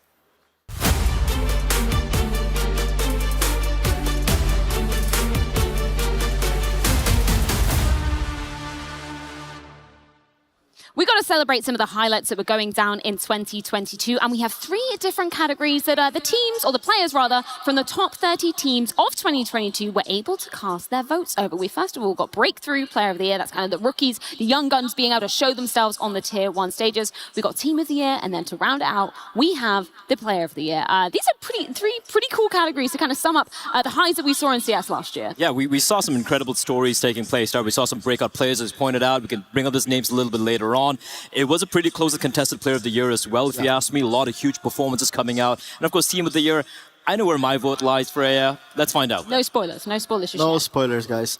Yeah, I think specifically for Player of the Year, like the breakout, I think it's just nice to see like the amount of young players that we can see in the scene, like coming and not really feeling pressure. I think we need to give a shout out to all the mental aspect, the mental coaches, the psychologists, like the coaching staff, the staff behind the teams, because I think they've been doing an excellent job on managing to get those young players to perform on a high level like this instantly. And I mean, what else, right? I think it's very impressive. Yeah, I mean, these high-pressure stages, they are no joke for a young gun to be displaying their skills on. So let's check in with some of the players to see who they were casting their vote for. Breakthrough player has to be Monacy. I mean, first year at the highest level, and it's really crazy how the guy just destroyed in 2022. So it's just a good sign for everyone for the next future. But yeah, he's been playing super well. I think he's learning a lot and working a lot, and it's just really good to see. For sure is Monacy. He's obviously stunned everybody with how good he's been playing and how consistent he is at such a young age, and with the little experience he has and how he's performing already, I think he has a really bright future, and like the sky's the ceiling for that kid. I think he's kind of like simple. His skill ceiling is really high, and he has also now proven himself on LAN. I voted for Patsy as the breakout of the year. He did extremely well with Spirit and managed to do some huge results with the team. Monacy proving a hot favourite for Breakthrough Player of the Year, and who can blame those players who voted for him? Because remember, Blair, this was the very stage where he made his first Tier 1 LAN debut, and it was absolutely spectacular. Like, you can't forget, I still remember exactly a year ago, I was sitting here in this boat deck watching what was going on in Monacy, that 1v3 on a B bomb side of Mirage, and right there you knew, this kid's not an onliner, he's someone special. Yeah, I mean, for Monacy, obviously, in my eyes, I would have went for Monacy because of like what he was able to do in such a young age, as we saw Exispe talking about. Like I still don't know like his ceiling, his skill ceiling, because like what he is able to do for such a young player in a limited time, in a roster that was a lot of question marks towards that year, right? Like people were questioning Hooksy and roster changes and all the kind of stuff.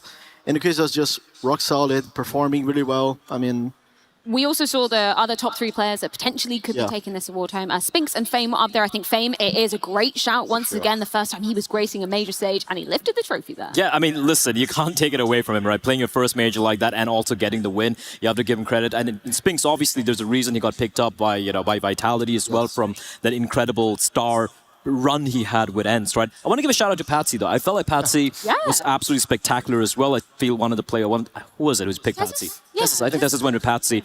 I think it's phenomenal, right? When you're talking about entry fragging in the current meta of Counter-Strike, it's not easy. You look at people like Yakinda or Nico, but I feel like Patsy was maybe the third best entry of the year, which is a hard ask indeed for someone so young. Yeah, well, certainly a lot of well-deserving candidates in this category. So let's throw it on down to the stage where Shox is going to be presenting the award. Yes, I am. I'm not late, you are. In any case, it's time to present the Breakthrough Player of the Year award. Now, as already introduced by our wonderful panel, this is not necessarily about a young player or a rookie. It might as well be someone that already has a couple of notches on their belt, but who has really broken through last year and left their mark on the CSGO scene by their own performance, deep runs in tournaments, and trophies. So, without further ado, your CSGO Breakthrough Player of the Year is m0NESY.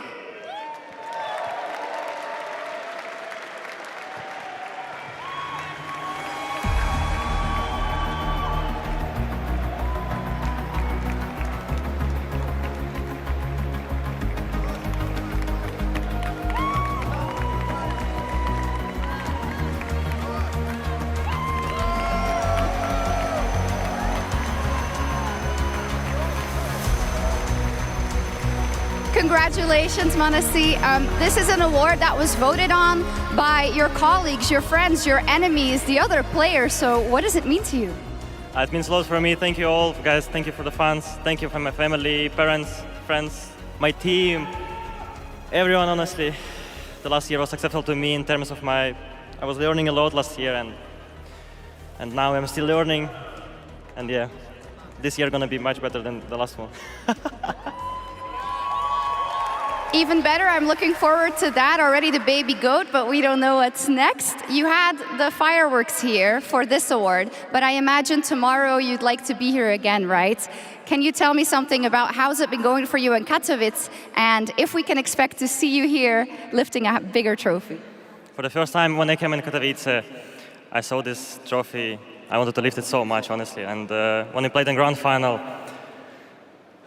when we lost, I told myself that I'll come back here and I'll lift the trophy, so I'm fully confident for myself and my team.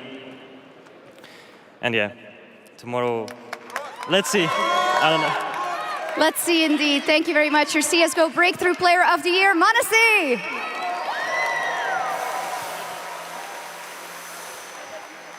Beautifully eloquent words from m0NESY, as always. I could not think of a more deserving candidate to be taking that gorgeous trophy home because, man, just cast our minds back, 12, 13 months ago. He was entering G2 and we were putting so much pressure on him. He delivered in spades. Yeah, the fact that he was pulling off already incredible stuff online, again, against lesser opposition, and doing that on the stage against teams like Na'Vi and FaZe was something truly incredible. And also love the fact that this is a kid who's not okay just relying on his pure raw ability. He's putting in the work. He's learning small little tricks, which makes him almost unplayable at times. Yes, and I think that I really enjoy the fact that he was on stage right now, and you could tell like how humble he is about he mentioned that he's learning and he wants to learn, and that's the mentality. I mean, it's just impressive for him to be this humble, to be praising his teammates, praising his team as well. And I think that's the way to go. I think for him, he has a bright future ahead if he keeps this up. Who knows if he's going to be the one lifting the trophy this year as he wanted. But, I also consider all the very unfortunate circumstances he's going through, because of the situation, the Ukraine and all the kind of stuff. I think it's admirable to see his mentality and how strong it feels when he's talking. Isn't it nuts that already, just 1 year down the line of him entering the Tier 1 scene, we're already comparing, the other Academy team players. Are they going to be the next m0NESY? We've got players like Hetrick, MPL, obviously, entering for the side of Na'Vi. We're already going. m0NESY has set the bar so damn high for these players who potentially have to follow in his footsteps. Yeah, I won't lie. I've seen a lot of great players over the years in Counter-Strike, right? Back in the day, you go back to, you saw Forrest when he came out on 1.6, Markloff with the Ob, and in CSGO itself, we've seen Simple, and we thought Simple was the apex. Like, you can't really be more freakish than that guy. And then m0NESY shows up out of nowhere. Honestly, the only reason why he's not in Na'Vi right now is because Simple is there. Because he was the next thing, and God knows if he's gonna be on the team at some point, and that would be insane if he actually makes it. Just for a guy that obviously it's probably his dream to play for the national team for stuff like that. I would imagine it's just only natural that at some point he's gonna join that team. He has a long road. Unless G2 just wind up winning everything, in which case I don't think he's gonna go. Yeah, they ain't going to be letting him go anytime soon. We alluded to some of the moments that we saw here in Katowice this time last year from him. Do you have a favorite m0NESY moment? Was it that clutch that went down? It was a 1v3 because that was Bit, Simple, and I think it was Electronic, if I'm not mistaken, there in a 1 versus 3 with the AWP. And what a moment. It was so fast. I had to pause for a second, wait, did he get that clutch? That for me always gonna stick out. For me, I would agree. And also the very few gimmicks that he was able to find and throughout all the tournaments, right, with the one-way smokes, all the stuff that there was a little bit of drama as well with all the situation that he was able to do. But I think it's just nice to see the motivation, the innovative things, this aspect from him is what impresses me. Yeah, incredible stuff from m0NESY. Thoroughly well deserved, taking home the Breakthrough Player of the Year. And now it is time to move on to our Player of the Year.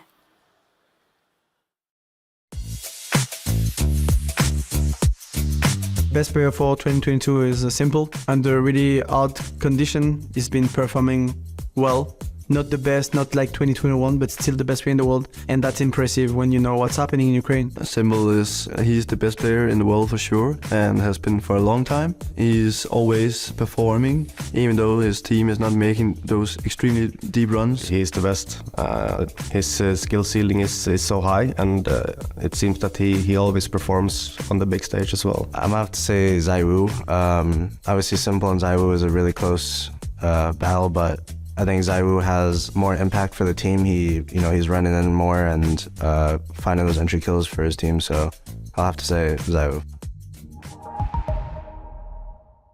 Man, a very interesting split between ZywOo and Simple from the players that we did get to hear from. Obviously, Shiro taken off the list of our top 3 potential players that will be taking this one home. All AWPers make sense when you look at kind of HLTV top 3 of the last year, but I feel like there's one that probably sticks out. Yeah, I have to agree with the majority of the players there. Simple, despite the fact that all these, all the world situation and everything last year. And he wasn't again playing at the level we know he can reach. Yeah. Despite an average day for Simple is probably a career highlight tournament for most players out there. So despite all the circumstances surrounding him and his teams, and despite the fact that such heartbreaking losses in grand finals, Simple still was the best player in the server so many times. For me, I'm going to give him my vote. Yeah, for me, I think they all had moments of brilliance last year. I think ZywOo as well. Overall, I think he's really good mechanically, not only with the AWP, but he plays in a bit different way than Simple. But Simple, undeniable, in my eyes, the best player in the world. I think that some people might... I coached Simple, right? And when I worked with him, I could tell that, yes, he might have talent, he might be special or whatever, but he does put a lot of work. He pushes his players as well. We saw in the interview that, yes, he had some bold statement there, kind of harsh towards his players, but he was also saying there that he was trying to teach them how to learn and how to play on the big stages and stuff. And he plays a very important role in that team, not only on the server, but outside of the server, as the guy with experience, as the guy that can motivate all of them. So, yeah, my vote goes to Simple, not only on the server. Well, let's see who is going to be lifting this trophy as Chad is ready down on the stage with the award. All right. I get to be the fraud here today and give out Player of the Year for 2022. I don't know how many of you have a guess of who the player of last year was. I think this one is somewhat obvious, but still an accolade for him to add to the cabinet. I want to announce the Player of the Year award for 2022, Simple. And the award today will be accepted by the manager of the team, LK, who will be joining me, I'm sure, very, very shortly. Or maybe not.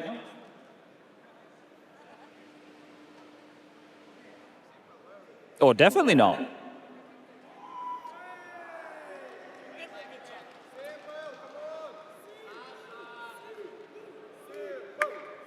Here he comes. We got him coming down to lift the trophy on behalf of the big man himself. Look at the honors on him, the big smile on the face.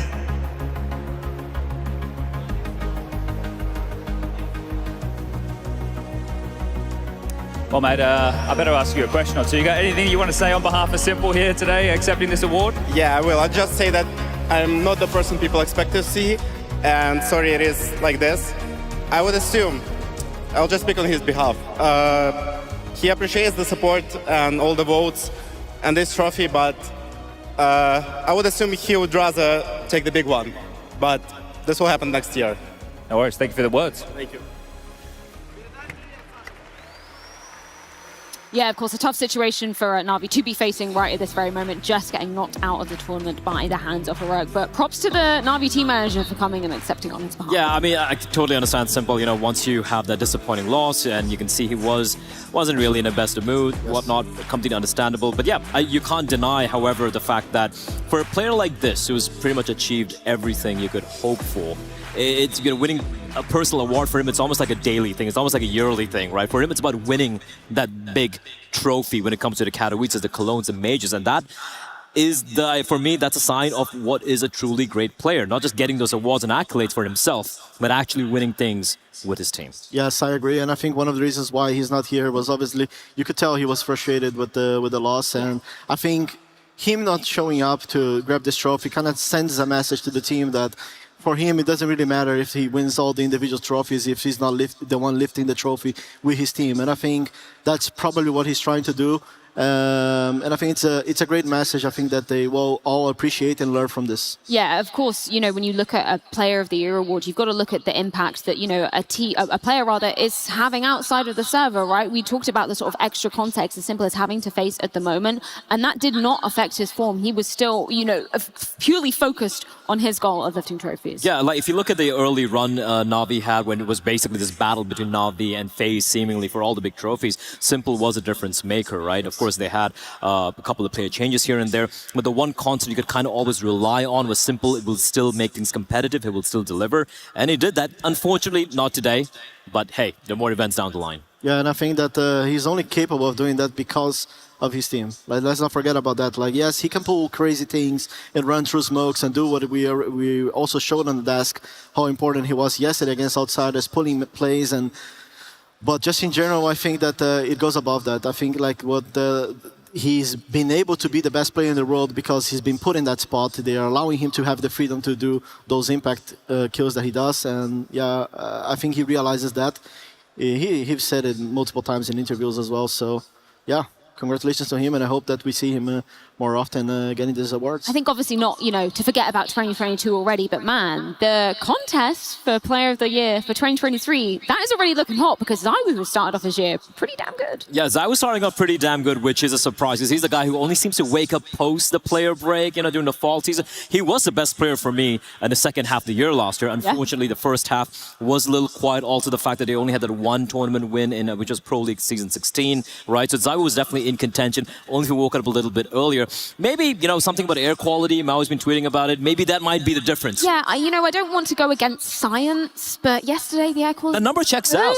The numbers check out. Zywoo wasn't so good, so maybe, I don't know, Maui, go back to the drawing board with that. But whilst you do that, let's check in with our players to see who they voted for in the Team of the Year. Well, Team of the Year has to be FaZe. I mean, they won the most important events, which are Cologne, Katowice, and the first major. The second part of the year was a bit more shaky, but they still played really well, and at some point it's normal that you drop down a little bit, but props to them for this year, and fantastic team. I'd have to say FaZe. They were pretty dominant throughout the year. I think 2022 was definitely one of those years where it wasn't like an Astralis era or whatever, where there was like a huge dominant team throughout the year. I think there was a lot of teams who were performing well and, you know, taking some tournaments. So FaZe Clan, they have won the most trophies. They've won the major as well. They obviously had a really good start to the year and won a lot of tournaments, and it's hard to point to anyone else than FaZe.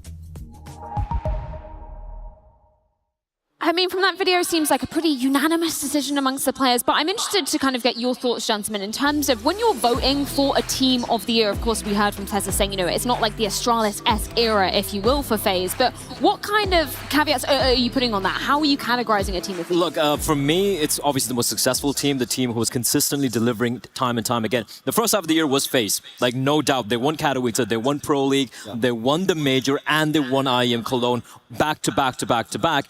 And then in the second half, they didn't win anything. However, look at the runs they had. These were deep runs. Sure, Rio was a bit of a blunder there, but apart from that, semifinals, quarterfinals, and every time they get knocked out, it's seemingly by a team who eventually winds up winning the tournament, right? So for me, FaZe, Team of the Year, without a shadow of a doubt. Well, let's head down to the stage, as I believe we have Yanko ready to give out the trophy.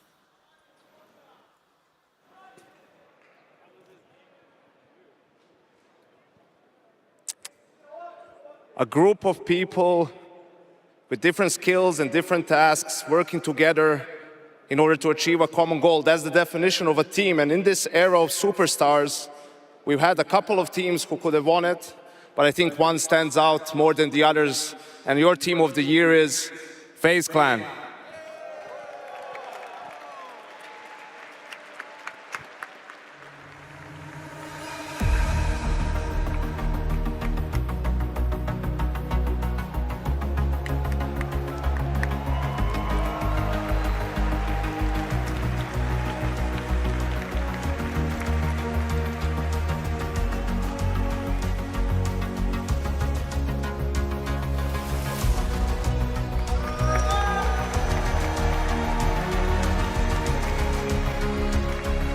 Russ, congratulations. I know it's not the trophy you would have liked to have lifted in this arena, but you're the first team in history last year who managed to win Katowice, Cologne, and a major. How does that feel for you? Of course, when it happened, it felt amazing. I think it was pretty surreal for my teammates and I, but I don't think it was unexpected. I think we put in a lot of work, and I think the Cologne victory and the major victory were definitely the most deserved ones for us. But yeah, I think we deserved that as a team. It seems like, you're not new to records and breaking records. Now you have an opportunity to become the first player who's won 2 Grand Slams. FaZe Clan just one tournament away from achieving that. Is that something that you guys are looking forward to making happen? Yeah, of course. I mean, our mission coming here was also going for the Grand Slam. So far, it's eluding me. I don't know. It's been the toughest challenge. It seems to always get away when we're one step closer to it. And for our next event, which is IEM Brazil, we're going to do everything to get it. Oh, for Pro League as well. Sorry.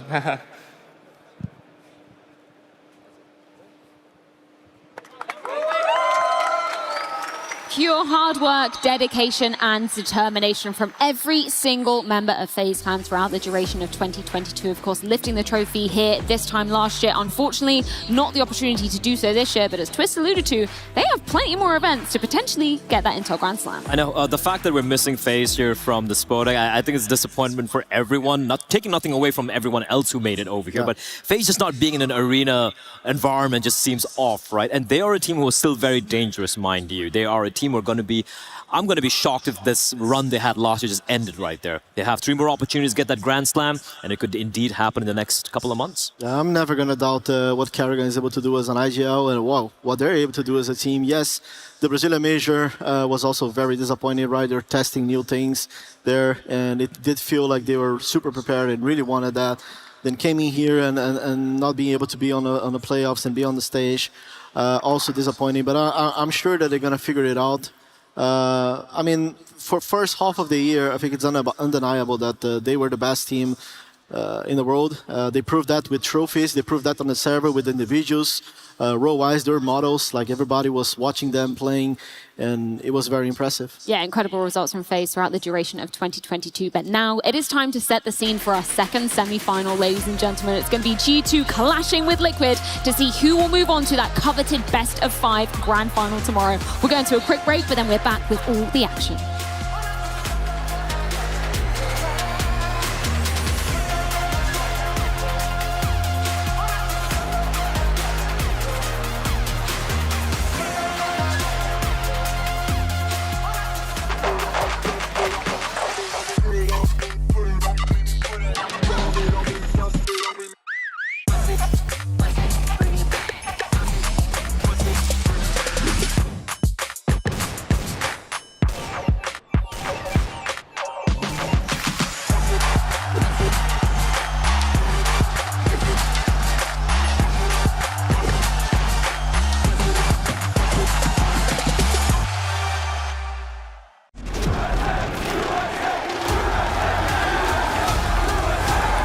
Dallas, we're back. Oh, baby! Counter-Strike is in our DNA. It always has been, and it always will be. And now we are once more returning to where it all began.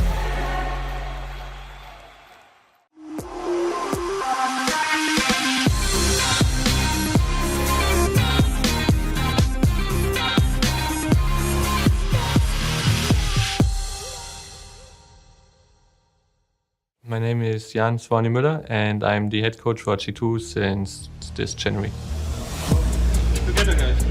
I became a head coach basically through success, I would say, because we won Abu Dhabi and everything was going really well. It was more of like, okay, everything is working, super smooth, let's give him a try. Swanny has been around longer than me in G2, so he's familiar with everything. But before, he was just assistant coach and he was helping mainly with anti-strats back then. He didn't have too much impact when it actually comes to the game, improving things and so on. He was helping out the coach basically, which he was doing pretty good. He just kept learning from all the players and coaches that he has worked with, and I think he just kind of knows how to talk to players, he knows how to handle some things, he's very calm and he has a very good balance between being harsh and how to talk to players and so on. I think my biggest strength is that we have a great atmosphere. Everyone can talk to me like a friend. It's not like a work relationship where they come to me and are like, oh no, I have to listen to this guy again. I know, if you go to school and you are with a teacher, like this example, you don't like him. Most likely you're not gonna ask questions during the class, right? And if you go to a teacher you're like, can you tell me more about this and about that? And I feel like once you're at this point in the relationship, it gets so much easier, even with people like Ilya who are young, who need to learn more about the game. They need somebody that they like, that they trust. And for me, that's the most important, to build a good relationship and not be like a guy who is just strict and saying we do this, we do that, because for me this doesn't work. Swanny is very open to listening to everyone and balancing things out. He always comes up with what's the best for the team. The past coaches were very pushing their way always, which is fine, but I think the balance should be there. I think I would describe my coaching style as pretty much freedom. For example, Ilya has freedoms, he has a spawn, he can say, okay, I do this move. Nico has a good spawn, he can say, okay, I do this move. I don't want them to feel robotic, because if you are robotic and you only read your papers, your notes, it will not help anyone. You have to adjust during the game. So I'm never going to limit the guys and say, okay, you can only do this, this and that. He definitely gives freedom to the players, maybe sometimes in too much. He has a good balance between freedom and when actually things are not going right. I think the biggest challenge for me now in my situation, I think will be when things go wrong. Because if you win, everything is good, right? But if you lose a few games, this will be the biggest challenge to get the guys back to what we had before. I definitely think that coach should not be like a cheerleader. Coach should be more impactful. He should be the one who has the bigger picture always, because he's behind. Sometimes the players are too focused on what's in front of them, and we don't see what's happening on the map completely. I think coach is the one who should be able to see what's going wrong. Qualities to be a good coach is definitely being passionate, and not only about the game, but about your players. You have to understand the needs of every player, because everyone is different. Knowing when to take a timeout, when to talk, how to talk, even if it's going bad. I think it's important to not point out negatives. When he sees something obvious, or sometimes he just reminds us of what we talked about, and if you're not doing those things, he's just going to take a timeout and say, guys, we know it's going to work, this is what we need to do. The players behind you, they will feel it. If you are nervous, if you feel the pressure, it will turn to them, and you don't want to do this. You want to stay calm, you want to stay in the moment and just be there for the players.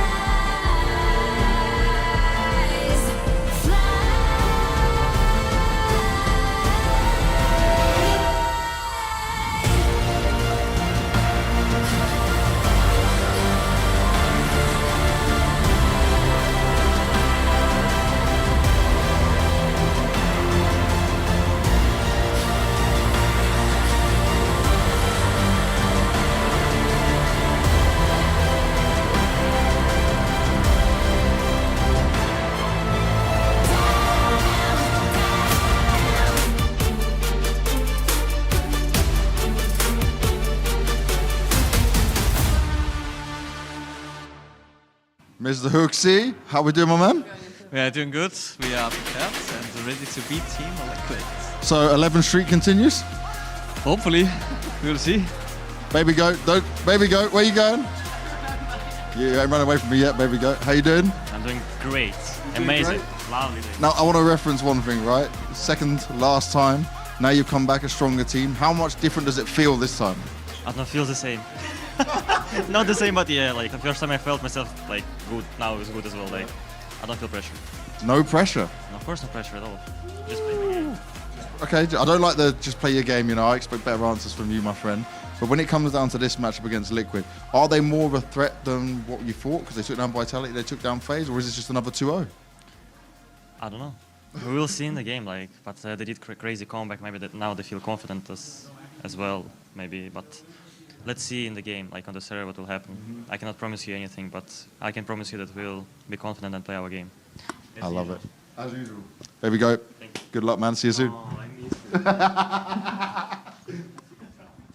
Yeah, I don't necessarily think that realer words could be spoken from the side of G2. Hello, Katowice, and welcome back. We're going to be jumping into this next semifinal. Team Liquid, G2 Esports, and Yanko and Maniac on the case. My goodness, could we have picked two that could have been any better for this? Two bigger fanboys. Yes. Maybe if it was G2 Vitality. Yeah, I mean, I can put on the jersey of Liquid fanboy if you want, just for the narrative. I can try to do my best, although they broke my heart yesterday. But to get to the semifinal, you need to play T-side as well, maybe. That also is true. Maybe another tournament for Vitality. Yeah, you know, there was a whole thing that happened yesterday. You know, we're going to get into that. Don't you worry. There's plenty of Liquid talking points. But for the time being, I'm thinking G2 is where we start, Yanko. Why are we looking at G2? Why are we singing the praises? What are they doing right? Everything at the moment. They're doing everything right. I mean, from the standpoint of team play, individuals are popping off. Their attitude on their server is great. Whew. They are, you know, sharing third place with FaZe for the biggest MAC win streak in the history of Counter-Strike. This is just over the past 2 months. I mean, what we saw in Abu Dhabi was so circumstantial in what happened, but I think it triggered something in G2. They realized how strong of a team they can be if everybody's coming together and everyone is giving that 10% extra. And we have a couple of players we'll of course touch on here in Katowice who are delivering some of the highest form of Counter-Strike we've seen, and this is why they've been unstoppable, Trace, literally unstoppable. We're talking about making all the pieces fit right when they need to fit at the right timings with the right tools and having all of this equipment put there, and I'm pretty sure you guys have put together a nice little presentation for us over there. Yeah, absolutely, Trace. So here's what I'm going to do. Are we moving out? Go ahead. There you go. I got this. Sweat not, my friends. See, this would be the point where I can say anything I want to about them right now because they don't have microphones on. But I won't do that because good friends don't do that to other good friends. Yanko, please.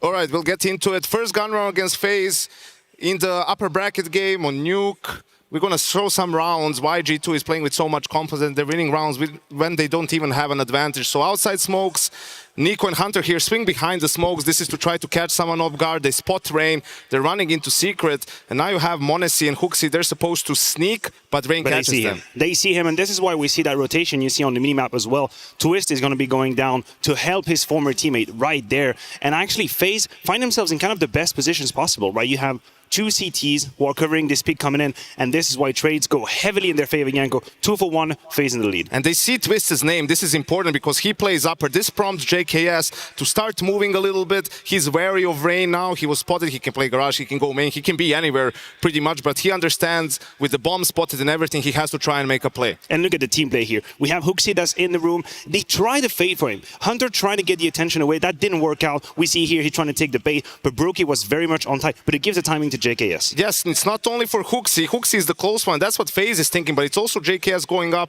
And here it's important. Why is Rain on ramp? Because JKS is the lobby player. They're thinking he's going to come ramp to try to split the lower bomb side. JKS switched it up in this round, and Kerrigan is totally unsuspecting of this play from JKS. And this is just purely superb out of JKS here. He knows he's got information. Hunter is blowing the smoke just to get the attention out of Vent. JKS is just scanning for information while we see the intention from that player straight on. And JKS is not too quick to buy his time. He hears Rain behind, and that's a quick double kill. You turn around like this, 2v2 advantage G2. Absolutely. Look at the time as well. Like they're planting with 7 seconds left. So the composure, the patience from G2 being down in a 2v4 situation, 2-0 to FaZe, right? We know how FaZe can get when they get hot. They close it out here, JKS with another kill, and he's also been playing lights out for G2 in this tournament. He's been absolutely incredible. This is what confidence looks like, Janko. 2v4, but you still stay in control, and you make it smooth in this round, just as I will try to smooth my way back to you, Trace, without falling on my cable. Exactly. Yeah, don't worry, guys. This time it's going to be significantly different. You can make your way back over here in sort of a,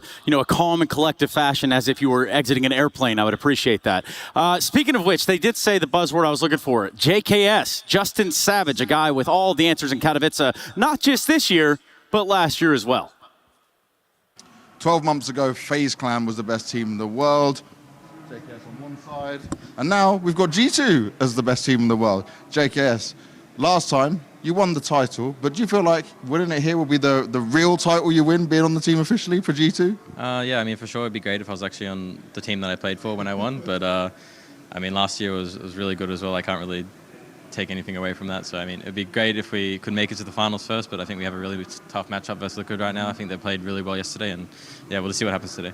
Okay, talk to me about a tough matchup, because you guys have 2-0'd all of your opponents for like the last 8 weeks, right? The last time was a 2-1 that we felt like months ago. So why is it that you guys are so dominant right now, and why are you not thinking that it's just going to be the same against Liquid?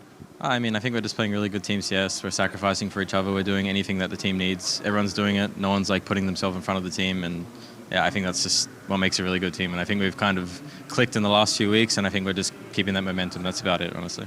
And it is dominant momentum coming out from you guys. And you right now looking like the superstar, but it seems like anyone on this team could be the superstar. Even Hooksy at times has his games. What has enabled that, mate? You've told me about yourself, but what has enabled the whole team to be in this situation? I mean, I think a lot of it's Rasmus as well. I think he's calling really well. He's putting everyone like in good spots, and everyone is comfortable with how they're playing right now. And I think when that happens, I mean, anyone can shine. And yeah, I think it's just about everyone on the team hitting the same level together and having the same chemistry. I love those words as well. Thank you very much, JKS. G2 going up against Liquid. Let's see what happens. Let's bring the hype. Thank you, mate. Oh man, I think everybody's just out on the concourse right now, and that does make the most sense to me. You got to get your lickies and chewies, your refreshments for this next series.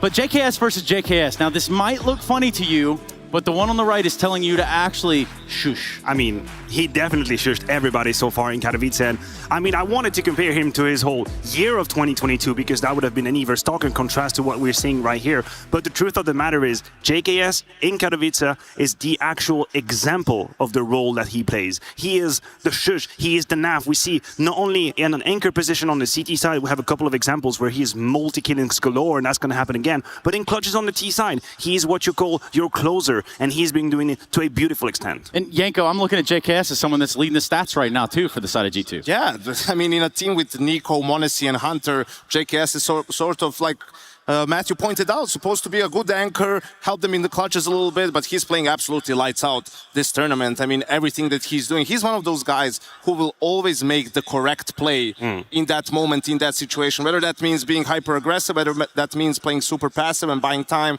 for your team, JKS is going to deliver.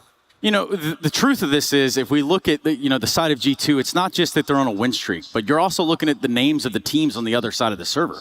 We're looking at the FaZes, the Navis, even Liquid falls under that same victim category. What gets them to that point, and why is it the maps?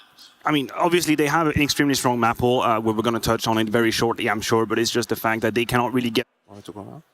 And then when they ever play these like clutches, as we pointed out, it was just very, very convincing, very easy. So they're kind of high rolling on this confidence run. And then they also have Hooksy at the helm. Yeah, Hooksy, the Giga Chad, the Giga Lad. What do you got going on over there? You thinking about drawing us another picture? Just go. I help you. Hey, we'll hold the right button. It's fine. I'll go jump. No, it's the wrong one. I'll send you. Nope, that is what you've done it again. You guys are nailing it. Here, let's put up there. Perfect. This is great. Yeah, it's not too bad. And now. Janko. It's magic tricks.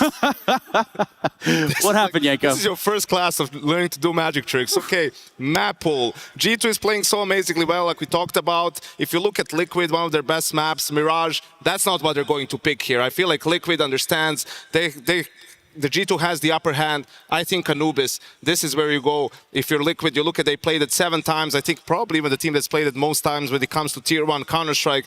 And G2 has played it 2 times, won both times, but you know, you're trying to find a weakness for them. That's where we're going to take it. Liquid 7 map pool is not going to matter here. They're going to veto out Nuke because you see the win percentage for G2 all the way up. This is Inferno as well, and this is Mirage. So that's why they're not going for Mirage in this sort of a scenario. If anything, for Liquid, I think we get Inferno from G2, the picks are set, and then for the decider, Vertigo, Ancient.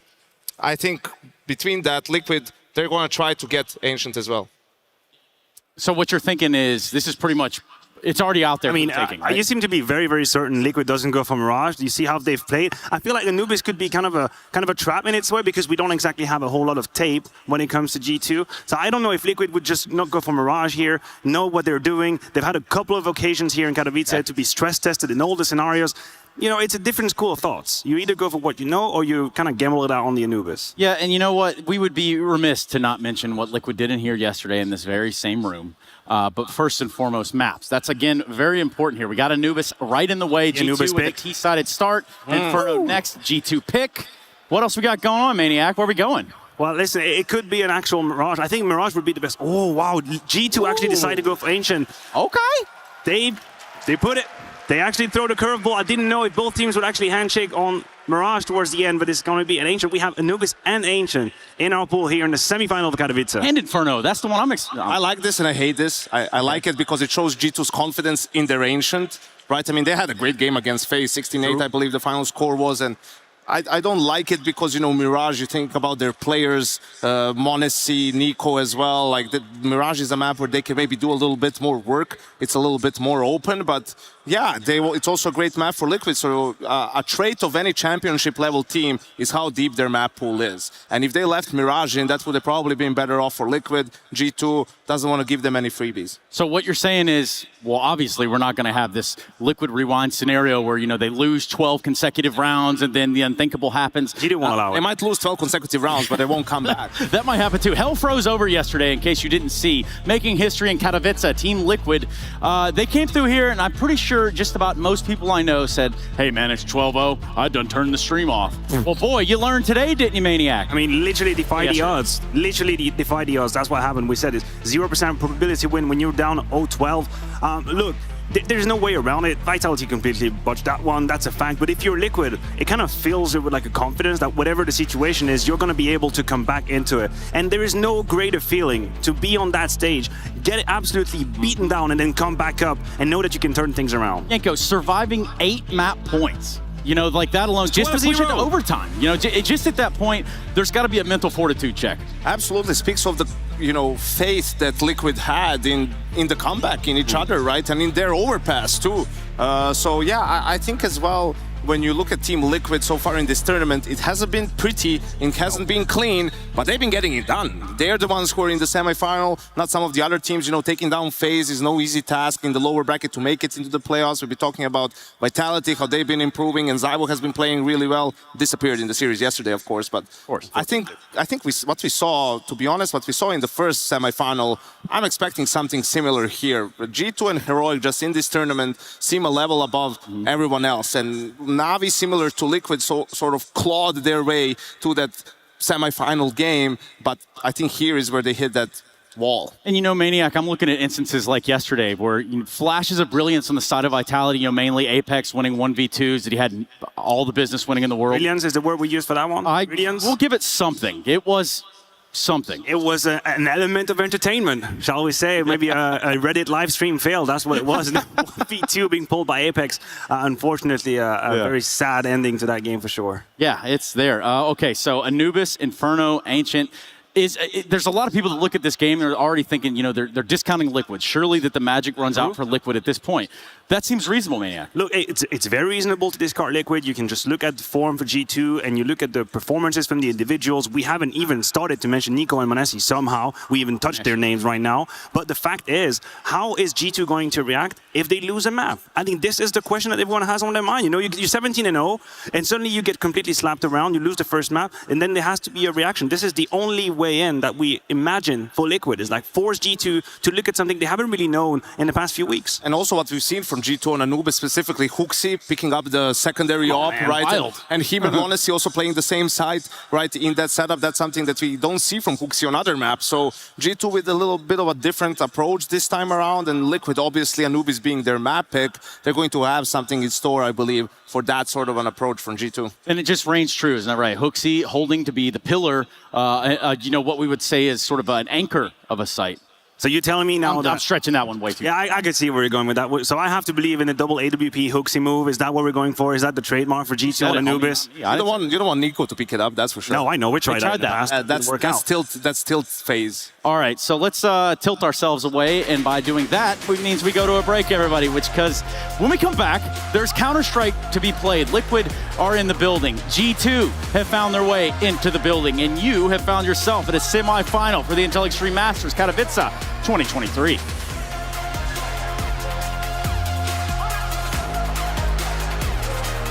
Hi, this is Anubis Callouts. I'm joined with a very fresh-faced greyhound. Hi everyone, I'm joined by Fnatic. I got Roy and Mezzy. We are ready to learn some Anubis callouts. What we do is we bring up a little photo for you guys to look at, and I just want to know, you know, what do you call this position on Anubis? We call this camera.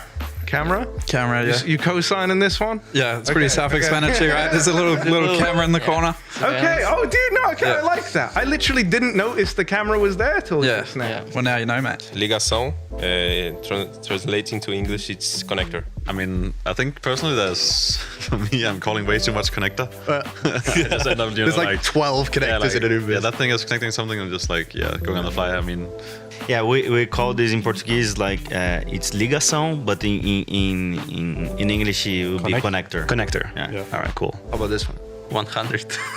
This one we called Sotka. It means center and most important point on the map. Sotka. It's easy because it's the short one. This one? Very complex. Yeah, this is T-stairs. Oh, easy, like thank God. Yeah. So, yeah. This is good. Okay. Stairs.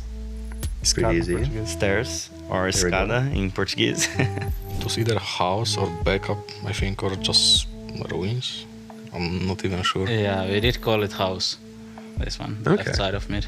This one is MF. We call it MEF in Portuguese. It's like an out mid. In there is an out mid. Yeah. Glass. Glass? Yeah. Because of the glass? Yeah, the glass windows above, which could also be camera like across, but got to separate from the two. So. All right. I say hell. This has got hell. Because heaven's over there. Yeah. I kind of, if you've got a heaven. But wouldn't hell be directly underneath heaven? Yes, but the way that, but then directly below heaven is default or like. Yeah, it's fair. It can also be lower or something. Because the right side, I'm pretty sure the right side is like, I have heard like people call it heaven. And that's pretty nice. Naf. Yeah, because it's fast. Hampus, yeah. It's just fast association. So for us, it's just Hampus, but it could be any player. The same logic we used when we called some rounds. We called it, for example, FaZe, but FaZe never played this round. It's just for fun. It doesn't matter. Thanks for watching, and be sure to watch the next one as well.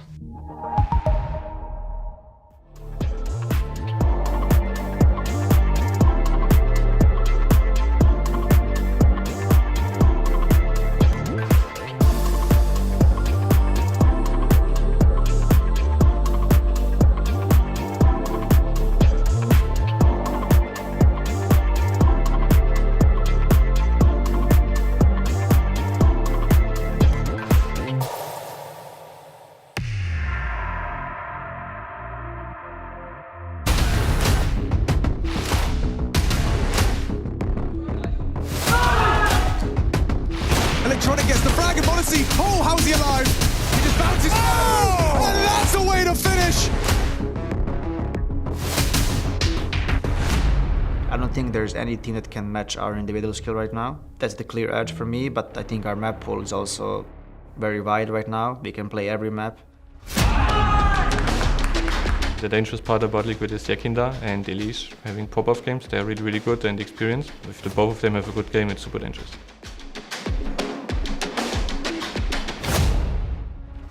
Going up G2, I mean, they're definitely going to be like a different level compared to the other teams because they've just been so dominant since they started this tournament and started the year in general. But we've already beat a really good team since we started this tournament, and we're looking forward to take them down as well.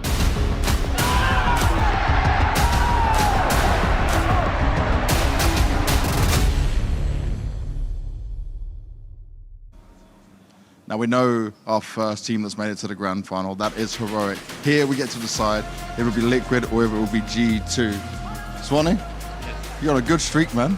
Feel good? Yes, I want to continue that streak for sure and make it to the grand finals. I like it, I like it. Nico, been here many times before, mate. A grand final once again is something people feel like you guys got under the belt. Do you feel like it's different this time? Do you feel any change? I don't want to rush things. Map by map, I think we have a good chance of making it to the final, but I think many things are down to us, so just happy to be back here and very excited to get back on this beautiful stage. I like it, I like it. Now, baby goat, you showed me that picture on your Instagram. You showed me that picture on your Instagram, right? I'm looking at that trophy. How badly do you want that? How badly do you want to achieve this? We'll fight till the end. Fight to the end. I like the fighting words. Hooksy, not too long ago, people were saying you shouldn't have been on the team, and now look at you, everyone's praising you. How does that feel? Oh, it feels pretty good. Feels pretty good? Yeah. He's just smiling, just laughing, just happy with it all. Mr. OC, you've been having one hell of a tournament so far. You guys keep doing what other people don't think you can do. What's your feeling now when you're stood on these stairs ready to go up again, one game away from the grand final? Yeah, I think everyone's feeling super confident. Obviously, we've been showing a lot better form this tournament, so yeah, I think coming into this match, it's the same thing. Just make sure that we're all working together, and yeah, it should be a really good match. I like it, I like it. Mr. Elige, you've been on this stage many times. You've seen how it all goes down. What does feel different about this Liquid? I remember when you told me last time, right, that this feels like the team that won the Grand Slam again. I think it's just all of our confidence is just really high, and you know, we had a shaky start to the year, but all of the victories that we've had so far this tournament is just like building it like higher and higher.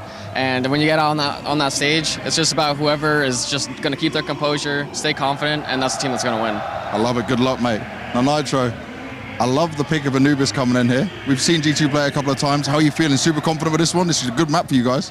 Yeah, I think we're the most tenured team on Anubis right now, so I think we have a lot more protocols now. That's with more map experience. We played 7 times total, and they've only played twice, so it's going to come down to a lot of experience, and how well we've been doing at practice and all that stuff is going to take a big toll, so we're super excited to play.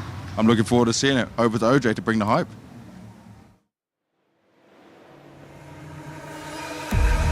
Alrighty then, Katowice, the doors open again, and it's time for our second semi-final. On a day where we have seen Heroic take their place in the grand final with one of the great displays of Counter-Strike. Now, we know if you're a boxer, you want to win in the Madison Square Garden.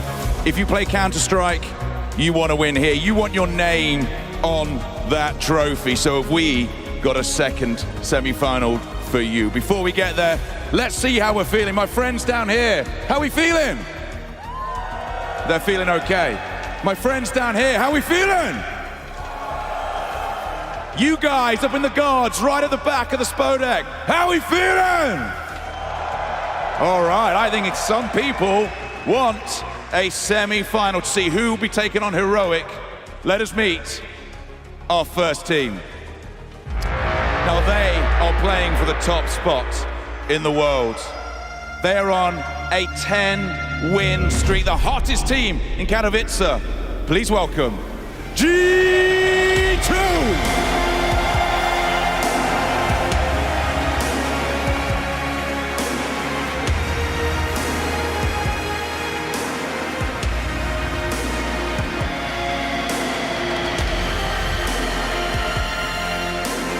They have looked formidable the entire time they've been in Poland, but they need to take on a team, by all rights, shouldn't have made it this far. Let us meet your second team. They played yesterday, and they won 2-1. Maybe shouldn't have gone that far, but one thing we now know about this squad is they are never beaten. Please welcome Team Liquid!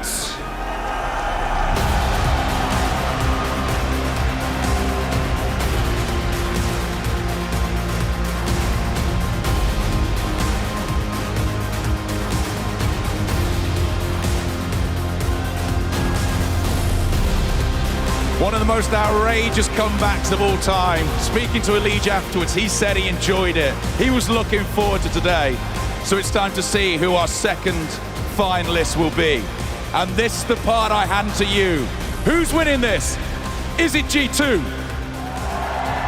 Okay. Is it Liquid? Oh, I need louder. Is it G2? Is it Liquid? Katowice, let's get it on!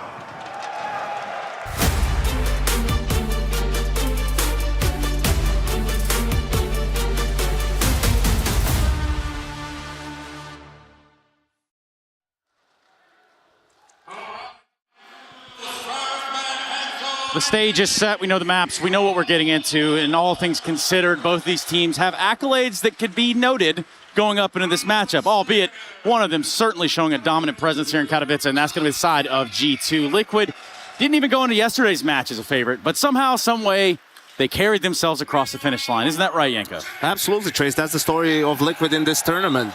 Never out of the fight. The one series they lost was to Navi, had to make it through the lower bracket, arguably in a tougher opponent in FaZe Clan, the defending champions. They're the ones who knocked them out, denied them a chance of securing the Grand Slam here. And yesterday, a grueling series against Vitality, that historic comeback that we've seen. And now, the tallest task lies ahead. Yes, it's a story of grabbing the opportunity that your opponent lets you have. That's what happened for Liquid. It was the case for FaZe. FaZe had everything they needed to close the Mirage game, that third map that could have sent them to the playoff. They didn't, and Liquid squeezed that one. Same with Vitality, 12-0. We talked about it. It could have been a 2-0. They didn't. They let go of the lead, and then Liquid jumped on the occasion. That's what they do. It hasn't been easy. Yanko said it. It's been sweaty, tears and blood. But if you let the foot off the gas pedal, you know they're here. Yeah, you know, I'm looking at Elige from yesterday as sort of one of the heroes of that matchup to have made that happen. But we've been singing a NAF praise for the entirety of this event. I don't think that changes today. Absolutely. He's been leading the way for Liquid in this tournament. Actually, OC is the second highest rated player for them. You have to go down the line for Elige and Yikinder to show up on that list. And NAF is like 15th and OC is 30th highest ranked. G2 has 3 players in the top 10. I know. Right? So it's hard to paint a picture, but I will paint you a picture, Trace, of how Liquid can win this series. I think what they need to do is they need to frustrate G2. They need to play patient, they need to play slow, they need to play in a frustrating way where G2 themselves maybe become impatient, right? Nico gets tired of waiting around and just holding an angle and just goes to seek a little bit of information, and that's you wait for him, you kill him and you pounce, right? Like I think just pound for pound, and you look how these teams have been playing. G2 is the favorite, even if they had to play overpass, I would say they're the favorite, but maybe do that, try to frustrate them early on, play it, make them play your own game. Do you feel like this is how Liquid win? That's my problem. Because I agree with you on paper. I just don't think this is the weapon that Liquid usually use. I don't think that's how they get to people. I think they pick up the pace when they feel like there is an opportunity. I think that a guy like NAF, for example, thrive in the chaos. When situation is completely out of control, we had a bunch of examples yesterday against Vitality on Mirage.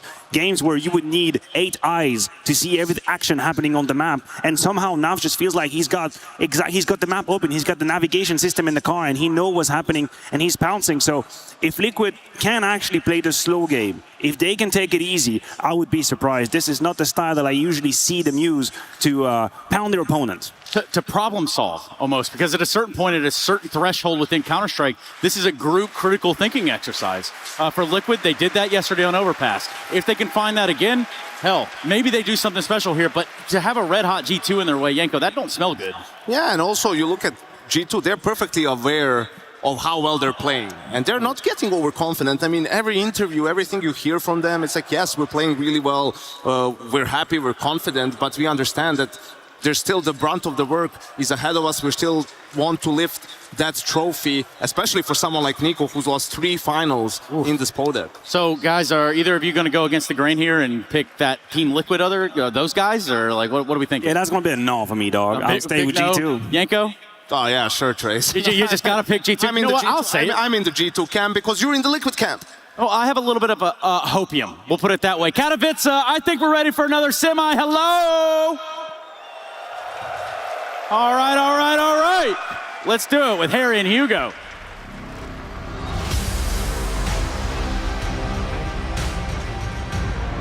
Team Liquid After yesterday's performance, that comeback versus Vitality, they wrote their name in the history books, but off in the distance, there was this perfect storm of G2 brewing, and it's here now in the semi-final. Yeah, you can feel the atmosphere changing every second as we get ready to get into map 1 of this series. A semi with a final or opposition already awaiting in Heroic.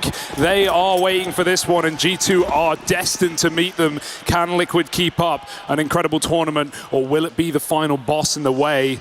A B play for G2, and everyone's here. Oh, and already, that's the opener that Nico wanted. Him and JKS side by side to get in. Yakinda out of ammo and traded. Hooksy gets the better of him. Now it all falls to Nitro. He's got 2 guns, 2 opponents still to find. But it's Nico and Hooksy on the other side, and they're playing this one together. Yeah, an unlikely brotherhood, but what an amalgamation that these two have put together in the last few weeks and the last couple of months for G2. Quite the winning streak.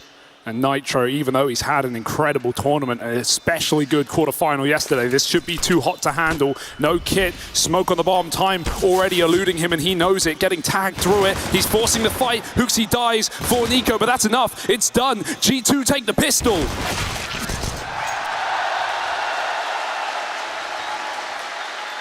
Big moves made from Nico to open this one up. It was him with that double opener, and then the one to close it as well. That's going to bode well for G2. Yeah, let's talk about the form they have coming into this game. Obviously, having not played in the Spodek yet, coming straight through to the semi-finals after an impressive group stage, and boy, was it impressive. It's been impressive ever since the end of last year. Back in Abu Dhabi, winning on a hot streak, 10 best of 3s in a row, a single map dropped in the midst of those matches. G2 in form we've never seen before, and almost a certainty to take the trophy here in the Spodek. All eyes are on them. And that pressure, will it build G2 up, or will they crumble under it? Not Nico's first time to dance. He's got the AK, the 1 AK in this round. G2 brought up, pushing into middle, and Liquid are forced on the other side, ready to receive. It's only a Liege. Yeah, he's in a bit of a tricky spot, so gonna back up. Gives a bit of room to G2 over here in middle. OC is peeling on over. And Naf, hello, even getting aggressive over towards B. Liquid have started to piece together what's meant to be happening in this round, and so they're moving everyone over, getting in the right spot. This wraparound finds success. Wow. They will knock out OC, and they even find Nitro pushed up in main with Naf out of the round. It's just Yakinda, and that one comes up short. Monacy, it's his turn for the triple kill. Hey, he just won Rookie of the Year minutes ago down on this very stage, and it was at Katowice last year in 22, his first LAN, his debut on a stage as well, and boy did he kick up a storm. He caused a ruckus, Harry. What a debut for this guy, and now back where it all began. He's hunting for the trophy that he was so close to last year that just eluded him. And even one of those trophy winners on his side this time in JKS.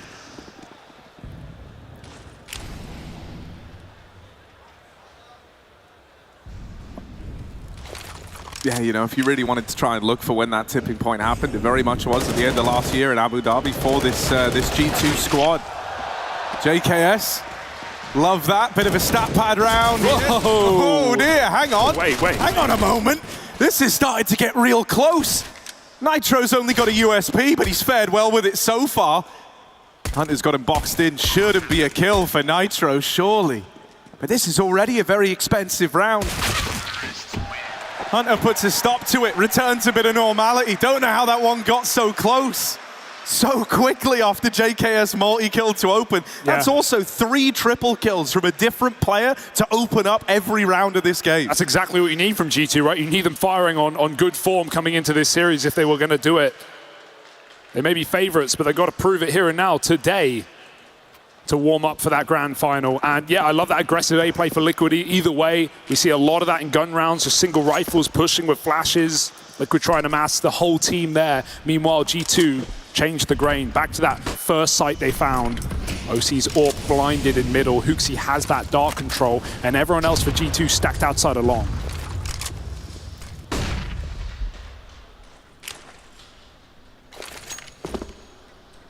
Going to keep it pretty cut and dry. Util raining in, streams over the top of the site, but it's Yakindar and Naf to open up. Now, they are already out. Expecting a little more respect here with Nafly, but he's still good for another. He's done his job in this round. Wow. And now just Monacy low on health. And a 1v3 to find. These smokes are about to fade, and there's a lot more angles open now. You won't find many rounds. We can count Monacy out, but this will be one of them. OC taps him with a pistol. This time, the local, he can believe it. It was correct. And he'll put Liquid on the board with their first round here on the CT side. This map's still pretty undecided in, T to CT. We see a lot of teams picking into T sides to begin, being very comfortable. G2 are one of them right here, right now. It's Liquid's map choice. G2 chose to start on the offensive. Even had some of that coming in yesterday with Outsiders on Inferno. They lived to regret it. But I don't expect that same case for G2. Armed and dangerous again, but still with 2 MAC-10s, it's not perfect. And that late nade is for Liquid. Nico eats lead. Bit of shrapnel. A setup in A main with the AWP.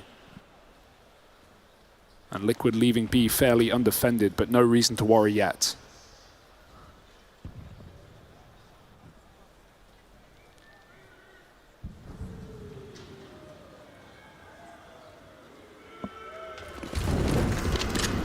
Very measured to open this one up. Util starts to come out over in mid. We're going to have this clash of AWPers, and OC wins out that head-to-head versus Monacy. Nitro there, helping out every step of the way, and this mid-wrap is contained. OC keeps them boxed in. Behind the pillar, JKS has whittled down that AWP with the nade as well, so OC's living on borrowed time here. 50 seconds left. Hunter and JKS aren't in this one together, but they can try and split this A site right now. Hunter will find his successes onto Naf. Not going to open up a route to the rotate, though. JKS has that bomb, and he doesn't want to risk going back right now. They don't know if this canals area is clear. Yakinda not flanking is such a nice play here. He's still going to have audio towards B, and he might even catch Hunter in transition. This is an angle that Hunter should not be checking so late in the round, but Yakinda turns at the worst possible time. Nothing to send him that way, and Hunter will shoot him in the back of the head. The B site is gone. Elite cannot stop the bomb. It will get down just in time. Couple of seconds, the difference.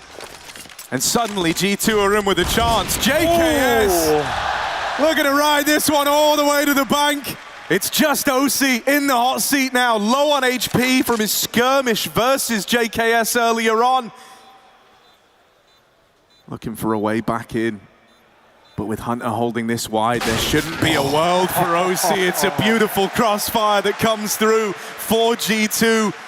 And it's fitting that JKS, someone with a chance to win Katowice back-to-back under 2 different organizations. He shows up in that moment there, really, helping steal this one away. Yeah, the first time that would be done by any individual as well. Of course, we had Fnatic with back-to-back 2015, 2016, but under the same organization with the same roster. This would be quite a tale for the Australian from an underrepresented region and country in its own right. What an awkward turnaround for Yakinda in that round as well. The paranoia, paramount to get G2 back in it with 10 seconds remaining. 4-1 on the T side. It's a damn good start. Elite with a mid smoke, but he fires right through. Looked like a bit of a gap. Hunter tried to abuse it. And that's an opener for Liquid that goes untraded. No response yet from G2. They grab the gun, they regroup.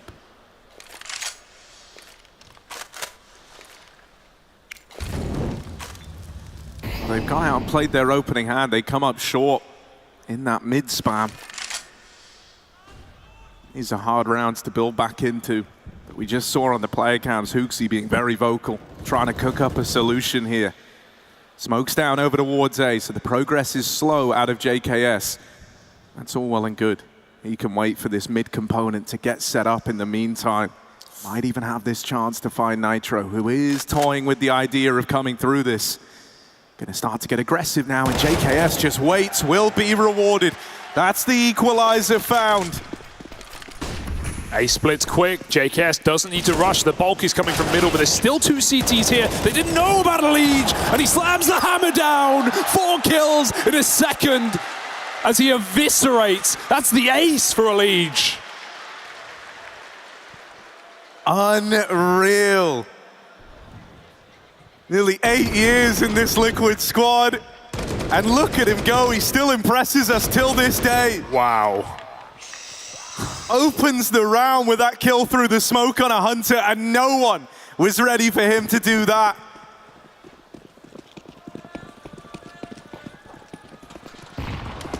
Good sign of things with the Liege getting switched on. It was him on Overpass who was the kind of, early foundations getting built of that comeback. It was the later activation of the rest of the gang inspired by Liege's performances. Lucy boxed in, trapped in a corner, but he's cooked up a way to deal with him. Oh, the nade will fall a little short.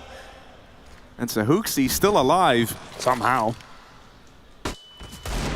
Deeks into B. Nico needs that opener. Hunter will fall first, and Nikit is playing the pillar. He's dancing, pole dancing right now until JKS finds that trade. There's a lot of room garnered by this utility. G2 might be able to even get a plant, but Liquid have the numbers, they have the kits, they have the nades.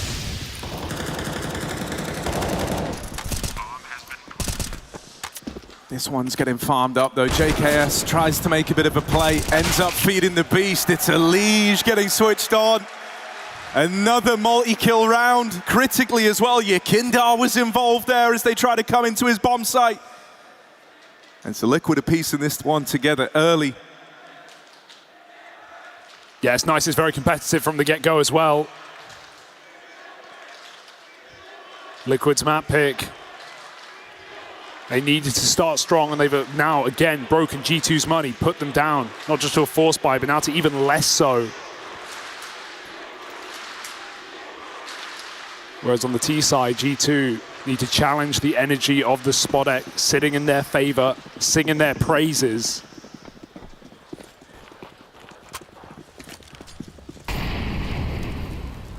The continental advantage, at least for now. But it didn't help Vitality.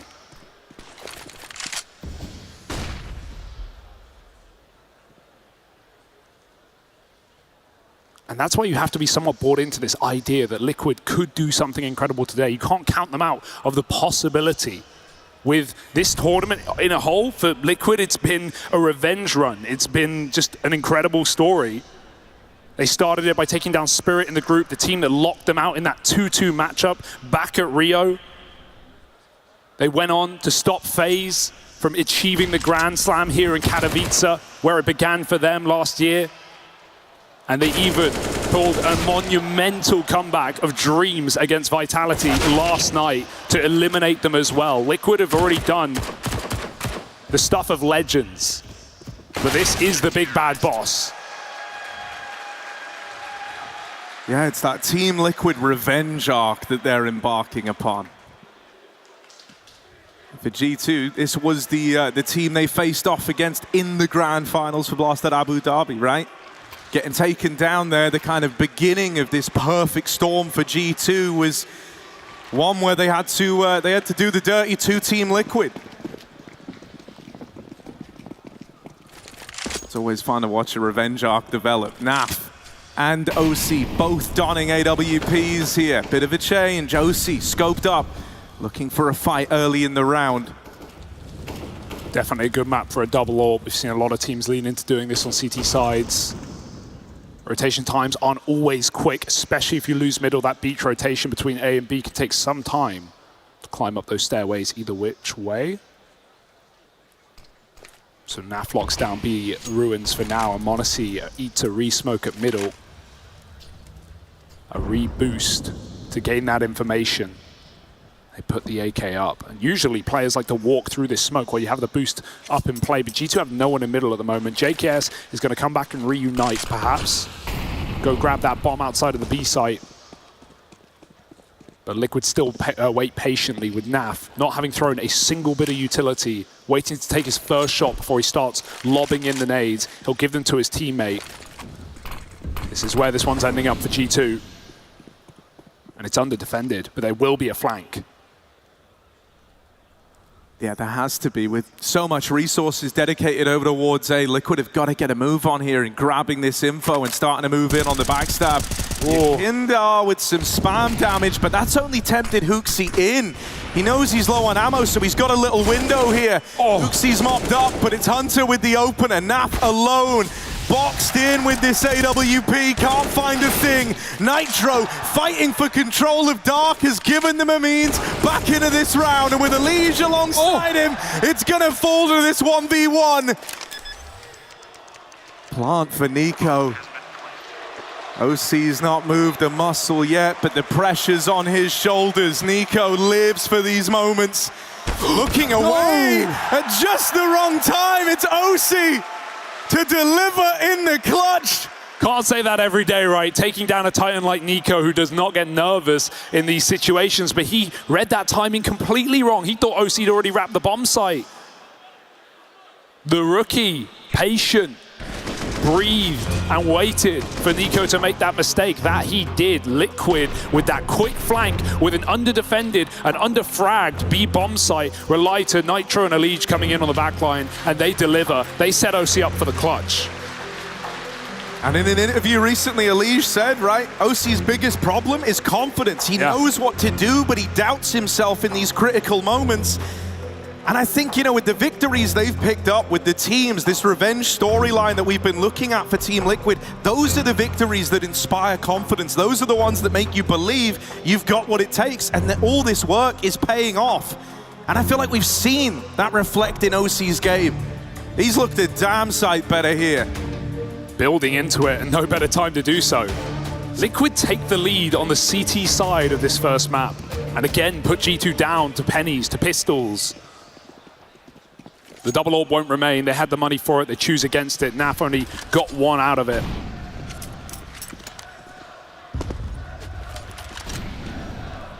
G2, do they have anything exciting? We keep seeing this double A main setup that is so potent to have an AWP here. And when m0NESY went for the peak earlier against OC with an AWP of his own, he lost out in the duel. Hooksy lining up an exec, perhaps, for this B site.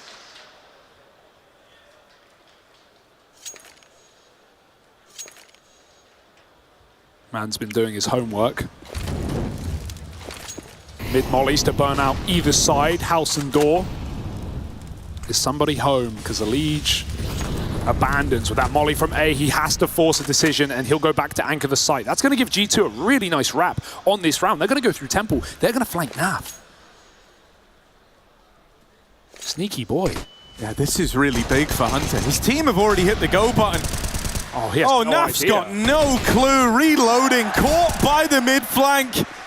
And Nitro's missed this timing on the push through canals. JKS now knows about him. And Liquid, they've slowed right down. If they're not given a reason to go for this one soon, they might just have to save. Their fates might already be decided. Elige is looking for that reason to believe, that little bit of hope, but he is deleted. Nitro can't get involved. They learned about him earlier on, and OC is running for the hills. This is a G2 round, and Nico's even there to rub salt in the wound. Ouch. That stings. Hunter the hero. I feel like that was a miscom for Liquid. Elige sees 3 Molotovs come through, 2 in middle and 1 in the connector. He knows they're trying to force him back out of middle, and it seems like Naf wasn't even aware of the possibility, the off chance that a player could be working behind that util. That definitely should have been a possibility communicated to Naf, because he just gets shot in the back on a reload. Lovely lurk for Hunter though, and he goes on to stop the retake in its tracks. And I love that, you know, it's ballsy to go through your own smoke that's down in mid to even facilitate that wrap. G2 keeping it, you know, kind of towing that line between simple and risky. Ooh, m0NESY with the opener, clashes with OC. The orbs meet and m0NESY comes out ahead this time around. Revenge for that earlier round over towards A. Nitro's retrieved the AWP through middle, rolling back the years.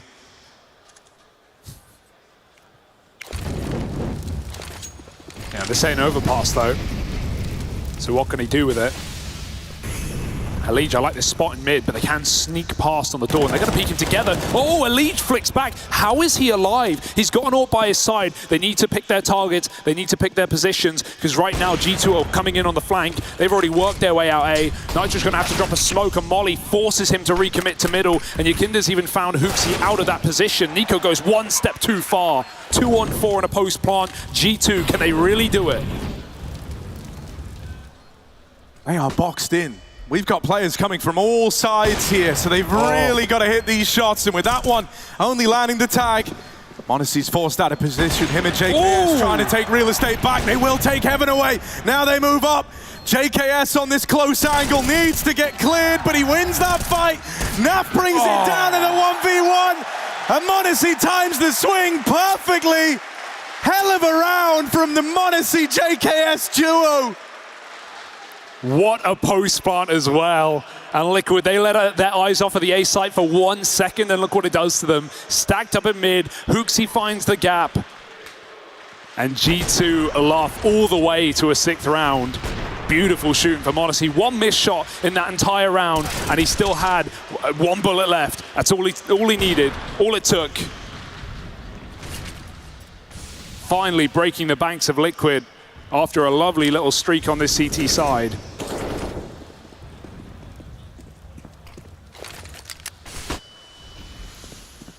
And look at the room afforded as a result. All of mid to themselves. Naf again, very aggressive. The 2 times he's flanked B, he's found a nice little gap for this mid play, but they will turn around, they will check it. Nico, not gonna let you get away with this. Easy clean up for G2 against the Pistols. No casualties yet, and none foreseen. Oops. Spoke a little too soon on that one there. But it should just be that one and done. OC floating around the heavens, caught on an awkward timing. And locked out of the round as they all have to sit back and watch Yakindar save. JKS denies it, won't even let him get out with the little victories, with the little win. Not today anyhow. Timeout called for Liquid. Chance for Daps to get involved.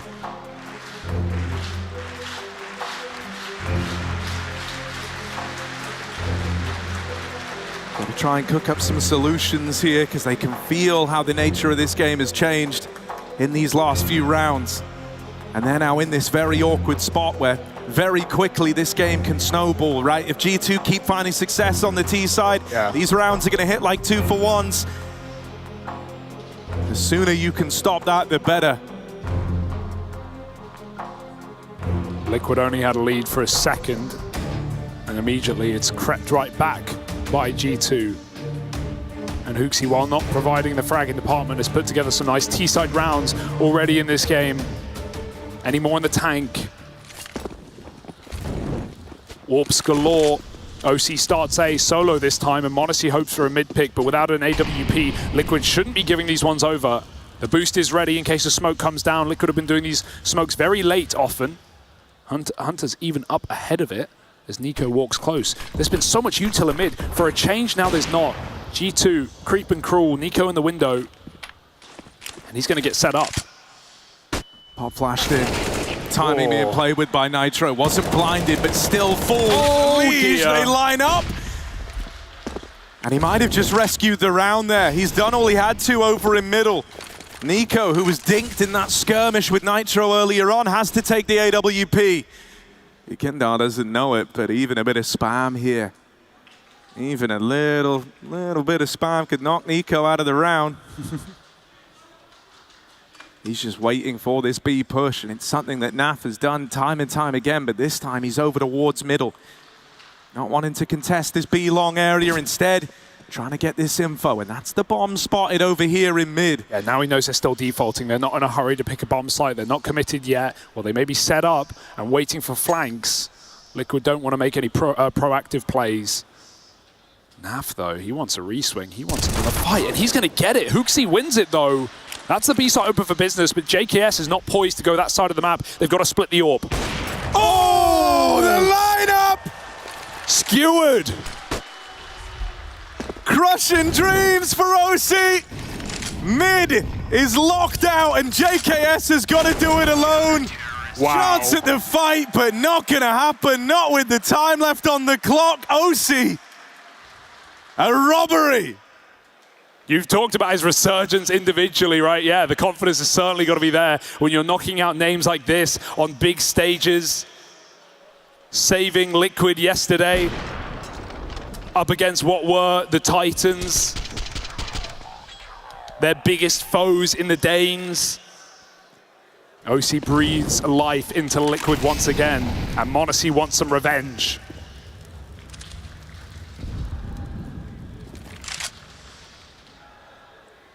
Mid defaults have been really solid though for G2, but this might be dry. Oh, it is, and OC loves that you don't flash him there. No way, he's not going back, surely. Surely he's not going back. Yeah, he's not, he's out of there. We'll concede this mid-fight. Oh. Kindar locked in a separate 1v1 of his own, but doesn't want to overstay the welcome here, out on this island over towards Long. Gets out after the fight. And now Liquid sit pretty in the 5-on-3. Thing that makes it so exciting is with OC, you know, being the second highest rated Liquid player right now, looking real lights out. We kind of enter uncharted territory in this guy's, you know, individual path on the big stages. It's always been the case that he's kind of crumbled under the pressure. And so the big question is, how good do they look when OC's switched online? How deep can we go, right? What more is in the tank? Elige gets a dink. m0NESY misses his chance, and it's going to be Hunter. Spam down to 7 as well. Elige putting pressure on middle. JKS got to hit this flick if Nitro swings. Is there even a flash? There's no need. Nitro taking him down and leaving Hunter to save, tail between his legs. And yeah, let's talk OC, because again, he's reared his head in a big way in this game. We talked about his previous couple of playoff matches on big stages, starting at Cologne. Lost to Movistar, second bottom of the board, an underwhelming event. Same thing happened against Heroic in Copenhagen, second bottom of the board, nothing spectacular. And the AWPA cannot afford to be that down low. Not in the current meta, but not today either. Oh dear, it won't be after time.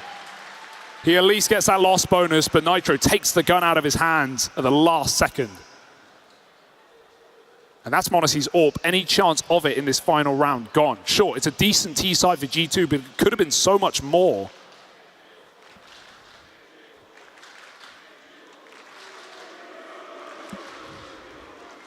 Well, we're neck and neck heading into round 15. The money's not there for G2, but they found success on buys like this before. Gonna have to channel that opener energy for Nico. Have him get involved early. He's taking this hero gun with him over towards main, where OC lies in wait. Aren't they trying to get involved over in mid? There is a bounty of util dropped here for Liquid. They've left it in middle. Interesting idea. You can grab that on the rotate if this comes down to a retake. OC just needs to hit this opening shot, and he will deliver. Looking like a whole different beast. Back on the angle. OC with another. Why stop there? 3 found from the NA AWPA. The bomb tumbles away. Nico's trying to play his hand, trying to get involved. The temptation to pick up the AWP is just too strong. Oh, looking away at the wrong time. It's left to Hunter on this mid-play, out on an island. He's getting sandwiched, and Team Liquid win out the first half.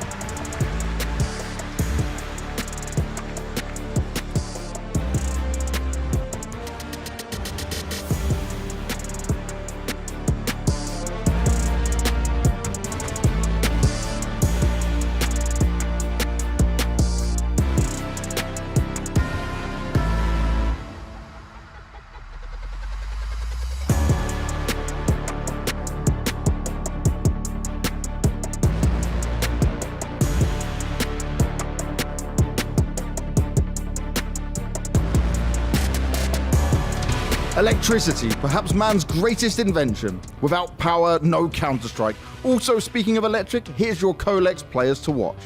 Nico is in his element and he is not alone. No longer solo on this journey, guiding players like Munity to become stars, supporting JKS with becoming more comfortable with a new lease of life, and watching it all come together for the Samurais, whose sword has not been the sharpest for a long time.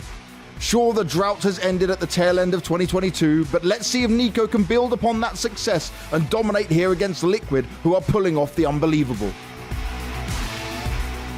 On Liquid, we have Yakinda. The Latvian is a player that can change the tide of any game and give his teammates the opportunity to thrive and find success. When Yakinda is feeling it, Liquid are feeling it, which should make Nico nervous. Yakinda is a wonder when it comes to finding gaps in opponents' play, ripping through them swift and nimble. With great power comes great responsibility. Let's hope our players to watch Counter-Strike senses are tingling.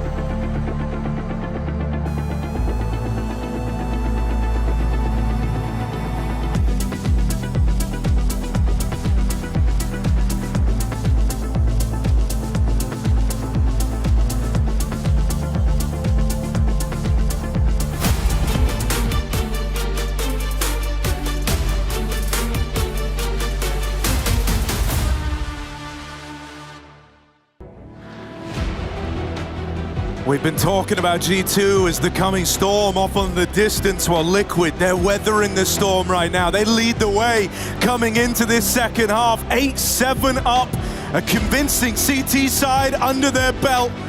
The NA hope, it burns bright to open up this semi-final series. And G2, they've got to wake up right now. They've got to show that star power, or Liquid will sweep them back under that rug. T-side now for Liquid on their map pick. Surely where they're comfortable, surely where they've got things slipped up their sleeve. Lots of util over that A site. There is no waiting around in this pistol. A smoke down for G2, but Liquid are going through. Honestly up close now, the only man between them and an A play. But they give him respect only for a moment. They're all through that smoke now. Nitro with the reply. Monacy does all he can in that position. Getting out with a double has left G2 in an even odds bout. But Elige taking matters into his own hands. Forces the issue. And now they're sat pretty. They're just fighting this every step of the way. Hunter's getting sent back in a mid. This is going to leave the pressure on Nico. Oh, he's deleted! Wow. And Elige follows up with another! The clouds part and the sun shines down on Liquid. A pistol on top of a winning half? G2. They're getting all they ordered and more. This revenge arc, this revenge story of Liquid running through this entire tournament is keeping up. G2 are meant to be the ones to stop it, but right now it's slipping through their fingers. A force buy, a desperate call. One that will dig shallow graves for G2 if it doesn't work their way.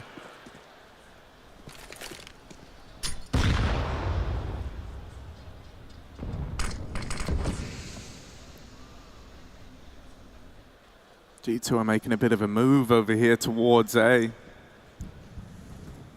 Right, they've got a lot of bodies over towards this side of the map, so eventually they've got to do something with them. This is a nade, not a flash.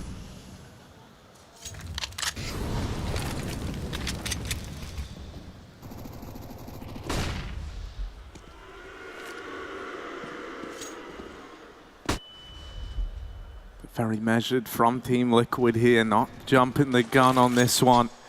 They don't want to let this round get away from them. Yakindar looking to be that first point of contact. Spotted over towards Dark. He still doesn't know about this second man just yet. Nico flushed out of mid. The molly doesn't quite finish him off, but it does displace him. Makes holding mid that much harder. Liquid started to develop a bit of a foothold here on the map. 40 seconds left. Eventually, they are going to have to make a move. Yeah, this is getting really, really late. This is running out of time. Liquid don't have a lot of map control. They haven't even cleared Dark, but the kills are coming to them. Hooksy holds off. He sees Hunter fall. He needs taps, and he lands one. Not able to finish off a leech. The aggression on the flank will work. They're still going to make it into B, though. JKS trying to clear that angle with util of his own, and Nico, he's been burnt, he's been shot, you've poked the bear. Will he growl back? 3 health, 14 on JKS. It's up to the kid. Honestly moving in, so much weighted on this first fight with Yakindar, and he will win that out. Maybe that spurs them on to give this one a go. Rest of the gang were kind of moving away, but now they're interested. Monacy's given them that reason to believe, and he's going to take it one step further. Belief is a fine thing, and with OC dead, Nico swinging out. Monacy kickstarts that round, and Nico is there to finish it off. What a force buy for G2, but Elige definitely overfaces that one. His teammates probably feeling the pressure, calling for help in the site, but if Elige never faces that time, that clock, it would have let G2 down with no kit. What a round from Monacy nonetheless. Hit every kill he had to. But that's a fumbled bag for Liquid. The cash spills out, and G2 win a force. Trying to bring the hype. It was here on this stage he made his name last year. Showed us what he could truly do as such a young player, such an unproven talent. His rating for this Katowice is even better than that of his debut. And that's so far, because there's more in the cannon for G2. There's more for Monacy, even if it's only another map. G2 want to make it a whole nother series, a whole nother grand final.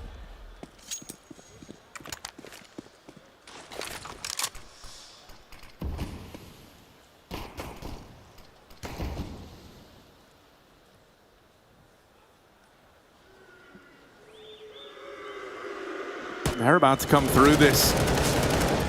This is nice and easy for Nico, just a chance to pad the stats, really. It's only Glocks to worry about. There's this one Deagle on Elige, but it's already wounded. And so G2 are looking to make this a tie game. Now, the cleaner they can keep this round, the better.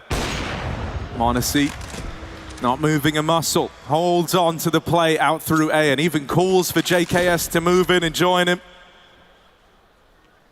Not a way back into this one for Liquid. That Deagle retreat. Oh! Nitro, that's clean. All right then, the captain's trying to give them a reason. A way in to this round, but JKS stands the test of time.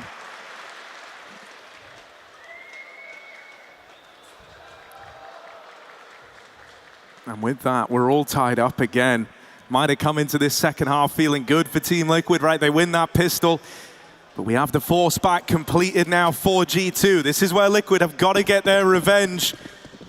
It's a bonus round attempt for the G2 squad. This is the best shot Liquid are going to have.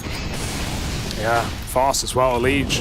In the start of the show for Liquid, he's going to lead it in the front line fast through that Molotov. There's 2 in the way, though. And look who he's meeting, Nico, who needs to get activated now, if not never, but he is a late game player. Elige waits patiently, but he has 2 angles to consider and really does now as they start to aggress up through A main. Nico goes through that smoke and chases the kill down below. That's only going to reinforce the B setup. Hooksy's on a rotation in, and Liquid are about to announce. Yeah, only 2 strong here on the hold, but with Hooksy finding success and slowing this down, the util is perfect. Nitro finally finds a bit of safety, a little corner inside of this site to hide out in.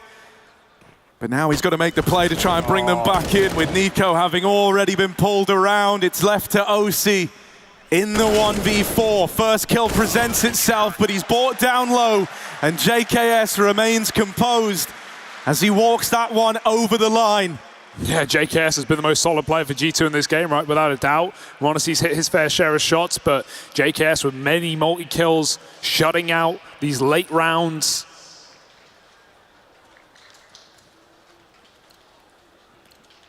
No stranger to the spot egg. And more pistols for Liquid. It's going to get worse before it gets better.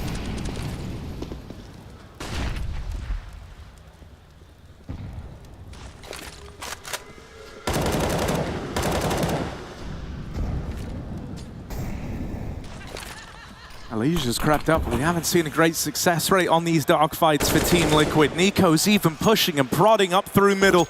It's scary that, you know, this is the second time he's done that now. He's feeling a great deal of confidence that he can just kind of get involved on a whim in these mid-fights. That's something Liquid might have to address. It's left them a man down. Now Hooksie's dug that hole even deeper with a smoke in main. They break these two fights apart. They leave themselves a separate series of engagements, and now it's just Nitro left. A clean round looking to come through the pipeline for G2. Nico looking a lot more confident, even dropping on flank to get these ecos, making sure that nothing can possibly go wrong. And Nitro delaying the inevitable, but the flank will make it so, if not Nico. And there it is. 11 rounds now to the side of G2. 5 alive as they build bank on the defense. And a timeout as well called for Team Liquid to get ahead of this. For G2 on the other side, we're going to hear from Swanee. An interesting talking point. It was nice to hear this guy chat on HLTV Confirmed about his role inside of the team. New to the coach, at least to the main coaching role, joined G2 all the way back in 2019 as an analyst. Rose through the ranks, now sits and stands right behind this star-studded roster. As of only this year as well.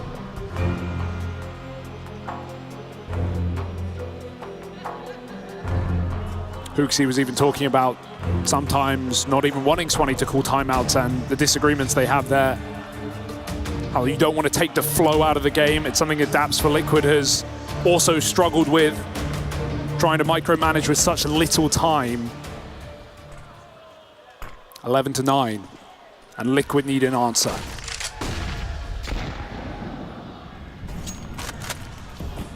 Yeah, they need that hero to bring them back into the fold. Now, we credited Elise yesterday for kickstarting that comeback on Overpass. In a similar vein, we need that hero figure to appear. Because if it doesn't, G2 might just swallow you whole. You're in the eye of the storm now, Team Liquid. Monacy aggro over towards main. They know there's two. An orb shot, then a smoke down in the same second. There was no time for that. Liquid have realized what they're running into. They're going to change their mind, go back to middle. Trying to box Nico in over here in mid. He's had a lot of freedom in these last few rounds, but they've dispatched Elise to deal with him. This is ballsy from Hooksy. He's deep behind enemy lines here, fighting for it and holding on. From meme to Messiah, he might have just saved this one. A big double for Hooksy, dropping the bomb. And even then, he's still going for more. He's still forcing the issue here all the way into their sport. Oh, will bite off a little more than he can chew. Gives that one to Elige. They know where the bomb is. They know the end goal here with so little time left. Nico is even keeping a watchful eye on it, and Elige has slowed right down. Doesn't feel like Liquid have got the time, got it left in the tank to go for this round as Elige bounds in. He needed that, and Nico will not give it to him. Again, G2, they just don't fear to set Hooksy up for kills, and he has been improving individually. The fact that he gets away with both shots there, unsuspecting of the first player as he flicks back. Who knew that this is what G2 needed to take championships? But Nico's championed him. An in-game leader he respects, one that demands a lot from the roster, that holds players accountable. To shout to them when they need shouting to.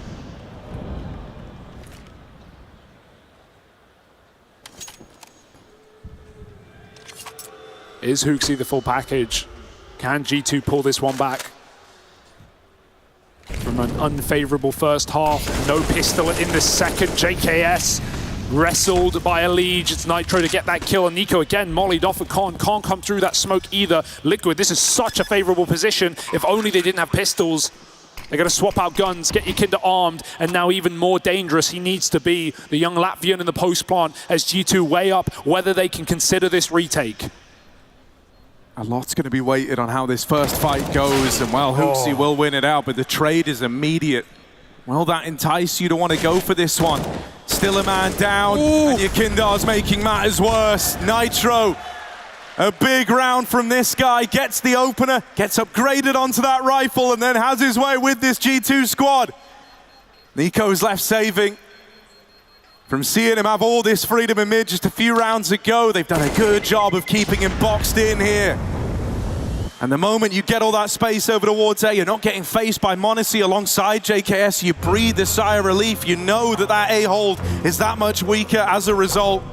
Yeah, this is a great game, you know, on Anubis, a very new map, one that teams are still trying to figure out, but we're seeing a wealth of utility on these T sides. Some of the Molotov combos, even that eco win for G2 in the first half with the triple molly that pushed the Leech back, that allowed to Hunter to mid flank, throw in that molly smoke combo that locked Nico out of A and essentially left that round decided to one kill, one spray that JKS couldn't convert. Liquid get it done with nothing. But that is still only the first round they fielded on T side since that pistol. It can't be a flash in the pan, it has to be more. They stay above the water, but they're bobbing, not swimming.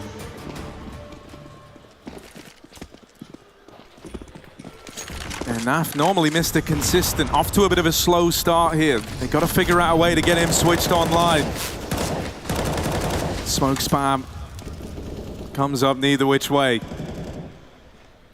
Nico hanging around in middle. Now, his aggression here has been a bit of a focal point, but Elige is in a great spot to shut that down. Also gives a lot more space to these guys down in the canals to pick and choose their battles. They don't have to worry about Nico coming in through middle. But in the meantime, G2 are making moves. Yeah, very proactive, and with no info to give it away as well. They haven't thrown much util. They're just creeping on the back line. Liquid don't know it, but the door's closing. That window of opportunity, even though they've taken space, they may get shot in the back where they stand. Hunter's right here. It's all lined up for him. There's the double. Drops the bomb in that fight as well, and even though Elige comes back to try and deal with him, the damage has been done. Hunter won't let off. Relentless aggression here. Not another one. Yakinda tries to succeed where many have failed, and he will pull it off, but it's just one kill. A 3-for-1 in Hunter's favor. G2 will take that every damn day. Ooh, they're going to push the boat out though, quite literally. Nico walking under scope of Nitro. And Yakinda also just gave it a jiggle. How has Nico gotten here? He's threaded the needle not once but twice, but climbing up could be one step too far, one jump too high. Nitro calls for Yakinda, who shoots him back, but 10 seconds is still a save. G2 get it done off of one little flank. And what a play for Hunter as well. We talk about Naf being the consistent piece of Liquid. That's Hunter for G2, right? He is such a solid, reliable player. No matter the stakes, no matter the group stage or the stage, he can do it. I mean, since starting playing Tier 1 events back in 2018, Hunter's barely had any negative events. I think he's had 2 negative events rated in 5 years of play. Such a solid player. There's a reason Nico wanted him by his side, and it's not just blood. 13-10. It was a flash in the pan. Liquid can't celebrate for long off of that eco win as G2 pick up pace, pick up steam, and storm towards the finish line. 3 timeouts. This game is not done. But Liquid are leaking. And I mean, that can hurt them down the stretch. You know, if they end up having to try and grind back into this late in this map, they're going to feel the pressure of having only that one timeout left, that one chance for Dabs to weigh in. They haven't even uncovered the double AWP yet either. That was run last round, but they only saw Monacy. This is nice considering the setup. There's only JKS here. He let us down last time. He can't afford to do it again. Yeah, entrusted with the A-hold. It is just one player, V5. He's calling for the rotates, and this time Nico will be here to help him. JKS blinded and knocked off the angle. This time the reinforcements are here. The cavalry is moving in. Monacy from the heavens looks to lock it down. And with support from Hooksy, they've made mincemeat of Team Liquid in this one. Just OC left, back of the pack, the bomb away from him. And a 1v3 to try and find. Smoke in his face only worsens the problem. And that flash sends him back through the smoke. They've got him pinned in now. Oh, they're taking so much space. This is really nice as well. Making sure he can't even sneak through that smoke again. He checks for a flank that's not apparent. A timer resets as a smoke lands. And he looks for a shot, but that wood will be heard by Monacy. Gotta watch out. No guarantee for the save. G2 even have a little bit of money if they want to go chasing at the end here, but OC's already called it off. He knows it's won by G2. It's too far gone. So 14 rounds. And the difference there is the util doesn't come in. That molly and connector, either it's smoked or it's never thrown by Liquid. Because remember last time, Nico got locked out by a Molotov and he couldn't take any space. This time smokes it, goes right through. Monacy follows as well, and they just trade peaks. Liquid can't even get set up. Yeah, that's a really nice adaptation, right? Normally, Nico's been throwing that smoke in over towards mid, but he kept it till later in the round. And this was one of the things yesterday, right? In the matchup versus Vitality, I think one of the biggest problems that that team has is that sometimes they don't adapt. They don't catch up to what their opponent's doing. G2 are a whole different beast. They will make those changes, those tiny micro decisions that can feel insignificant, but paint a far bigger, a far greater picture. Those little adjustments there rescue that round, and I think even having a save in that situation hurts so much for Liquid. The fact that you're sat there for the better part of a minute just stewing in the fact that this map is getting away from you. Well, look, let's hope they use that time wisely, because you talk adapting, you talk overcoming. Liquid haven't shown us anything in this T side to be interested with. Only one round since the pistol, and it was off the back of an entry kill that couldn't get traded. They need this one. Nico won't give it away, not for free. Mollies and retreats, picks up a bounty of util left by his team, and we have this bait and switch that was oh so viable for OC. Can Liquid break through? Elige has good luck. A lot of space allowed by Nico, but Monacy's taking it back. Pushing up, Nitro up close. There's another missed shot for Monacy, but a second chance at it. And he nails it. This is desperate for Liquid. Here's the thing, when you see that AWP over towards A, you know some contingencies have to be made. You know that that B site might be a little weaker. Maybe Nico over in mid could be your way in, but he's not going to give you it for free. A one and done, and Monacy moves over with that AWP. Naf all alone, bottom of the board in the 1v3, but he has been given a route into this B bomb site. The only man nearby, Hunter, down in dark. Naf with a chance, he's gonna go hunting, but Hooksy's on this angle, missed shot. Out of the captain for G2. That's given Naf a chance. Hunter's trying to close the net here, but he can't jump the gun. Out from dark, he'll spam Naf out of the round, and G2, they cruise onto map point here, looking to steal Liquid's map pick in this series away. 15-10, 5 map points on their opponent's pick, and still nothing to celebrate in the T side for Liquid. It is a perfect setup for G2 to steal this series away, to set us up for a 2-0. And Monacy's hitting every single shot. G2 are playing aggressive CT sides in mid-rounds. Hunter's been flanking B. Liquid cannot get comfortable. They are shelter in place right now.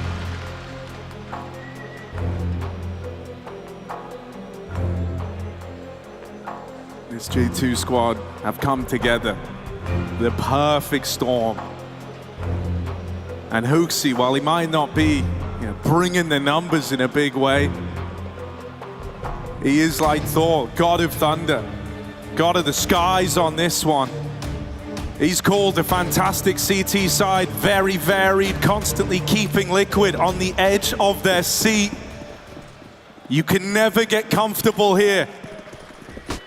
G2 are the ones dictating the pace. And Liquid are running out of time, running out of chances. They've got one more go at it, and they've got to do it without a leash. And what a recovery for Nico. He was mid, he was near bottom of the board in that first half. He has resurged on this CT side, and his cousin in Hunter comes up with another 5-on-3.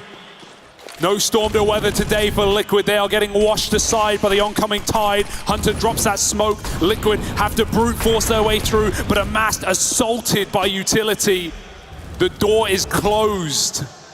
All across the map, anywhere you go, you're gonna meet resistance here. G2 have taken so much control. The Liquid are boxed in. JKS with a big play through the spawn. Nitro is knife out and dead. OC with the reply, but it's still overwhelming odds against Team Liquid here. We haven't even seen Molosy. He's even pushed through as well. Naf crumbles. OC, he's had a fantastic map, but that may be all we see as G2 edge their way to victory on the first map of their semi-final. There were questions. There was caution in that T side, but it's all come together at the right time. They've brought their A game here, and they're one kill away from going a map up in this semi-final. One map closer to meeting the likes of Heroics in the grand final tomorrow. It's just OC between them and that goal, and time is against him. Players are against him. It's all against Liquid here. G2, step up, stand up, and deliver.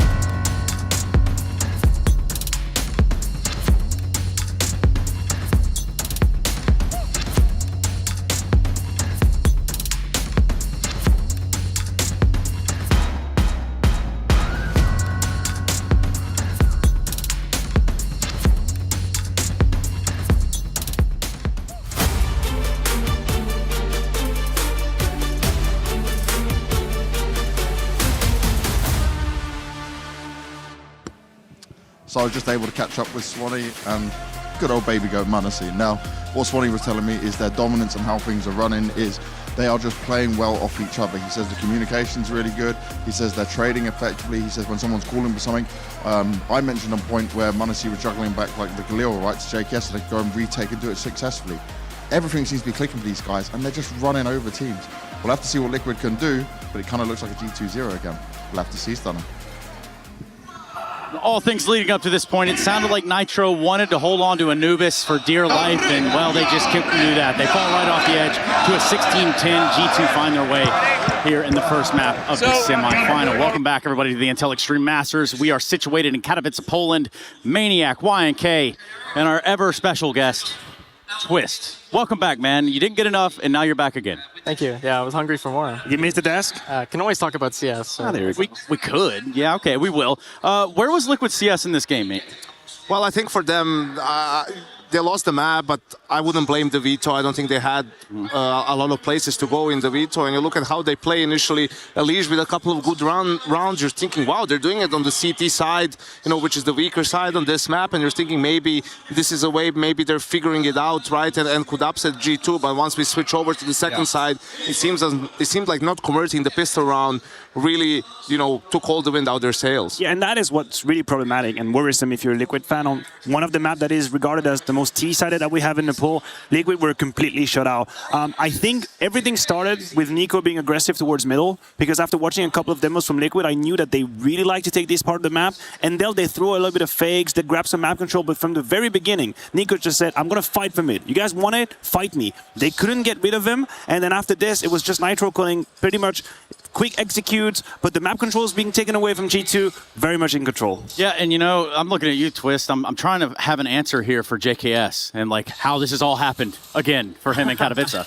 I mean, Justin's an amazing player, right? Yeah. I think he's finally found himself inside of the G2 team and understands his role, and being kind of an older player, mentor to like Manesi and you know, who else is there. He seems like he has a great relationship with Hunter and Nico, so that's perfect.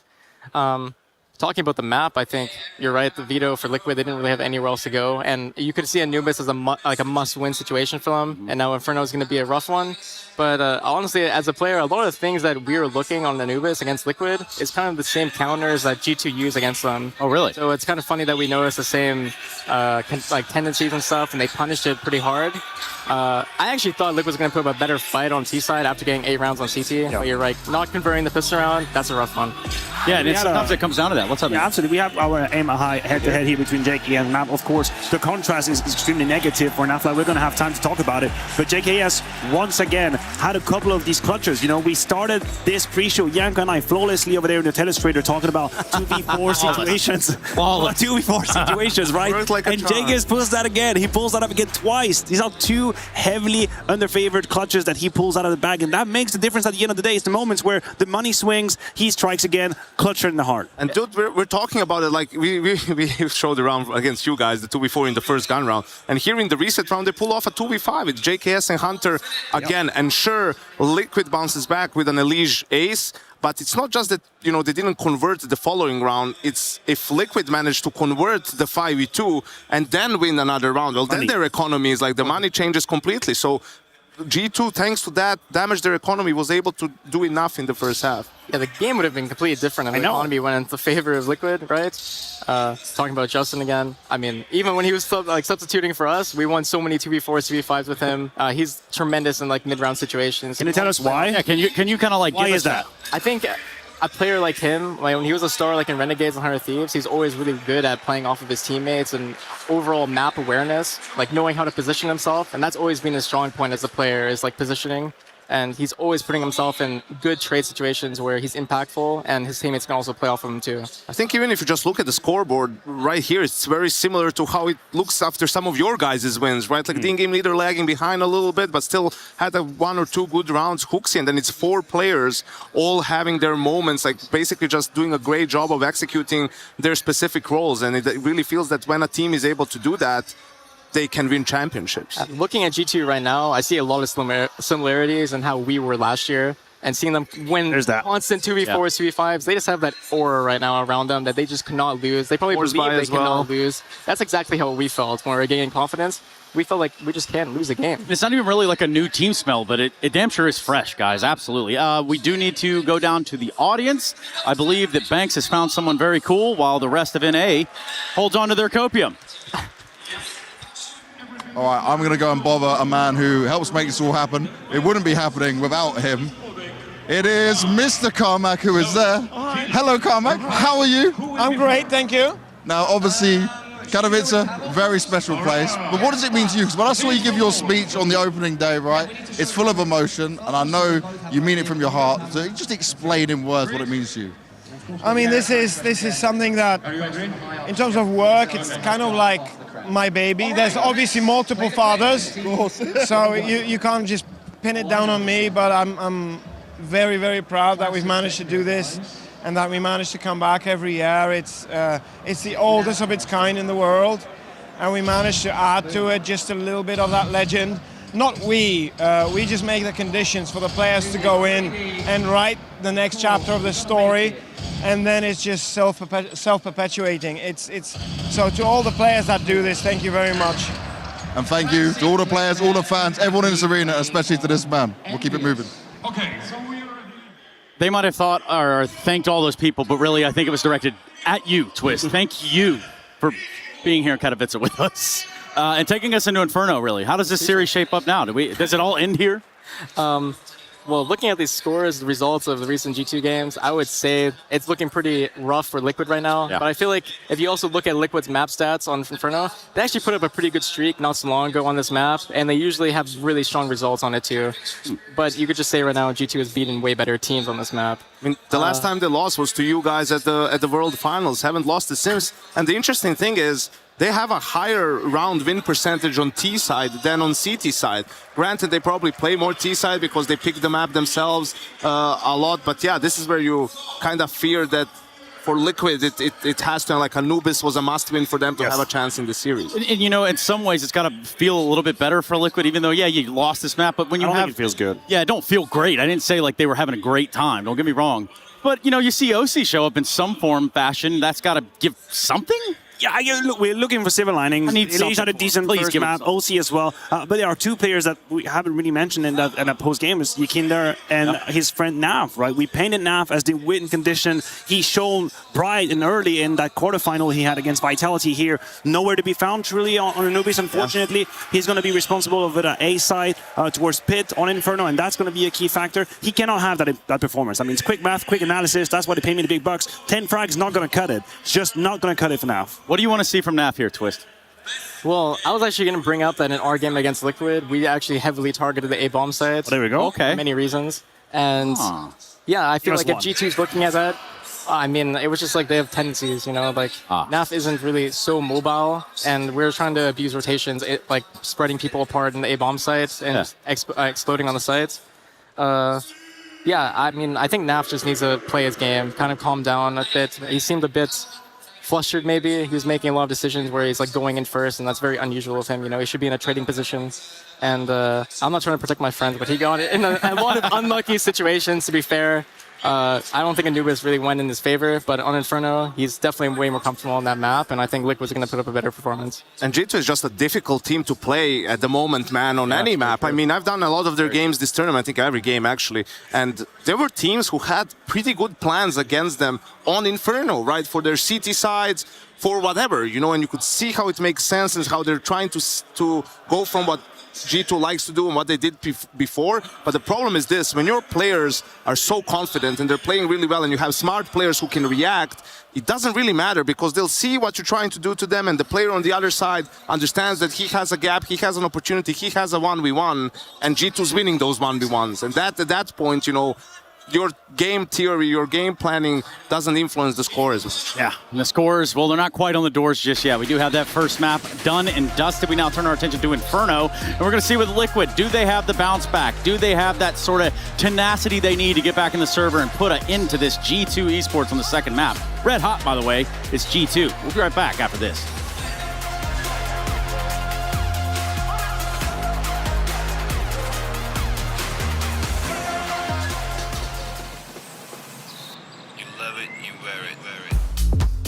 Wear your passion. Share your passion. Wherever, whenever. Gaming is a lifestyle.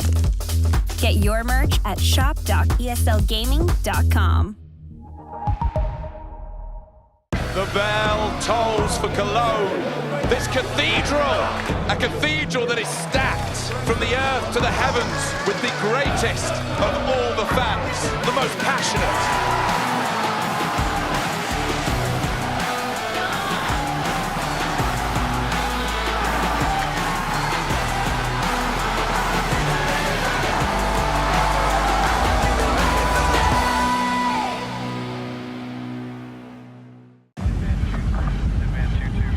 50 people used to live here.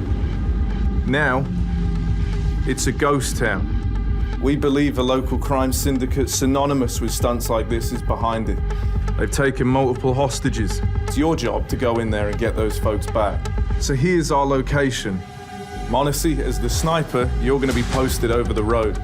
We already know the position of their lookout, so it's up to you to take them down. Bro, if you need an helper, targets. Your options are limited. I'm in. Once they're down, we're going to need someone to step up for a few entries. Any volunteers?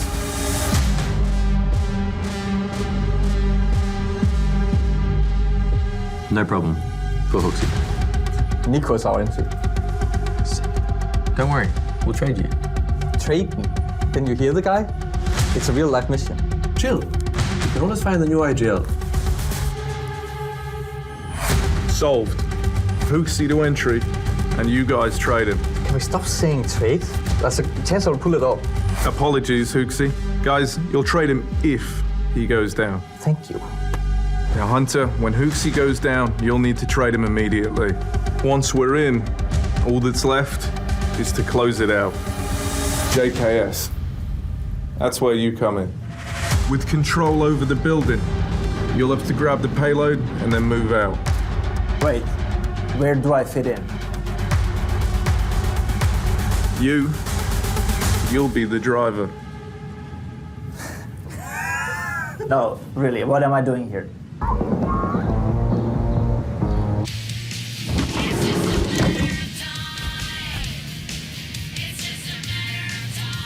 Well, I guess we'll be needing a new IGL then.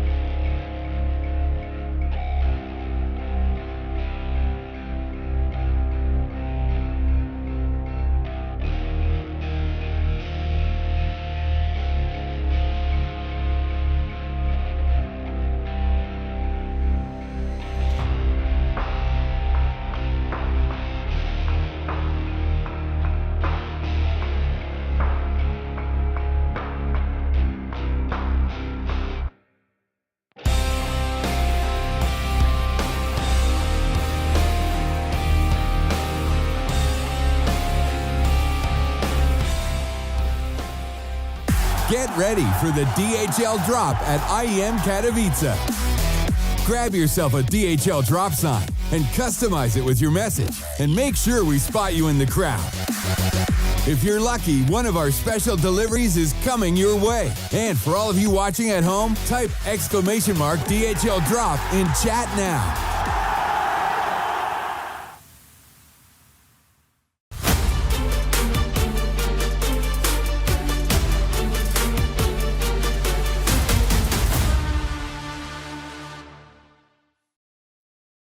It's time for us to start the DHL drop. It's time for us to find the best sign inside the arena. So guys, put up your signs, show me what you got. I got Mr. Just Harry with me to make sure I judge fairly. Yeah, you know, I've seen some great signs here. I'm seeing some cool ones. all the way up there, I'm seeing some pretty sick ones. Way off in the distance. Bro, your eyesight's so much better than mine. I see a Sharks one out there. Oh, this one, Polish Boomich says Na'Vi versus Heroic, best match of IEM. That's pretty good. That's pretty good. You want to keep walking? Yeah, we keep going. We keep having a look around. Let's have a look. Munacy over the whole Liquid team. Ooh, I'm seeing some chicken ones. But this one might be my favorite. Can we show this? That's gonna be the favorite. Okay. What's your name? Who are you? Hi, I'm Bella. Bella? I like this sign. You're a G2 fan, I take it. Yes, of course. You feeling good about their chances? You think this is gonna come true? Yes. James? She believes. She believes. She believes. You think we believe. You think okay. this could be it? Let's give it a box. All right, let's Harry, go. pass that Let's over. go, Bella. Come on. You are the winner of the DHL drop. Please open it up and have a look inside. Now, Harry, I'm going to be very rude to you, my man. You have a game to cast, so you probably should skedaddle. Yeah, you get going. Harry's got some more talking to do on the microphone. We'll have a look at what you got inside. Ooh, we got one of the ESL Razor headphones. We got the Viper, new mouse as well.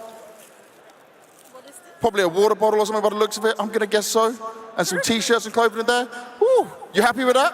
Yes, yes. Well, there you go. Our winner. She thinks G2's going to win. We're going to have to see how it goes. Let's wait and see.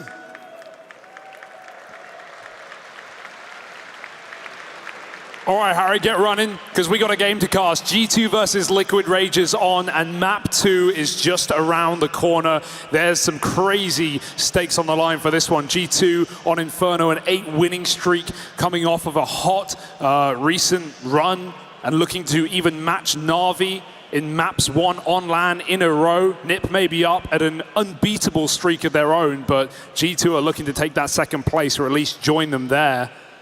Right now, Liquid backs up against the wall on the stage. A lot of pressure from a roster that has already taken some serious names out of this tournament, gone further than anyone expected. Defeated Spirit, who knocked them out back at Rio, removed FaZe's chance to find a Grand Slam here, and even went on to pull a comeback, the likes that we've never seen before against Vitality. They are ready to roll, but it's still Inferno, and that has not been a good map for Liquid, not in comparison. For Nico as an individual on G2, always heir to the throne. Second at Katowice last year. So close, but not quite. This will be the first step of 2 he needs to take the title today, to go on to those grand finals against Heroic. And it all starts and maybe even ends here on Inferno.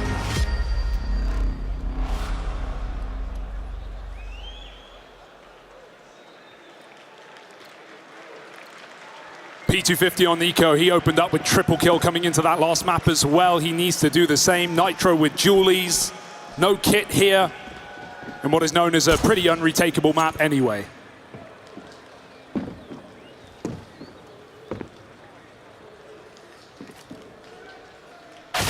Oh.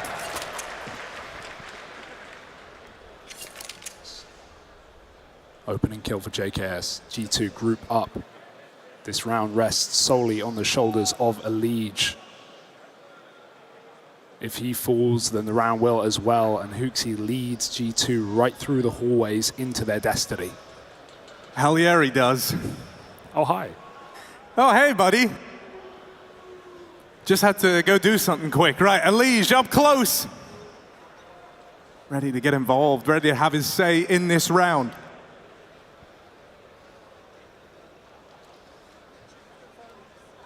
They're waiting for Nico. He's got a lot of room. Wrap round on long. He might even find this kill before G2 pop out apps. I mean, he's looking the right way, but Nico hits the right shot, and that's all that really matters. 2 kills, and that is the pistol for G2. However you dice and slice it, it's a done deal.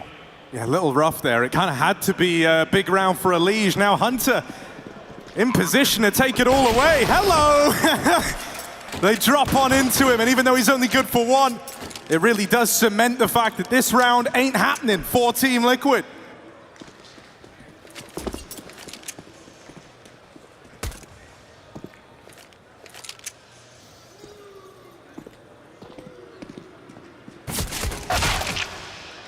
And saving's not even guaranteed either. At least Yakinda was throwing every nade, but JKS is here, and with nothing to lose for G2, they will fight for the finish, and they will finish strong. 4 standing, a pistol in their pocket. Liquid leave with nothing but heads in hands. Yeah, convincing start to this second map though. G2, they've got their eyes on the prize. And as is often the way, Inferno ends with 2 kills in the right or wrong place, depending on which team you're rooting for. This is G2. Chance to get off to a really good start here on their map pick, and what they're hoping is the last map in this series. Yeah, I mean, it's ancient, right? That would be a banger if Liquid can get us there. There was no handshake for Mirage for G2. They've seen Liquid close out enough series on Mirage, be it against Vitality or FaZe. They didn't want to risk it. G2 here for the trophy, for their heads, and heads will roll here in Banana. Yakinda gets flashed back in, and that AK is put to use. 3 kills and 1 HP.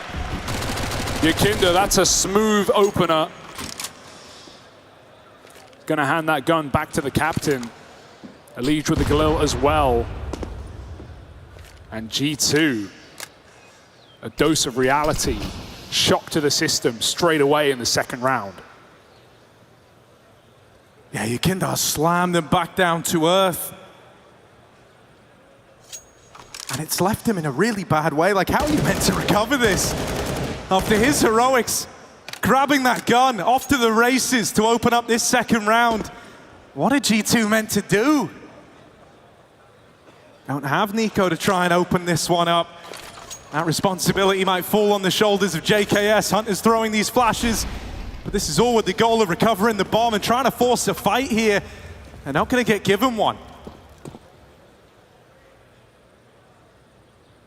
Ooh, Yakinda. 3 in the round already, and a chance for even more.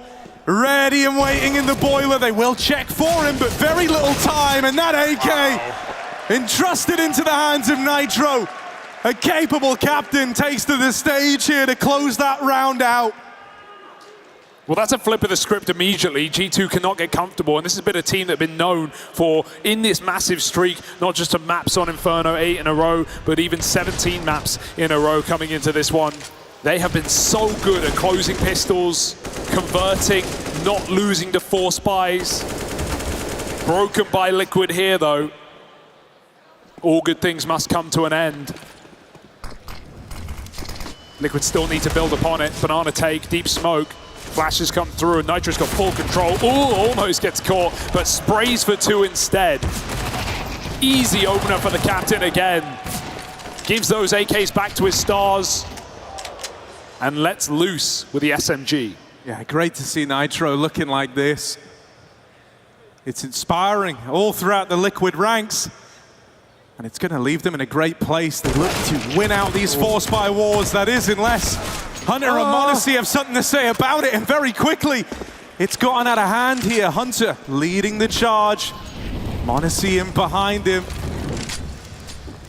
Molly onto the coffins. Elige will still try and fight this, and that was the last bullet in the AK to find him. This was a 2v5 when it began, and now it's hanging in the balance. Monacy caught on unfortunate timing there, trying to gain a bit of real estate for Hunter. Flashing him into the coffins, but he doesn't look to use this position. They might think he's there. They saw the trajectory. They know what Modesty was doing. If Hunter doesn't play aggressive, they might misread this one entirely. The health isn't great, and the molly is wrong. Hunter bides his time. He waits to strike. He looks for more, and they have exactly fallen for it. Hunter swings out with 4. He's looking for the ace right now. This will be a 2-on-5, and an ace for Hunter. OC is dead! And Hunter shreds Liquid like paper. A pillar of consistency, and he holds them up when it really matters. Oh my goodness, we're getting a game here, Harry. Inferno looks to be as bright as it can. And that felt unsavable, irredeemable, a final bullet headshot, a perfect reposition off of Liquid's misinformation. And G2 bite right back. That is a crazy way to open up this second map. And you even saw the smile on his face there, you know. Hunter isn't only the big moment guy, but my God, even he knows that that's not a round that comes by often. I mean, Liquid just got G2 got so much firepower, so many stars. 3 of their players rated in the top 8 of this tournament right now, and Hunter's not even one of them. Last time they got 1v5'd on B-Site Inferno, it borderline killed the team. So you hope that history's not repeating itself here. Oh dear. OC scoped up. Forced off the angle with that Molotov. Great util to take away this control, and they want to swing it fast. OC doesn't even react. Nico fast with the opener and looking for a little bit more. Now that will be one step too far, but his teammates are here to try and pick up the pieces. Kindar knocked out of the round. That's the one B-site anchor. Oh, the boost is taken out under a leash. Not today, it's a mop-up. Yeah, hate to see that for Liquid. They can't even get a grip. They can't even get their guns out, and Naf might die right at the end. m0NESY moves through and squeaky clean. But not for long. Naf is a dead man, whether he likes it or not. 3-1, G2 get out with their guns. And a very short-term celebration for Liquid with that second round force already forgotten. Yeah, just imagine the kind of come down after this start for Liquid. You know, you were riding the high of having your Kindar in Nitro with a hero performance in the Force. You thought that you were going to be off to a great start here. And it's anything but. Even that first return to the rifles just getting stolen away so decisively. Right, very little contest in that round. There wasn't a moment where Liquid were in it. And so, you know, you think about the kind of emotional release after a round like that, and it's a grueling one. The mental game of Liquid will be called into question here. Yeah, a team that have been known to tilt, to break apart, to capitulate at the worst moments, but the stage cannot afford to be one of them. Gonna need to keep a cool head on his shoulders, but might be removed soon. JKS is shredding them in second as well, and wow, 3 headshots of his own, even gets out, won't even give them the FAMAS. Yakinda's rotated out of B. It's a site G2 already own. And Naf just wants something, man, but JKS unrelenting, looking for a second ace in 5 rounds of play. But his team won't give it to him for free. Yeah, m0NESY kind of someone stealing the limelight, has to get involved. And so here we have the strong start for G2. There has to be a response from Liquid. I think it's so important that it arrives this round, because there is going to be this inescapable feeling that if it doesn't happen now, you know, is that this squad starting to get in their heads a bit? Yeah. They've certainly had these opportunities to open up here on Inferno. You can never count them out, especially not after that Vitality game just yesterday, but they're up against a whole different beast here. Look at the freedom that m0NESY has had every damn round. Running up Banana, he goes uncontested. That Molly's meant to force someone in. But thankfully, HooXi, like an eclipse, just moves in front at the right moment. Yeah, Yakinda's very thankful for that one. And this is a round where Liquid don't have the utility. They have 1 Molotov. They're still holding it on this B bomb site. And so m0NESY knew he had the room to go full ZywOo, just take Banana with pace. HooXi's lining up something, a little BXX to get the juices flowing. To start this T set aside with a statement set piece. G2 ease into it, and it might be pretty contact after all. A flash over the roof, and G2 waiting for the time to strike. Nico up at the front, the flash is beautiful, and Hunter's traded places with Yakindar. There was a feeling that Liquid had to put up some sort of defense here and now, and with it slipping by, the save call's already come in. This is a very dominant phase showing from G2. That's just such a brutal round because it's not even an execute, right? We talked about how there's only one Molotov and Nitro wants to use it, but G2, they wait till that smoke comes down and then they go through. It lets them amass in the choke point. One flash is all it took, and Liquid had no hope, no chance. They're even going to chase. They're re-execing on Pit right now to try and get these guns out of Liquid's hands, and they can afford to lose them. Hoaxy chases, gets a 1-for-1, and that's set up his team for the trade. Easy exit for G2, no survivors. And a 5-1 lead, you can feel the tide changing. You know, Hoaxy is a leader. He's got a great read on the game. He's great at getting a lot of mileage out of his players. He's a very, you know, decisive IGL who kind of forces these guys to take accountability. And in that same vein, he knows when to press an advantage, when you're in a team's head. And he knows that taking those guns away has really changed the flow of this second map. To say G2 are in the driver's seat is an understatement here. Oh, and even a B stack, but G2 are using util this time. They are trying to clear every corner, every cubby, every rat hole that Liquid can hide inside. Leech ready to swing. As Kinder goes first with a flash, it will be traded. A gun retrievable. And Hoaxy has to allow it. He's got the bomb, he can't dither, he can't hang around, but they know with a stack at B, that frees up an open area on this other site. Naf is alone. He was a problem piece in that first map, and he needs to stand tall now. Oh, there's one, but that's it. His job done. Over. OC moves in, tries to offer up some resistance. What is that? All right, kid. It just seems written in the scriptures, set in stone for G2. m0NESY. That shot is just straight BS. Right into the veins of Team Liquid. Nitro. Good luck. Moving in up the short side, but this crossfire is gnarly. Retrieves the AWP, but goes no further. Locked out by this tag team. It's all just flowing so well. They're so proactive rather, even in the post plants. Flashing peaks, forcing fights. They went through the CT smoke on that BXEC in the first gun round. It's all flowing for G2. This looks like a cohesive unit, a true team, and a terrifying one to take on. Even Hoaxy there, he knows he's a dead man. He's just running through with the Mach 10 climbing cart, trying to find that info for G2 to trade him. He dies a hero. And he allows G2 to lift their head up and look Liquid in the eye, 6-1. Another full rifle round, that one where Liquid need to be prepared, or this will swell. And the gap will grow. Yeah, something's got to give. You know, it's one thing to feel like maybe you had a chance on that first. It's another to just have it completely dictated to you here on the second. What could be Liquid's last map on this stage. They've been underdogs in most of the matches they've played, and they've shown good resilience, but is this one step too far?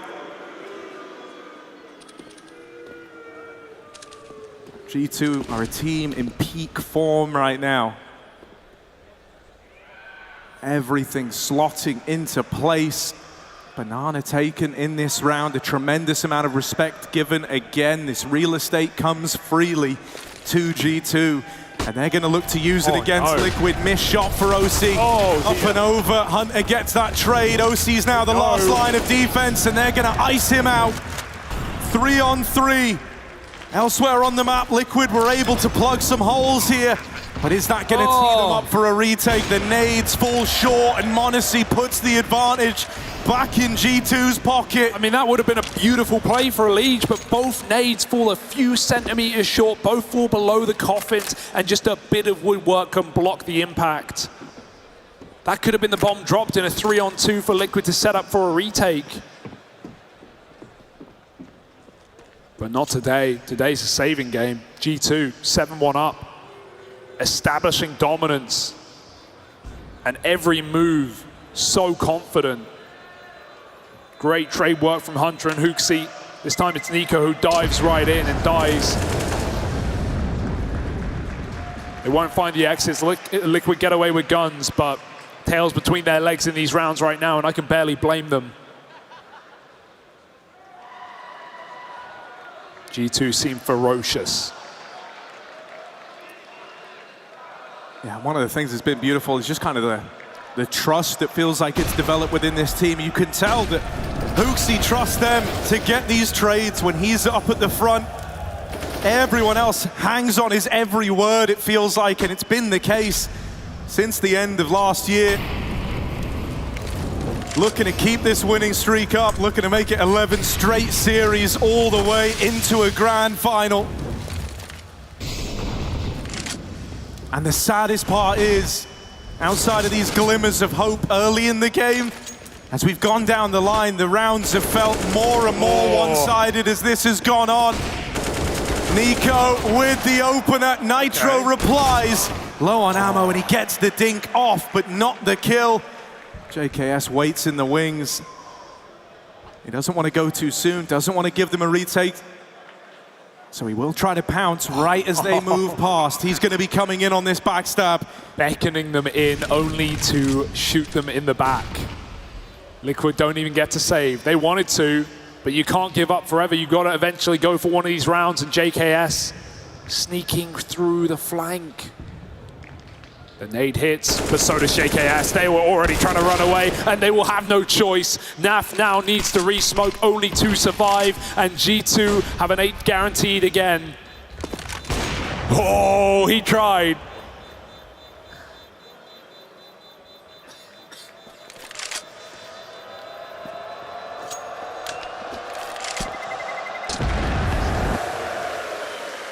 Utter domination. That's what we're seeing right now. And there isn't a hero in sight. Nitro's tried. Yakindar offered up resistance early on, but has since gone quiet since that big second round play. Nitro and Naf are the two trying to keep them in this, but there is no stopping this G2 squad right now. They need to do something about Banana. They've tried. They've given it a couple of goes in these last few rounds, but G2 are fully aware of the respect they've gained on this side of the map.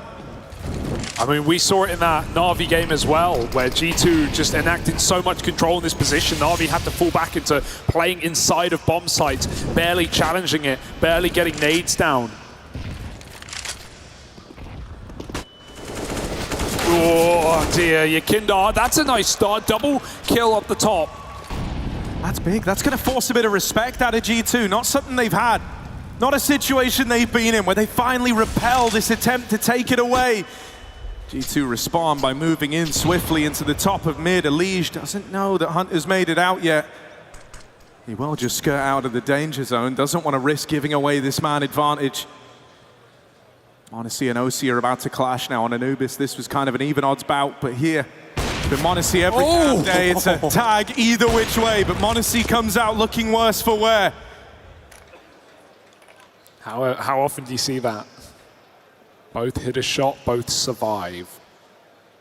But Liquid are absolutely fine. They've got Elige floating, and if B gets taken, he can throw flash over the top to set up Yakindar. Right now is looking away, trying to avoid exactly that. OC about to be smoked. Can he hit a timing shot as his vision gets gone?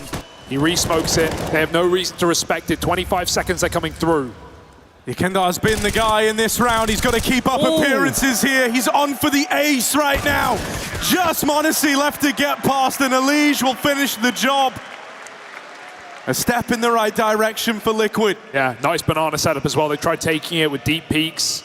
They've tried stacking pistols up top, but G2 this time, they don't use Molotovs. It was just a flash, and Nitro threw one right back in to deny that trade kill that Hooksy attempted to set Nico up for. Big round for Yakindar.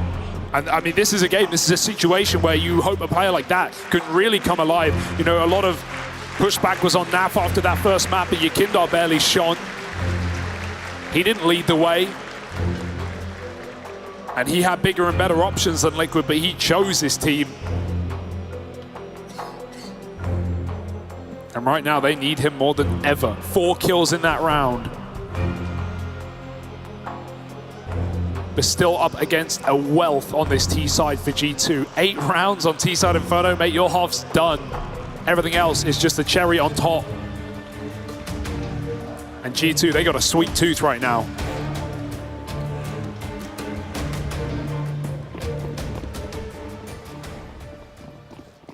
Well, the change for Liquid has been playing a lot heavier over towards this banana hold early. They've been trying to lock G2 out of this position this round. They're even getting a little aggressive with some moves being made down here in mid, but they feed the beast.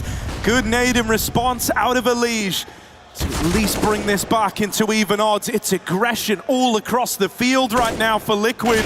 Nico up close. That's a clean tap. They even wanted to try and follow up on OC, who decides the best thing might just be to run away here. You can feel how desperate Liquid are. The fact that Naf goes back for that after getting flashed off. I mean, we definitely could have just fallen back and kept that advantage, but it's at least put Liquid in a 3-on-3. It could have been worse. OC has to be relied upon at this B site. After he gets a shot off, the molly is going to be very important to stop G2's approach, but already flashed, already uncertain.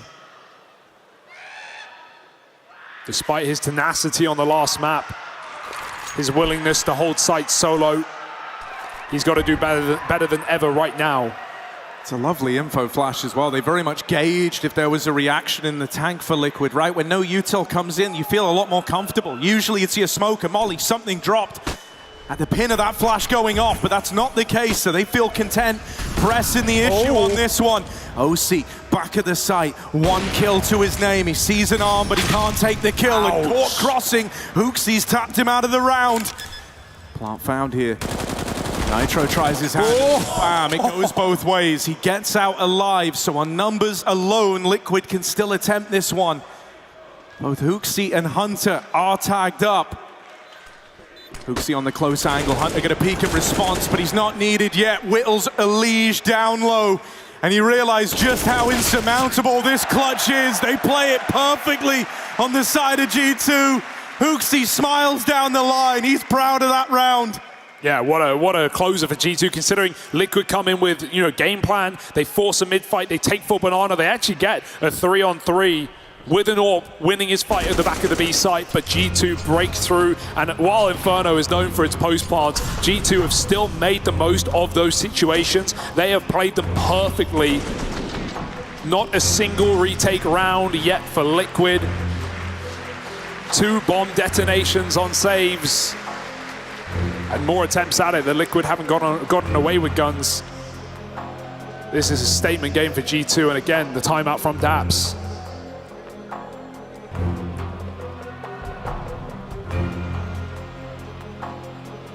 The Crown Canadian himself, playing under many of North America's biggest organizations. Right now in the coaching seat, in the hot seat. But his conversations from the players down the line. What solutions do Liquid have? They've tried a few things, they haven't worked. G2, all the room in the world, and Hunter leading the charge. All right, they're going to try and come in with a bit more aggression. They're trying to be decisive in these openings. They're trying to be proactive, but G2 have blocked them in a lot of these rounds. Oh dear. This one's no exception. OC goes back in, lands a tag, but he's in hot water. What? Holds the line. The fact he gets out with one is a bit of a miracle for Team Liquid there. Yeah, and they immediately pull back as well. Yukinda recedes from that B site, not wanting to give away a kill. Liquid feel the need to make a gamble in this round, and you can barely blame them, but Nico, what is he here? Oh, Elige catching one. JKS alone, sneaking through the smoke up and over the top.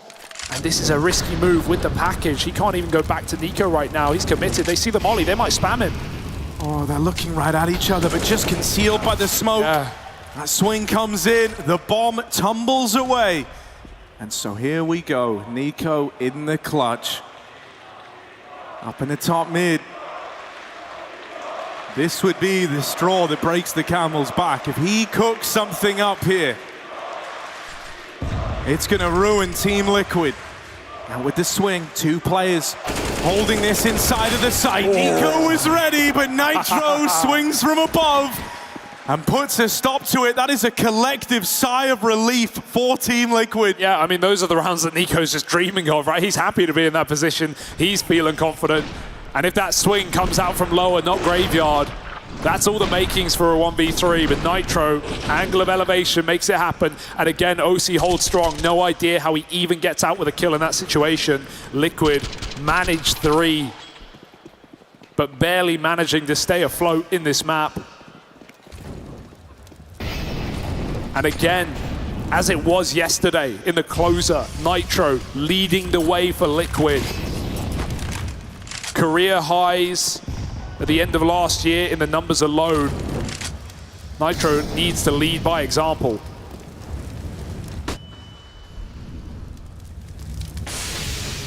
Yekindar and Nico locked in a bit of a fight here, and Yekindar will get the drop on him. Now, usually this has been the prerequisite to Liquid looking pretty, is Yekindar winning that fight at Banana. Oh dear. Lige is so blind, but it goes both ways. Chaos ensues over at Long, and Hooksy lives to tell the tale. Now moving in, set up with a flashbang, clotheslines OC, and Nap is burning alive. Yekindar rotates him, but is felled immediately. And Nap is living on borrowed time. This is a done deal. Nitro is just too far removed to play into this one. Yeah, Hooksy just sends him to Odin's Hall. Head after head, decapitated. And these chaotic rounds, these mad moments, you'd think an international team, all talking in their second language, except for JKS, I guess, would be struggling in the chaos, but G2 live in it. They breathe. And Nitro saves anything but the day. It's just the AK. 10 rounds on a T side. G2 finals ready.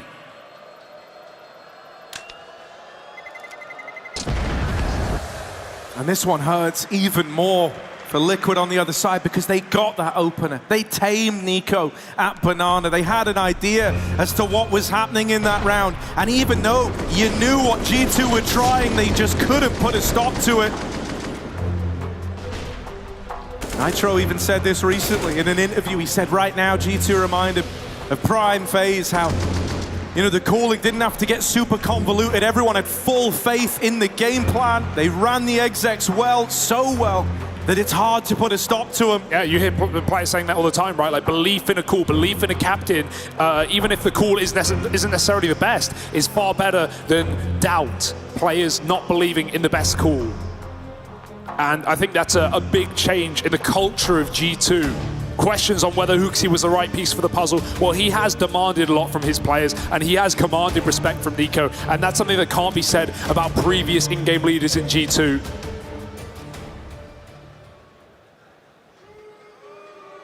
That's the difference maker. And I don't think G2 have had as much faith in themselves as they do right now, let alone the public perception. Flash up top mid, it's Nitro. The 1 AK on the boost, looking to catch Hooks, but he only had his one chance and it's gone. Yeah, Resmoke reigns in. Nitro still with this angle. The captains clash and Nitro comes out ahead, moving back in even more. Sword and shield at the ready for Nitro. Trying to be that man to kickstart a round from nowhere, and it's risen through the ranks. Yekindar and Naf, they make moves, and Nico's left on the other side of the map, all alone here. Doesn't have that bomb. He's given a lot of these rounds a go. But this is one that he might just have to write off. Liquid looking to break in right at closing time, right at the buzzer. The final few rounds. It's all they could have managed, and they're hungry for them. I love that he's even looking for it. It just shows the mindset G2 are at. He can't even afford this play, but Nico doesn't care. Maybe he should have. Elige ends it. Liquid hold on to 4 guns, 4 rounds, and G2 now have to force buy in the last round of the half. But my goodness, what a statement on this 8-win streak, looking to make it 9 on Inferno alone. And Liquid, they put their foot in the door, but they're going to get their toes slammed shut.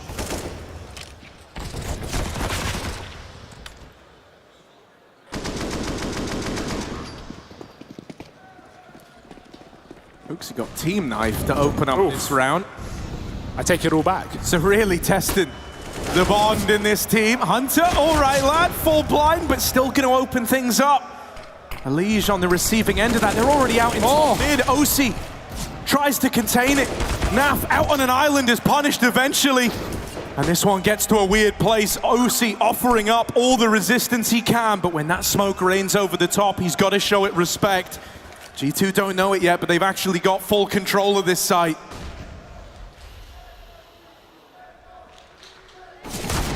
Oh.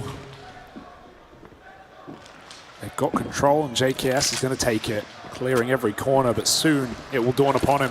This plant is his. Nico set up in the post, down in pit. It's not the best bomb plant spot for Nico if he's the one left alive. But G2, when there's a will, there's a way. Yeah, Nico Deagle down in pit needs to offer some resistance here. Yakindar gone. Nico. Oh, man! The Deag doesn't betray him this time! And G2 are here to play!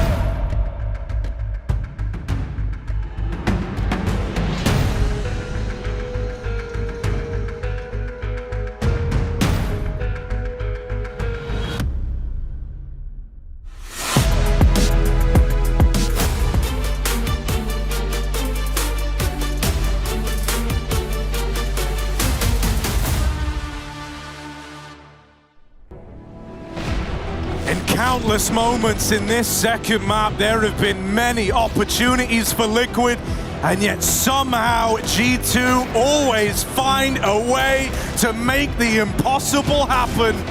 This 1v3, dig only from NiKo down in the pit to close out the half. But that wasn't the only bit of heroics offered out by G2. We've had Hunter with an ace, with a 2v5. We've had JKS almost acing. Huge performances when it really matters. And now the stage is set, an 11-4 first half. G2 can feel that grand final appearance waiting in the wings. Yeah, and Liquid will have to dig deeper than ever before. It's not even the 12-0. This one feels harder. This feels more irredeemable. m0NESY with the dualies, tip-tap, and he's going to knock him out immediately. 2 kills for the price of 2. Yikinda responds, and he will send it into this site. They've got nothing to lose. HooXi's tucked in. Lies in wait as that nasty surprise, but the flash from his teammates won't blind Team Liquid. They found a way into this pitch. Oh no, no one's covering Naf. No one was looking out for him. And so he's fed to the wolves. Now you've lost the advantage, and Hunter pounces, leaps in. It's left to OC, all alone, whittled down, low on health, with no chance, surely. This is daylight robbery from G2. OC with the swing, and Hunter on the angle beckons him in for one hell of an opener to this second half. Another spot where Liquid had the advantage, they had the opportunity, but one of those pesky Kovac cousins gets in the way. They always do, Harry. They always do. And this plant as well, they had the CT smoke. That comes out of nowhere for Liquid. They're playing banana post plant with an attempt at an orange plant. It's all come crumbling down at the worst of times. And it really is the worst of times for Team Liquid. Near full eco. The inevitable sinking in. That despite this heroic run from the North Americans, the revenge arc, defeating their demons, doing what's never been done before on a stage against Vitality. It was all a moment. Nothing more.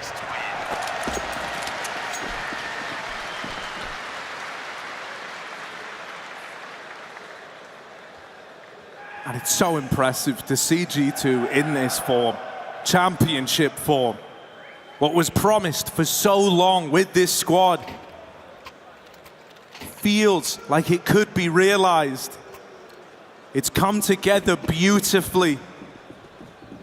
Got our first taste of it at the end of last year, and they've kept up appearances the whole damn way.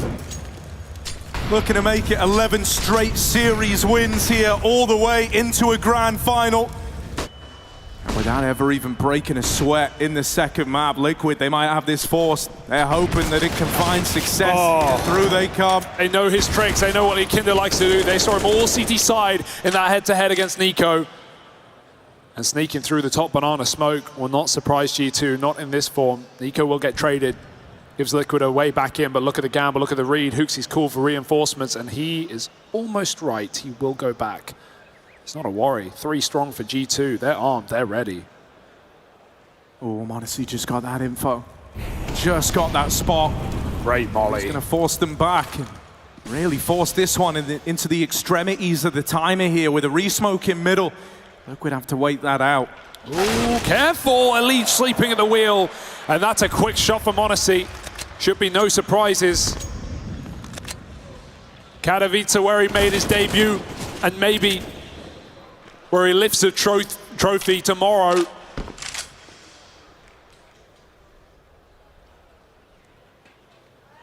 A man down. Moving up. They've been spotted. G2 know what's happening here. They haven't budged from this triple setup. That is an important kill for OC. With Hunter out of the round. The threat of a long wrap open, fresh in the minds of G2. They're second guessing everything. JKS eliminated down in the pit. And so Team Liquid, they might not have had the manpower, but they break a way through. HooXi's moving over like he wants to give this a go. Any men would save here, but I want to see what the captain can do. His team's been showing off. They've been styling. Is HooXi's tank full of gas? Or is it just a hope that Liquid overstep? He just wants to do damage, I think. Waiting till the final. Buzzer looks to come through, and there's that swing. Nitro knocked out of the round, and yeah, he's out of there.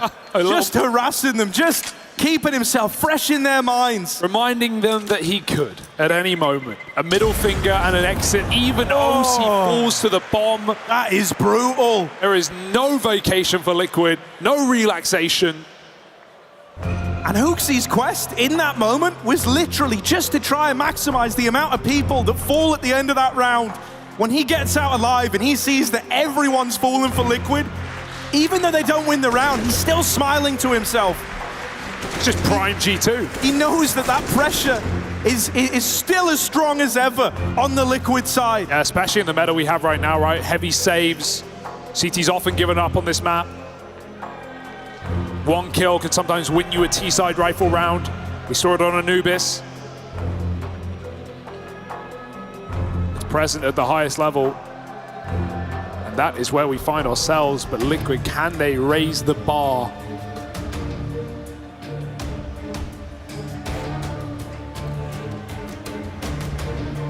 Is it pull-ups or is it dumbbells dropped by G2?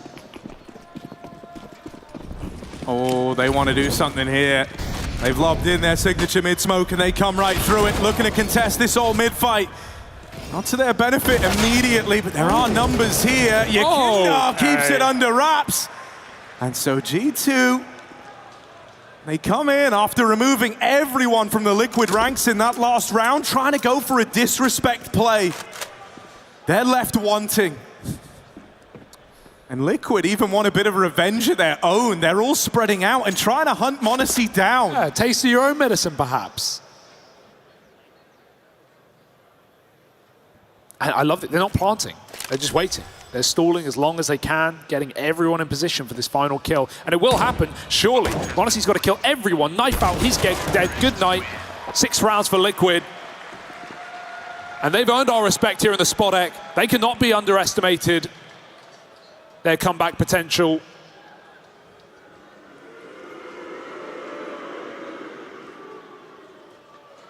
But this G2, it's still looking like a different beast. 13-6, and they force by.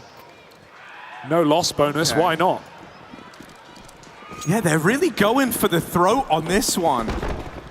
Oh yeah, send it, baby. Go off, Movement King. Oh, he didn't commit. Would have loved to see him go all the way down with that one. Not every day you get the double run boost. Yeah, it would have been a treat to see him commit. This guy, you know, 17 years of age, knows every trick in the book, every nade, every one-way. Oh.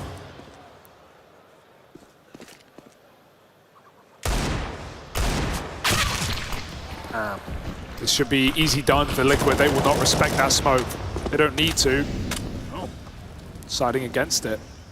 They're not the ones feeling the pressure, though. With G2 on pistols, concessions have to be made.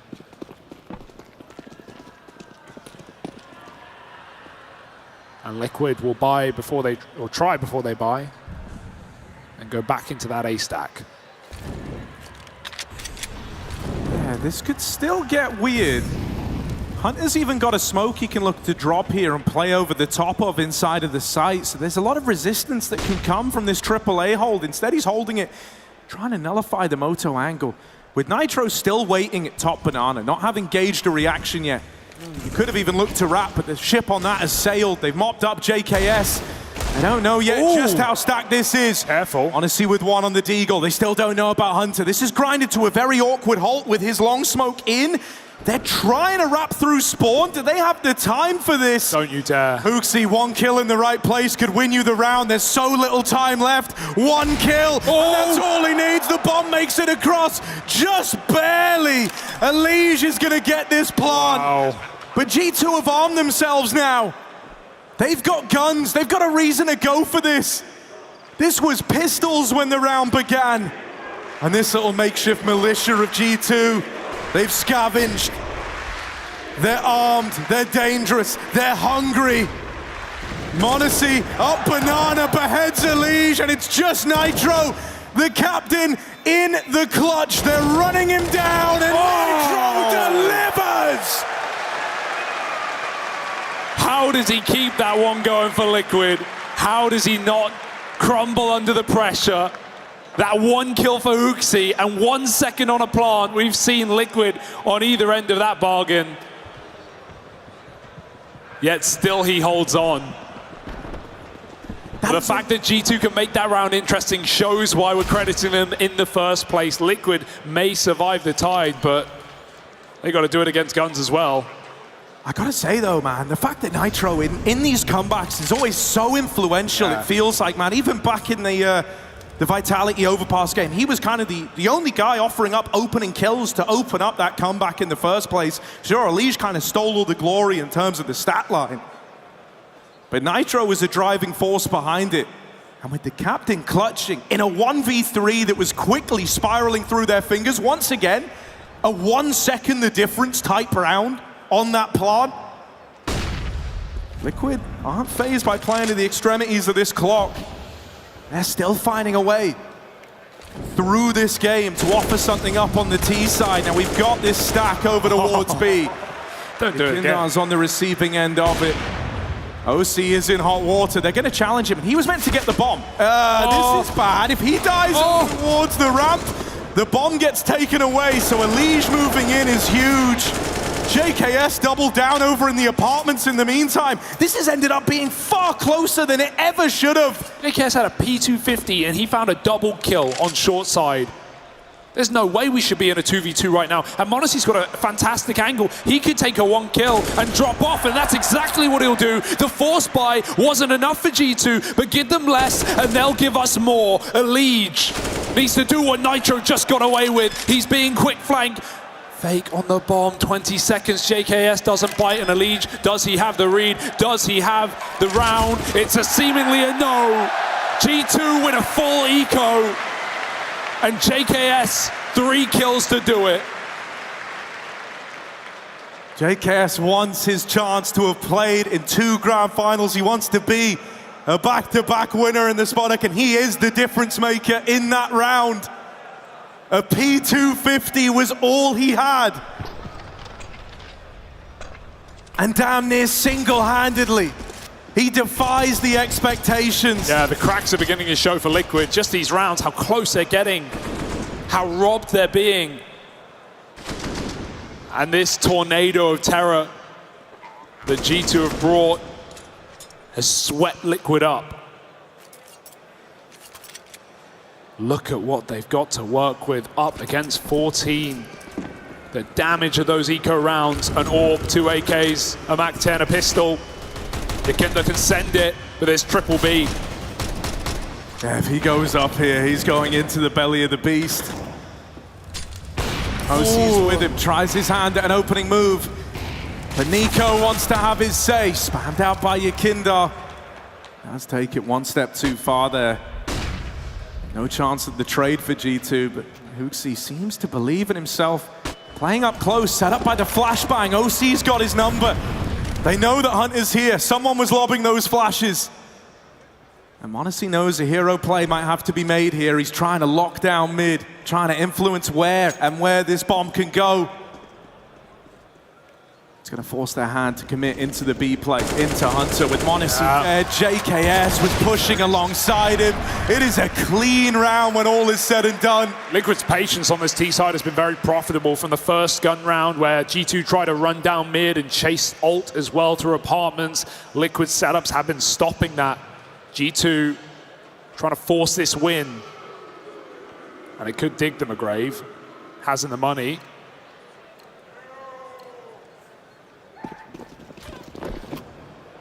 They need to cool off the gas themselves.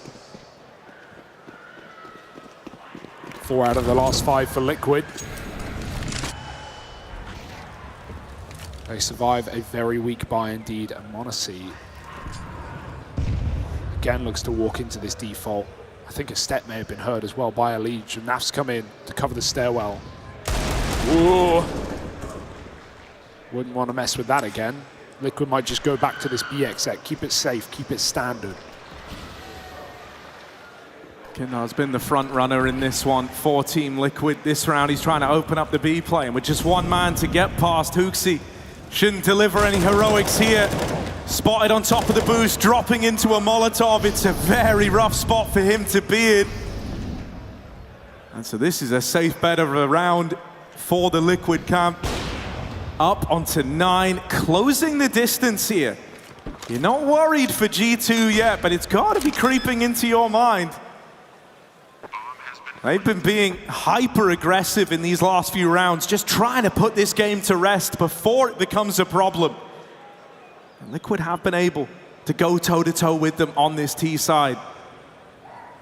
Yeah, again, you've got to give it to Liquid. The resilience they've shown in this tournament, especially on the stage, is unbelievable. And that's not really a trait that we attributed to Liquid too much in the past, right? This is a team that sometimes did capitulate in those big moments when you know, they had one big clutch fall against them, when they were getting steamrolled. It was always hard to bring them back into it. But Nitro and Yakinda, the two kind of leader figureheads, they've looked really strong in this. Yeah, and Yakinda, who had a very quiet map as well. We said he was a necessity coming into Inferno. He has delivered on all fronts. Some multi-kills on B Anchor on the CT side, getting some entries up top mid as well. Or on top B, rather. But is it still delaying the inevitable? Is it still all in vain? Can G2 finish what they started?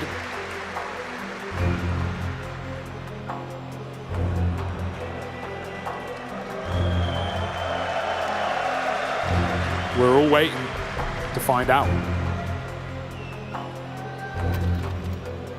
Timeout called, so clearly feeling the pressure somewhat. They want to try and just break away, deny the right to this comeback for Liquid.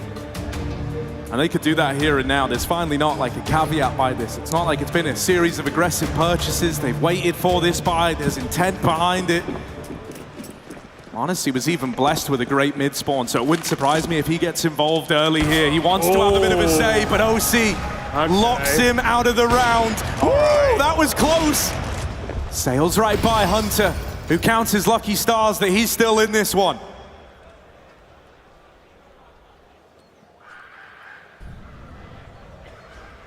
Just the prospect puts a smile on my face. Oh. Plug it back in. JKS has got to plug this hole. Flash over, spray and miss. Nitro hits and Liquid quits as G2 have to save. Oh dear. That one kill in mid really did decide a lot. It left this A site just all riding on the shoulders of JKS. And that weight was too much to bear. Save callers to come out. G2 left stewing in this one. Oh dear, Harry. Liquid onto double digits. And honestly, you know, with how this started, with how many opportunities Liquid had, I really didn't think they would have it in them to claw away back in, to have us even considering that this comeback could be on. But they continue racking up rounds, they continue closing this gap, and what once felt insurmountable now feels obtainable. Yeah, and this is up. They want to try and remove these guns. They want to try and punish, similar to what G2 were doing in that first half. And if they can remove them, that tees Liquid up nicely to keep this comeback rolling in. It's just going to be the one kill. Uxie just gets out of there. And that's a test for him now, right? Can he keep his team cool in this situation? Can he keep them above water? Can he stop G2 from playing not to lose? A lead they can't afford to falter in. A 14-7 this once was. And a grand final awaiting, but they've got to earn it. Eco around the rifles as Liquid pick up steam. These can sometimes be the most dangerous rounds. G2 will be a little looser.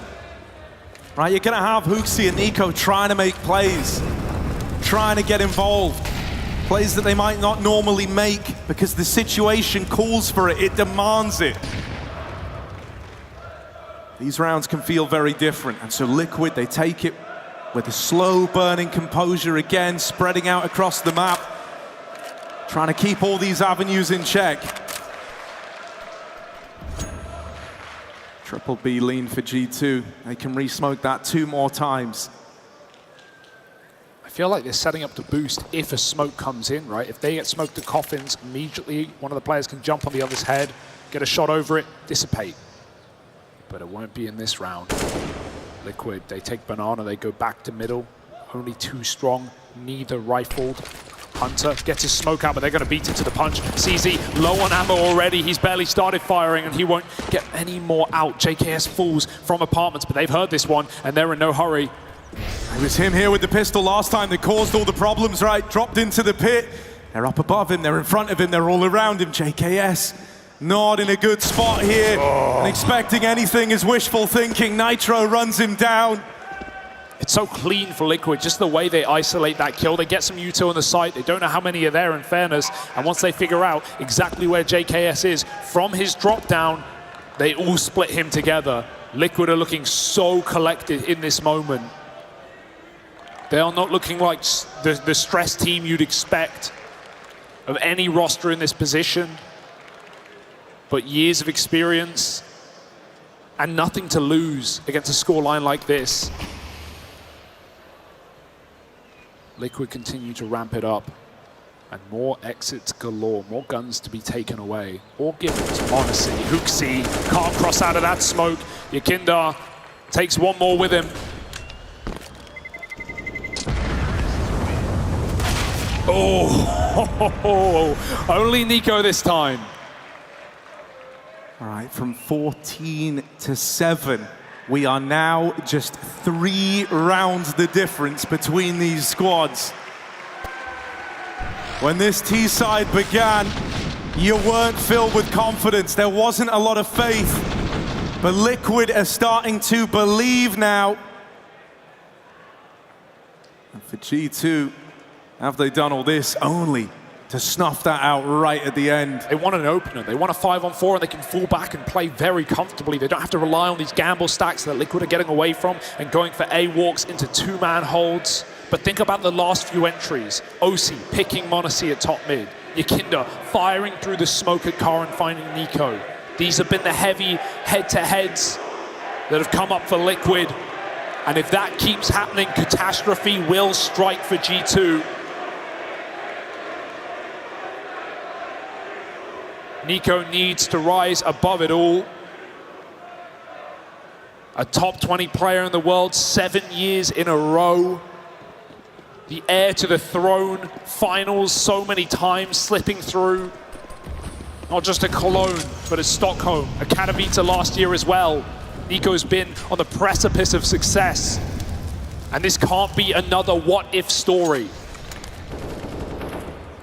Yeah, many IGLs have held his hand into grand finals, but fallen down in the process. This flash there it is. Nice, and there's Nico finding that opener. That is exactly what G2 wanted, and it's from the man you wanted it from. Still triple B though. Not that Liquid will expect it. They'd be looking for a more standard setup in a round like this, but that's because G2 want more from this position. They've got Monacy on the corner, they've got Nico Anti. This is all the makings of more bloodlust and more success from it. Monacy's got to be quick, and he always is. Nico helping out, Flash to send them even deeper into Banana if they want, but they're just going to play a numbers game, 5v2. I know that Liquid don't get back into this one freely. It's going to be a grind. Naf and Osi. They've had a pretty quiet map here. It's been Yakinda and Nitro spearheading this comeback. Well, now it's going to fall to the other two. Osi baits out that shot from Monacy's orb, but a smoke in the way might just seal the deal on this round. Oh, are they going through? This has been a textbook round from G2, and Nico wants to send it just that extra step. Missed smoke, not ideal. And a flash behind it, but Nico won't be blinded. He will force the fight and meet the fire. Naf finds that kill. There's 10 seconds. There's no way to save the day. Liquid are done, left on their laurels. Osi attempts a plant in the midst of the madness, but Monacy snuffs him out. And G2, grand finals point. 1 round away. A breath of fresh air. And a chance to take it all. And it's so fitting that it's Monacy and Nico to make it happen. Got a taste of what this duo could do on stage in Katowice last year in Monacy's debut. Well, they're now the ones looking to walk it over the line for Liquid. They've been up against it this entire second half. They haven't let that deter them. But now there are no more second chances. It's going to be flawless from here on out. A convincing tag from Odyssey. Dear. And Yakindar's been tamed. Will he even take the AWP? Take it away from OC. What could be the final round of play? He might be begging for it. OC wants a chance to fire off, though. And Liquid must dig deeper than you would imagine to be possible in this moment. G2, re-flash, re-attack, retake that car. But they don't need to hang around. They forced a lot of util out of Liquid and already wasted most of their time. Everything being thrown to the face of Liquid, and there's more where that came from. Oh, they want to try and get Nico back in the fray. He sees that boost, doesn't like it. Rotate moving around from Monacy. The anticipation is building. G2 starting to gamble a third man over. Liquid up and leave this side of the map. This is going to be Liquid playing it to the final extremities of this clock in what could be their last round on this stage. Pick Crossfire to get past. They've got 20 seconds to do it. JKS. Damage done, softens them up. Ready and raring to go. He wants to be in a grand final again, but Yakindar's knocked him out of it. Hunter from the pit's done a lot of damage and trying to drive this one home. There's the close. A rumble of thunder and the flash of lightning. G2 are going to the grand final. So many chances in the past, but this team feels like they're on a different trajectory right now. 9 maps in a row on Inferno, 11 best of 3s leading into a grand final. It's all poised for G2. An incredible series, an incredible map from Hunter. Nico leading the way, and Monacy solid as ever. This could be back-to-back for G2 in the grand final. I think they're favorites. I don't think anyone's doubting it. Liquid, an incredible run through some very difficult matches. They pulled comebacks galore, but they can't stand the test of time against G2, not today.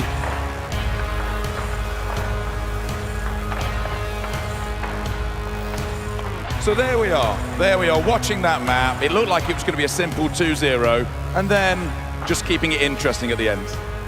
Yeah, it was starting Anubis. I think we really needed to get used a bit to the stage. The comms were very hectic. We were not making the best decision that we usually make.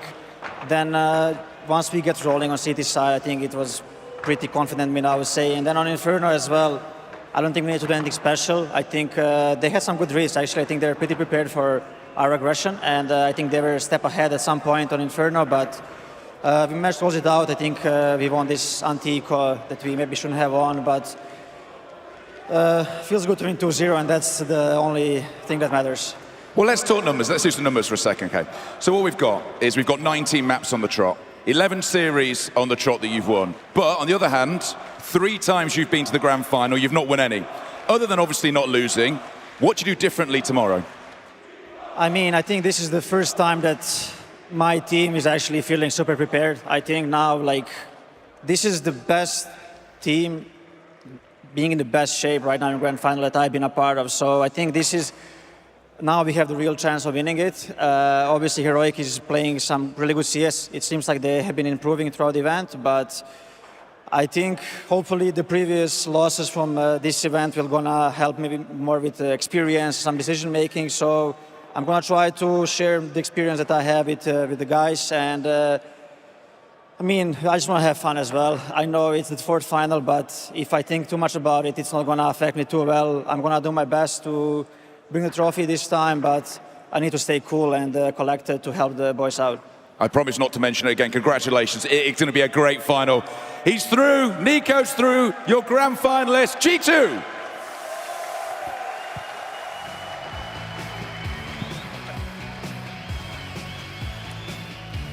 Spectacular stuff from G2 Esports. They do secure a berth in that final. They are going to have Heroic there on the other side. You heard Nico say it right there, but I think it goes even without saying.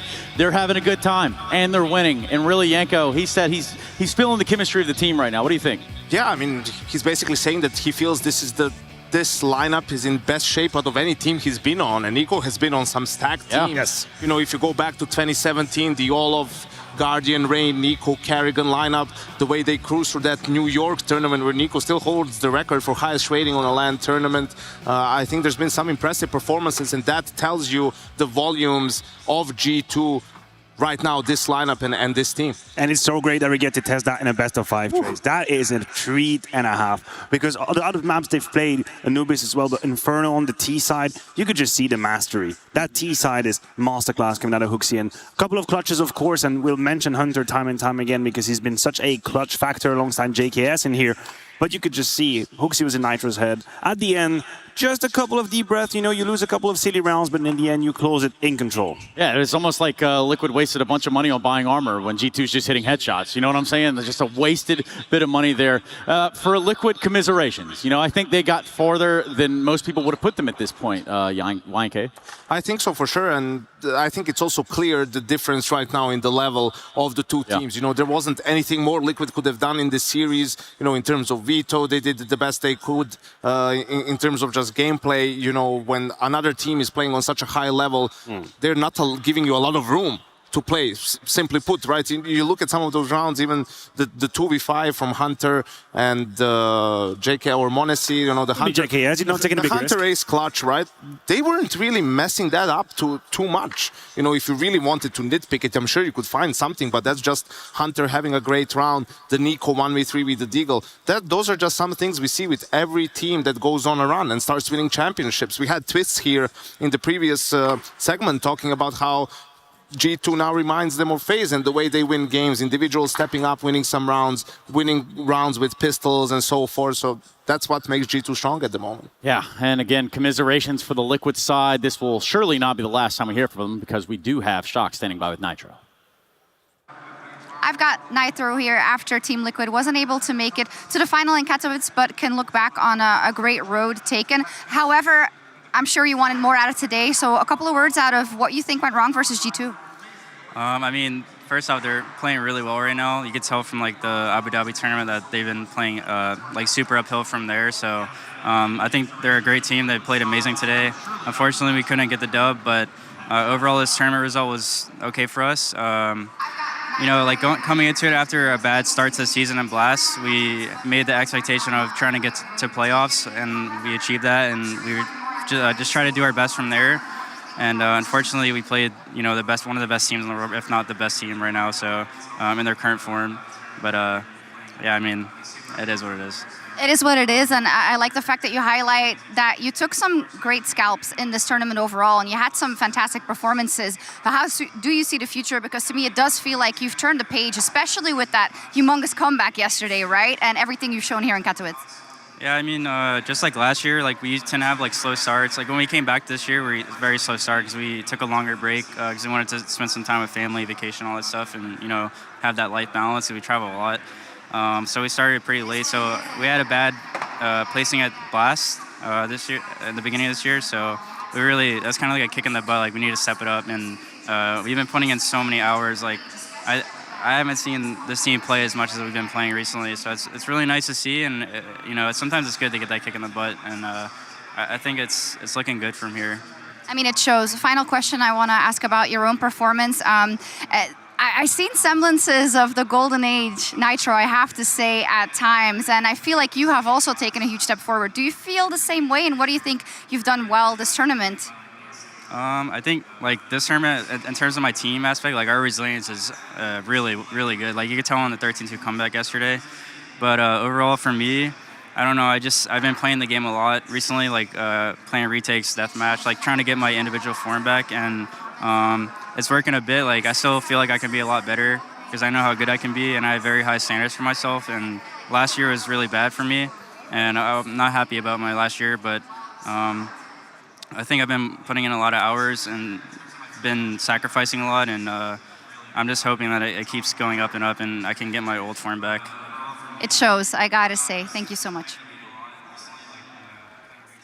There is something to be said about form here, and the numbers are not going to lie, are they, Yanko?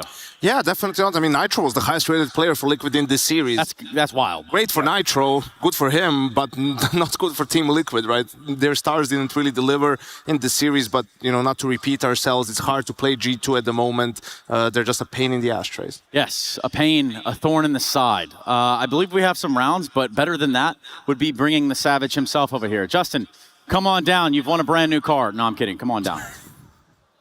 We got him in there in the end way.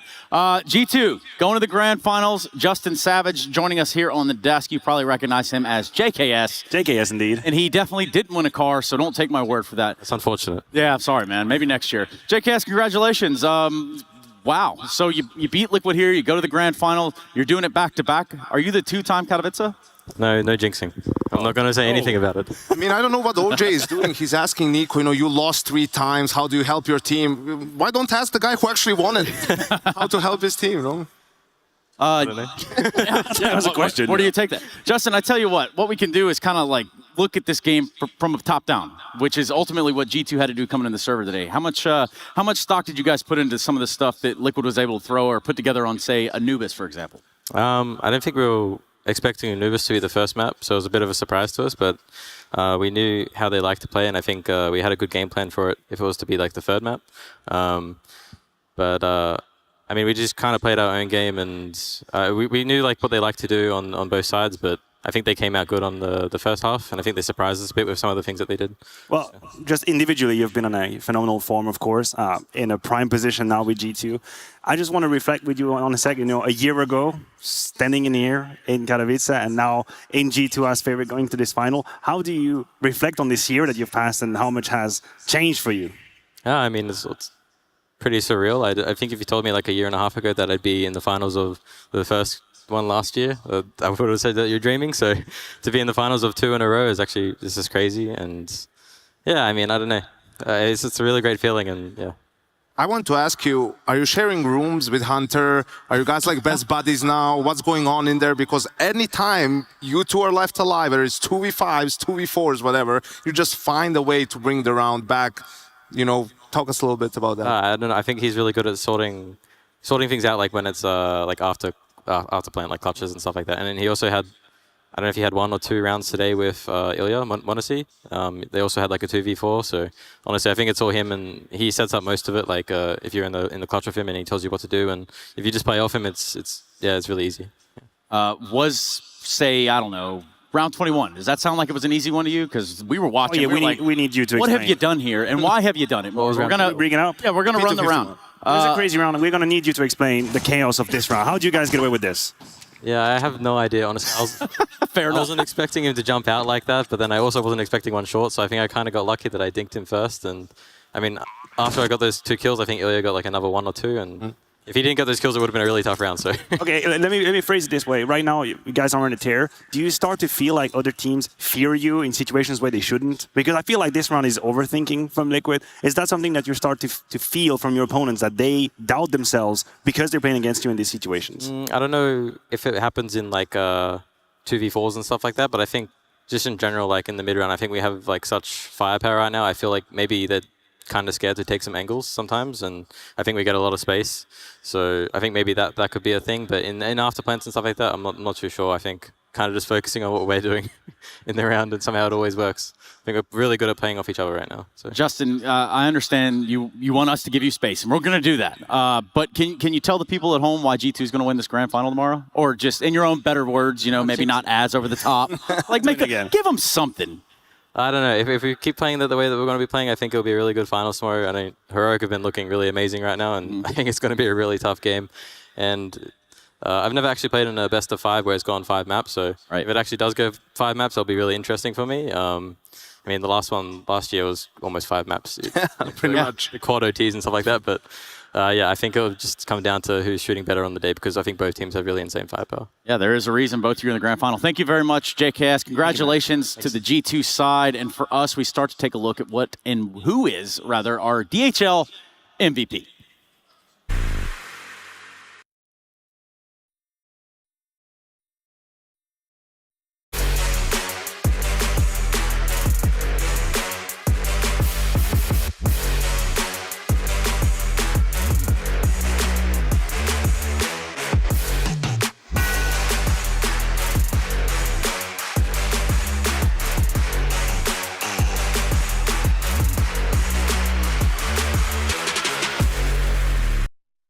Yes, that is correct. It is that time for you to use your Twitch channel points in helping us determine who our DHL MVP is. Now, at the conclusion of the grand final, we will talk to the winner of this. That much we know for sure. If you watch Rio, you know we talked to James. He had a lot he wanted to add, and ultimately we're running that back here with either G2 or Heroic, if I had to guess. To be fair, this should just be Nitro and 4 G2 players. This is what we should have on our screen right now, because that's how crazy this was on the side of G2 from coast to coast. Excellent performances. We have Nico, we have Hunter, we had, of course, Nitro. And I wouldn't be surprised to see a little bit of JKS and m0NESY as well in these rankings. And that's actually the scariest prospect when it comes to G2. As crazy as it sounds, I feel like there is an even deeper individual level that could be just activated tomorrow, because it's not like we've seen incredible clutches from m0NESY where he just rolls back and takes us to a new dimension. And he's been pretty reserved. He's done what he had to do. Nico had that one moment with the Deagle, but these two individuals, I feel like they have another gear that's just ready to be activated, whilst the likes of Hunter and JKS just delivering pure gold Counter-Strike. How do you stop it? I'm just horny for those finals tomorrow.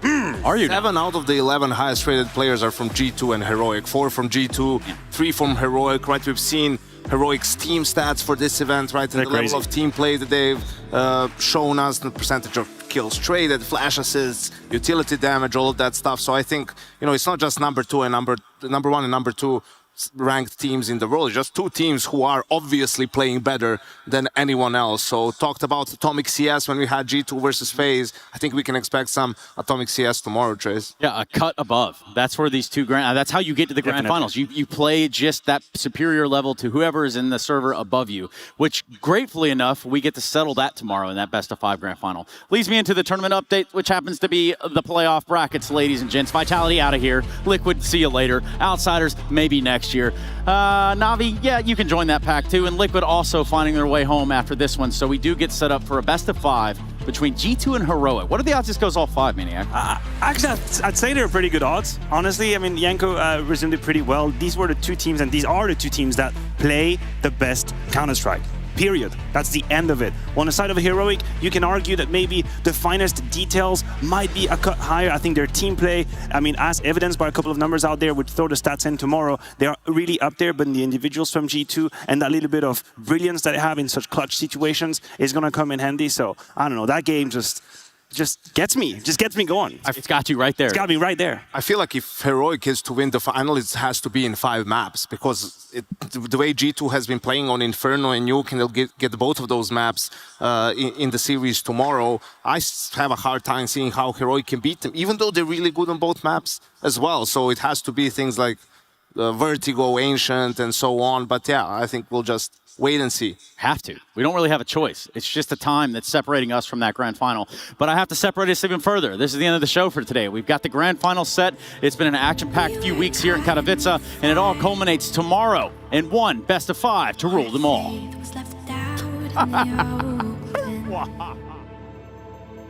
Saw the fear in your eyes as we move through the dust. Nights turn into days, wanna buy another. Under darkened skies, we await, bound to each other. But our spirits never die. Fighting as we push through the darkest times. I'll be there by your side. We arise when everything's breaking. Our souls will awaken. Our spirits never die. At the end of the line, the track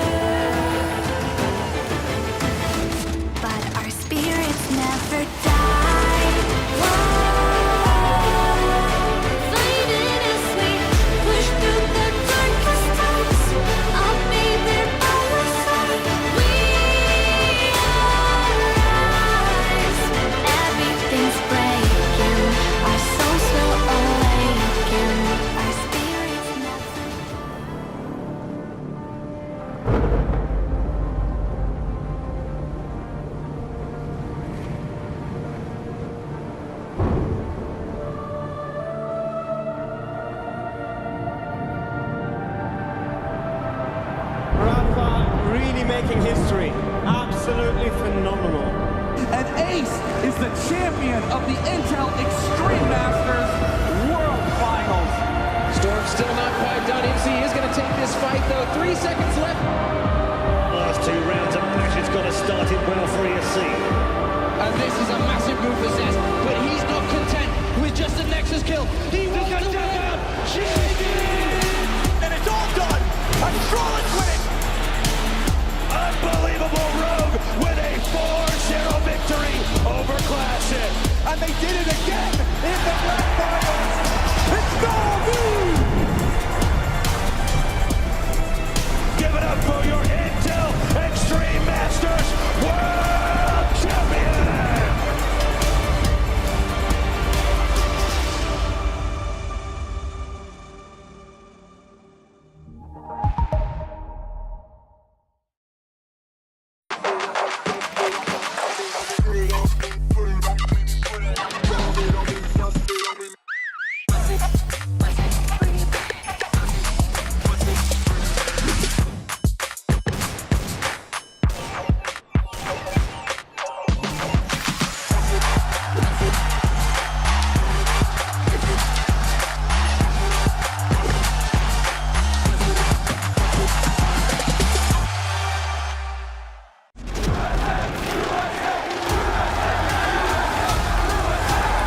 Dallas, we're back.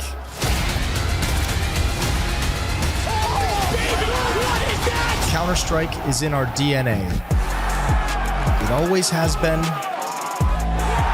and it always will be. And now we are once more returning to where it all began.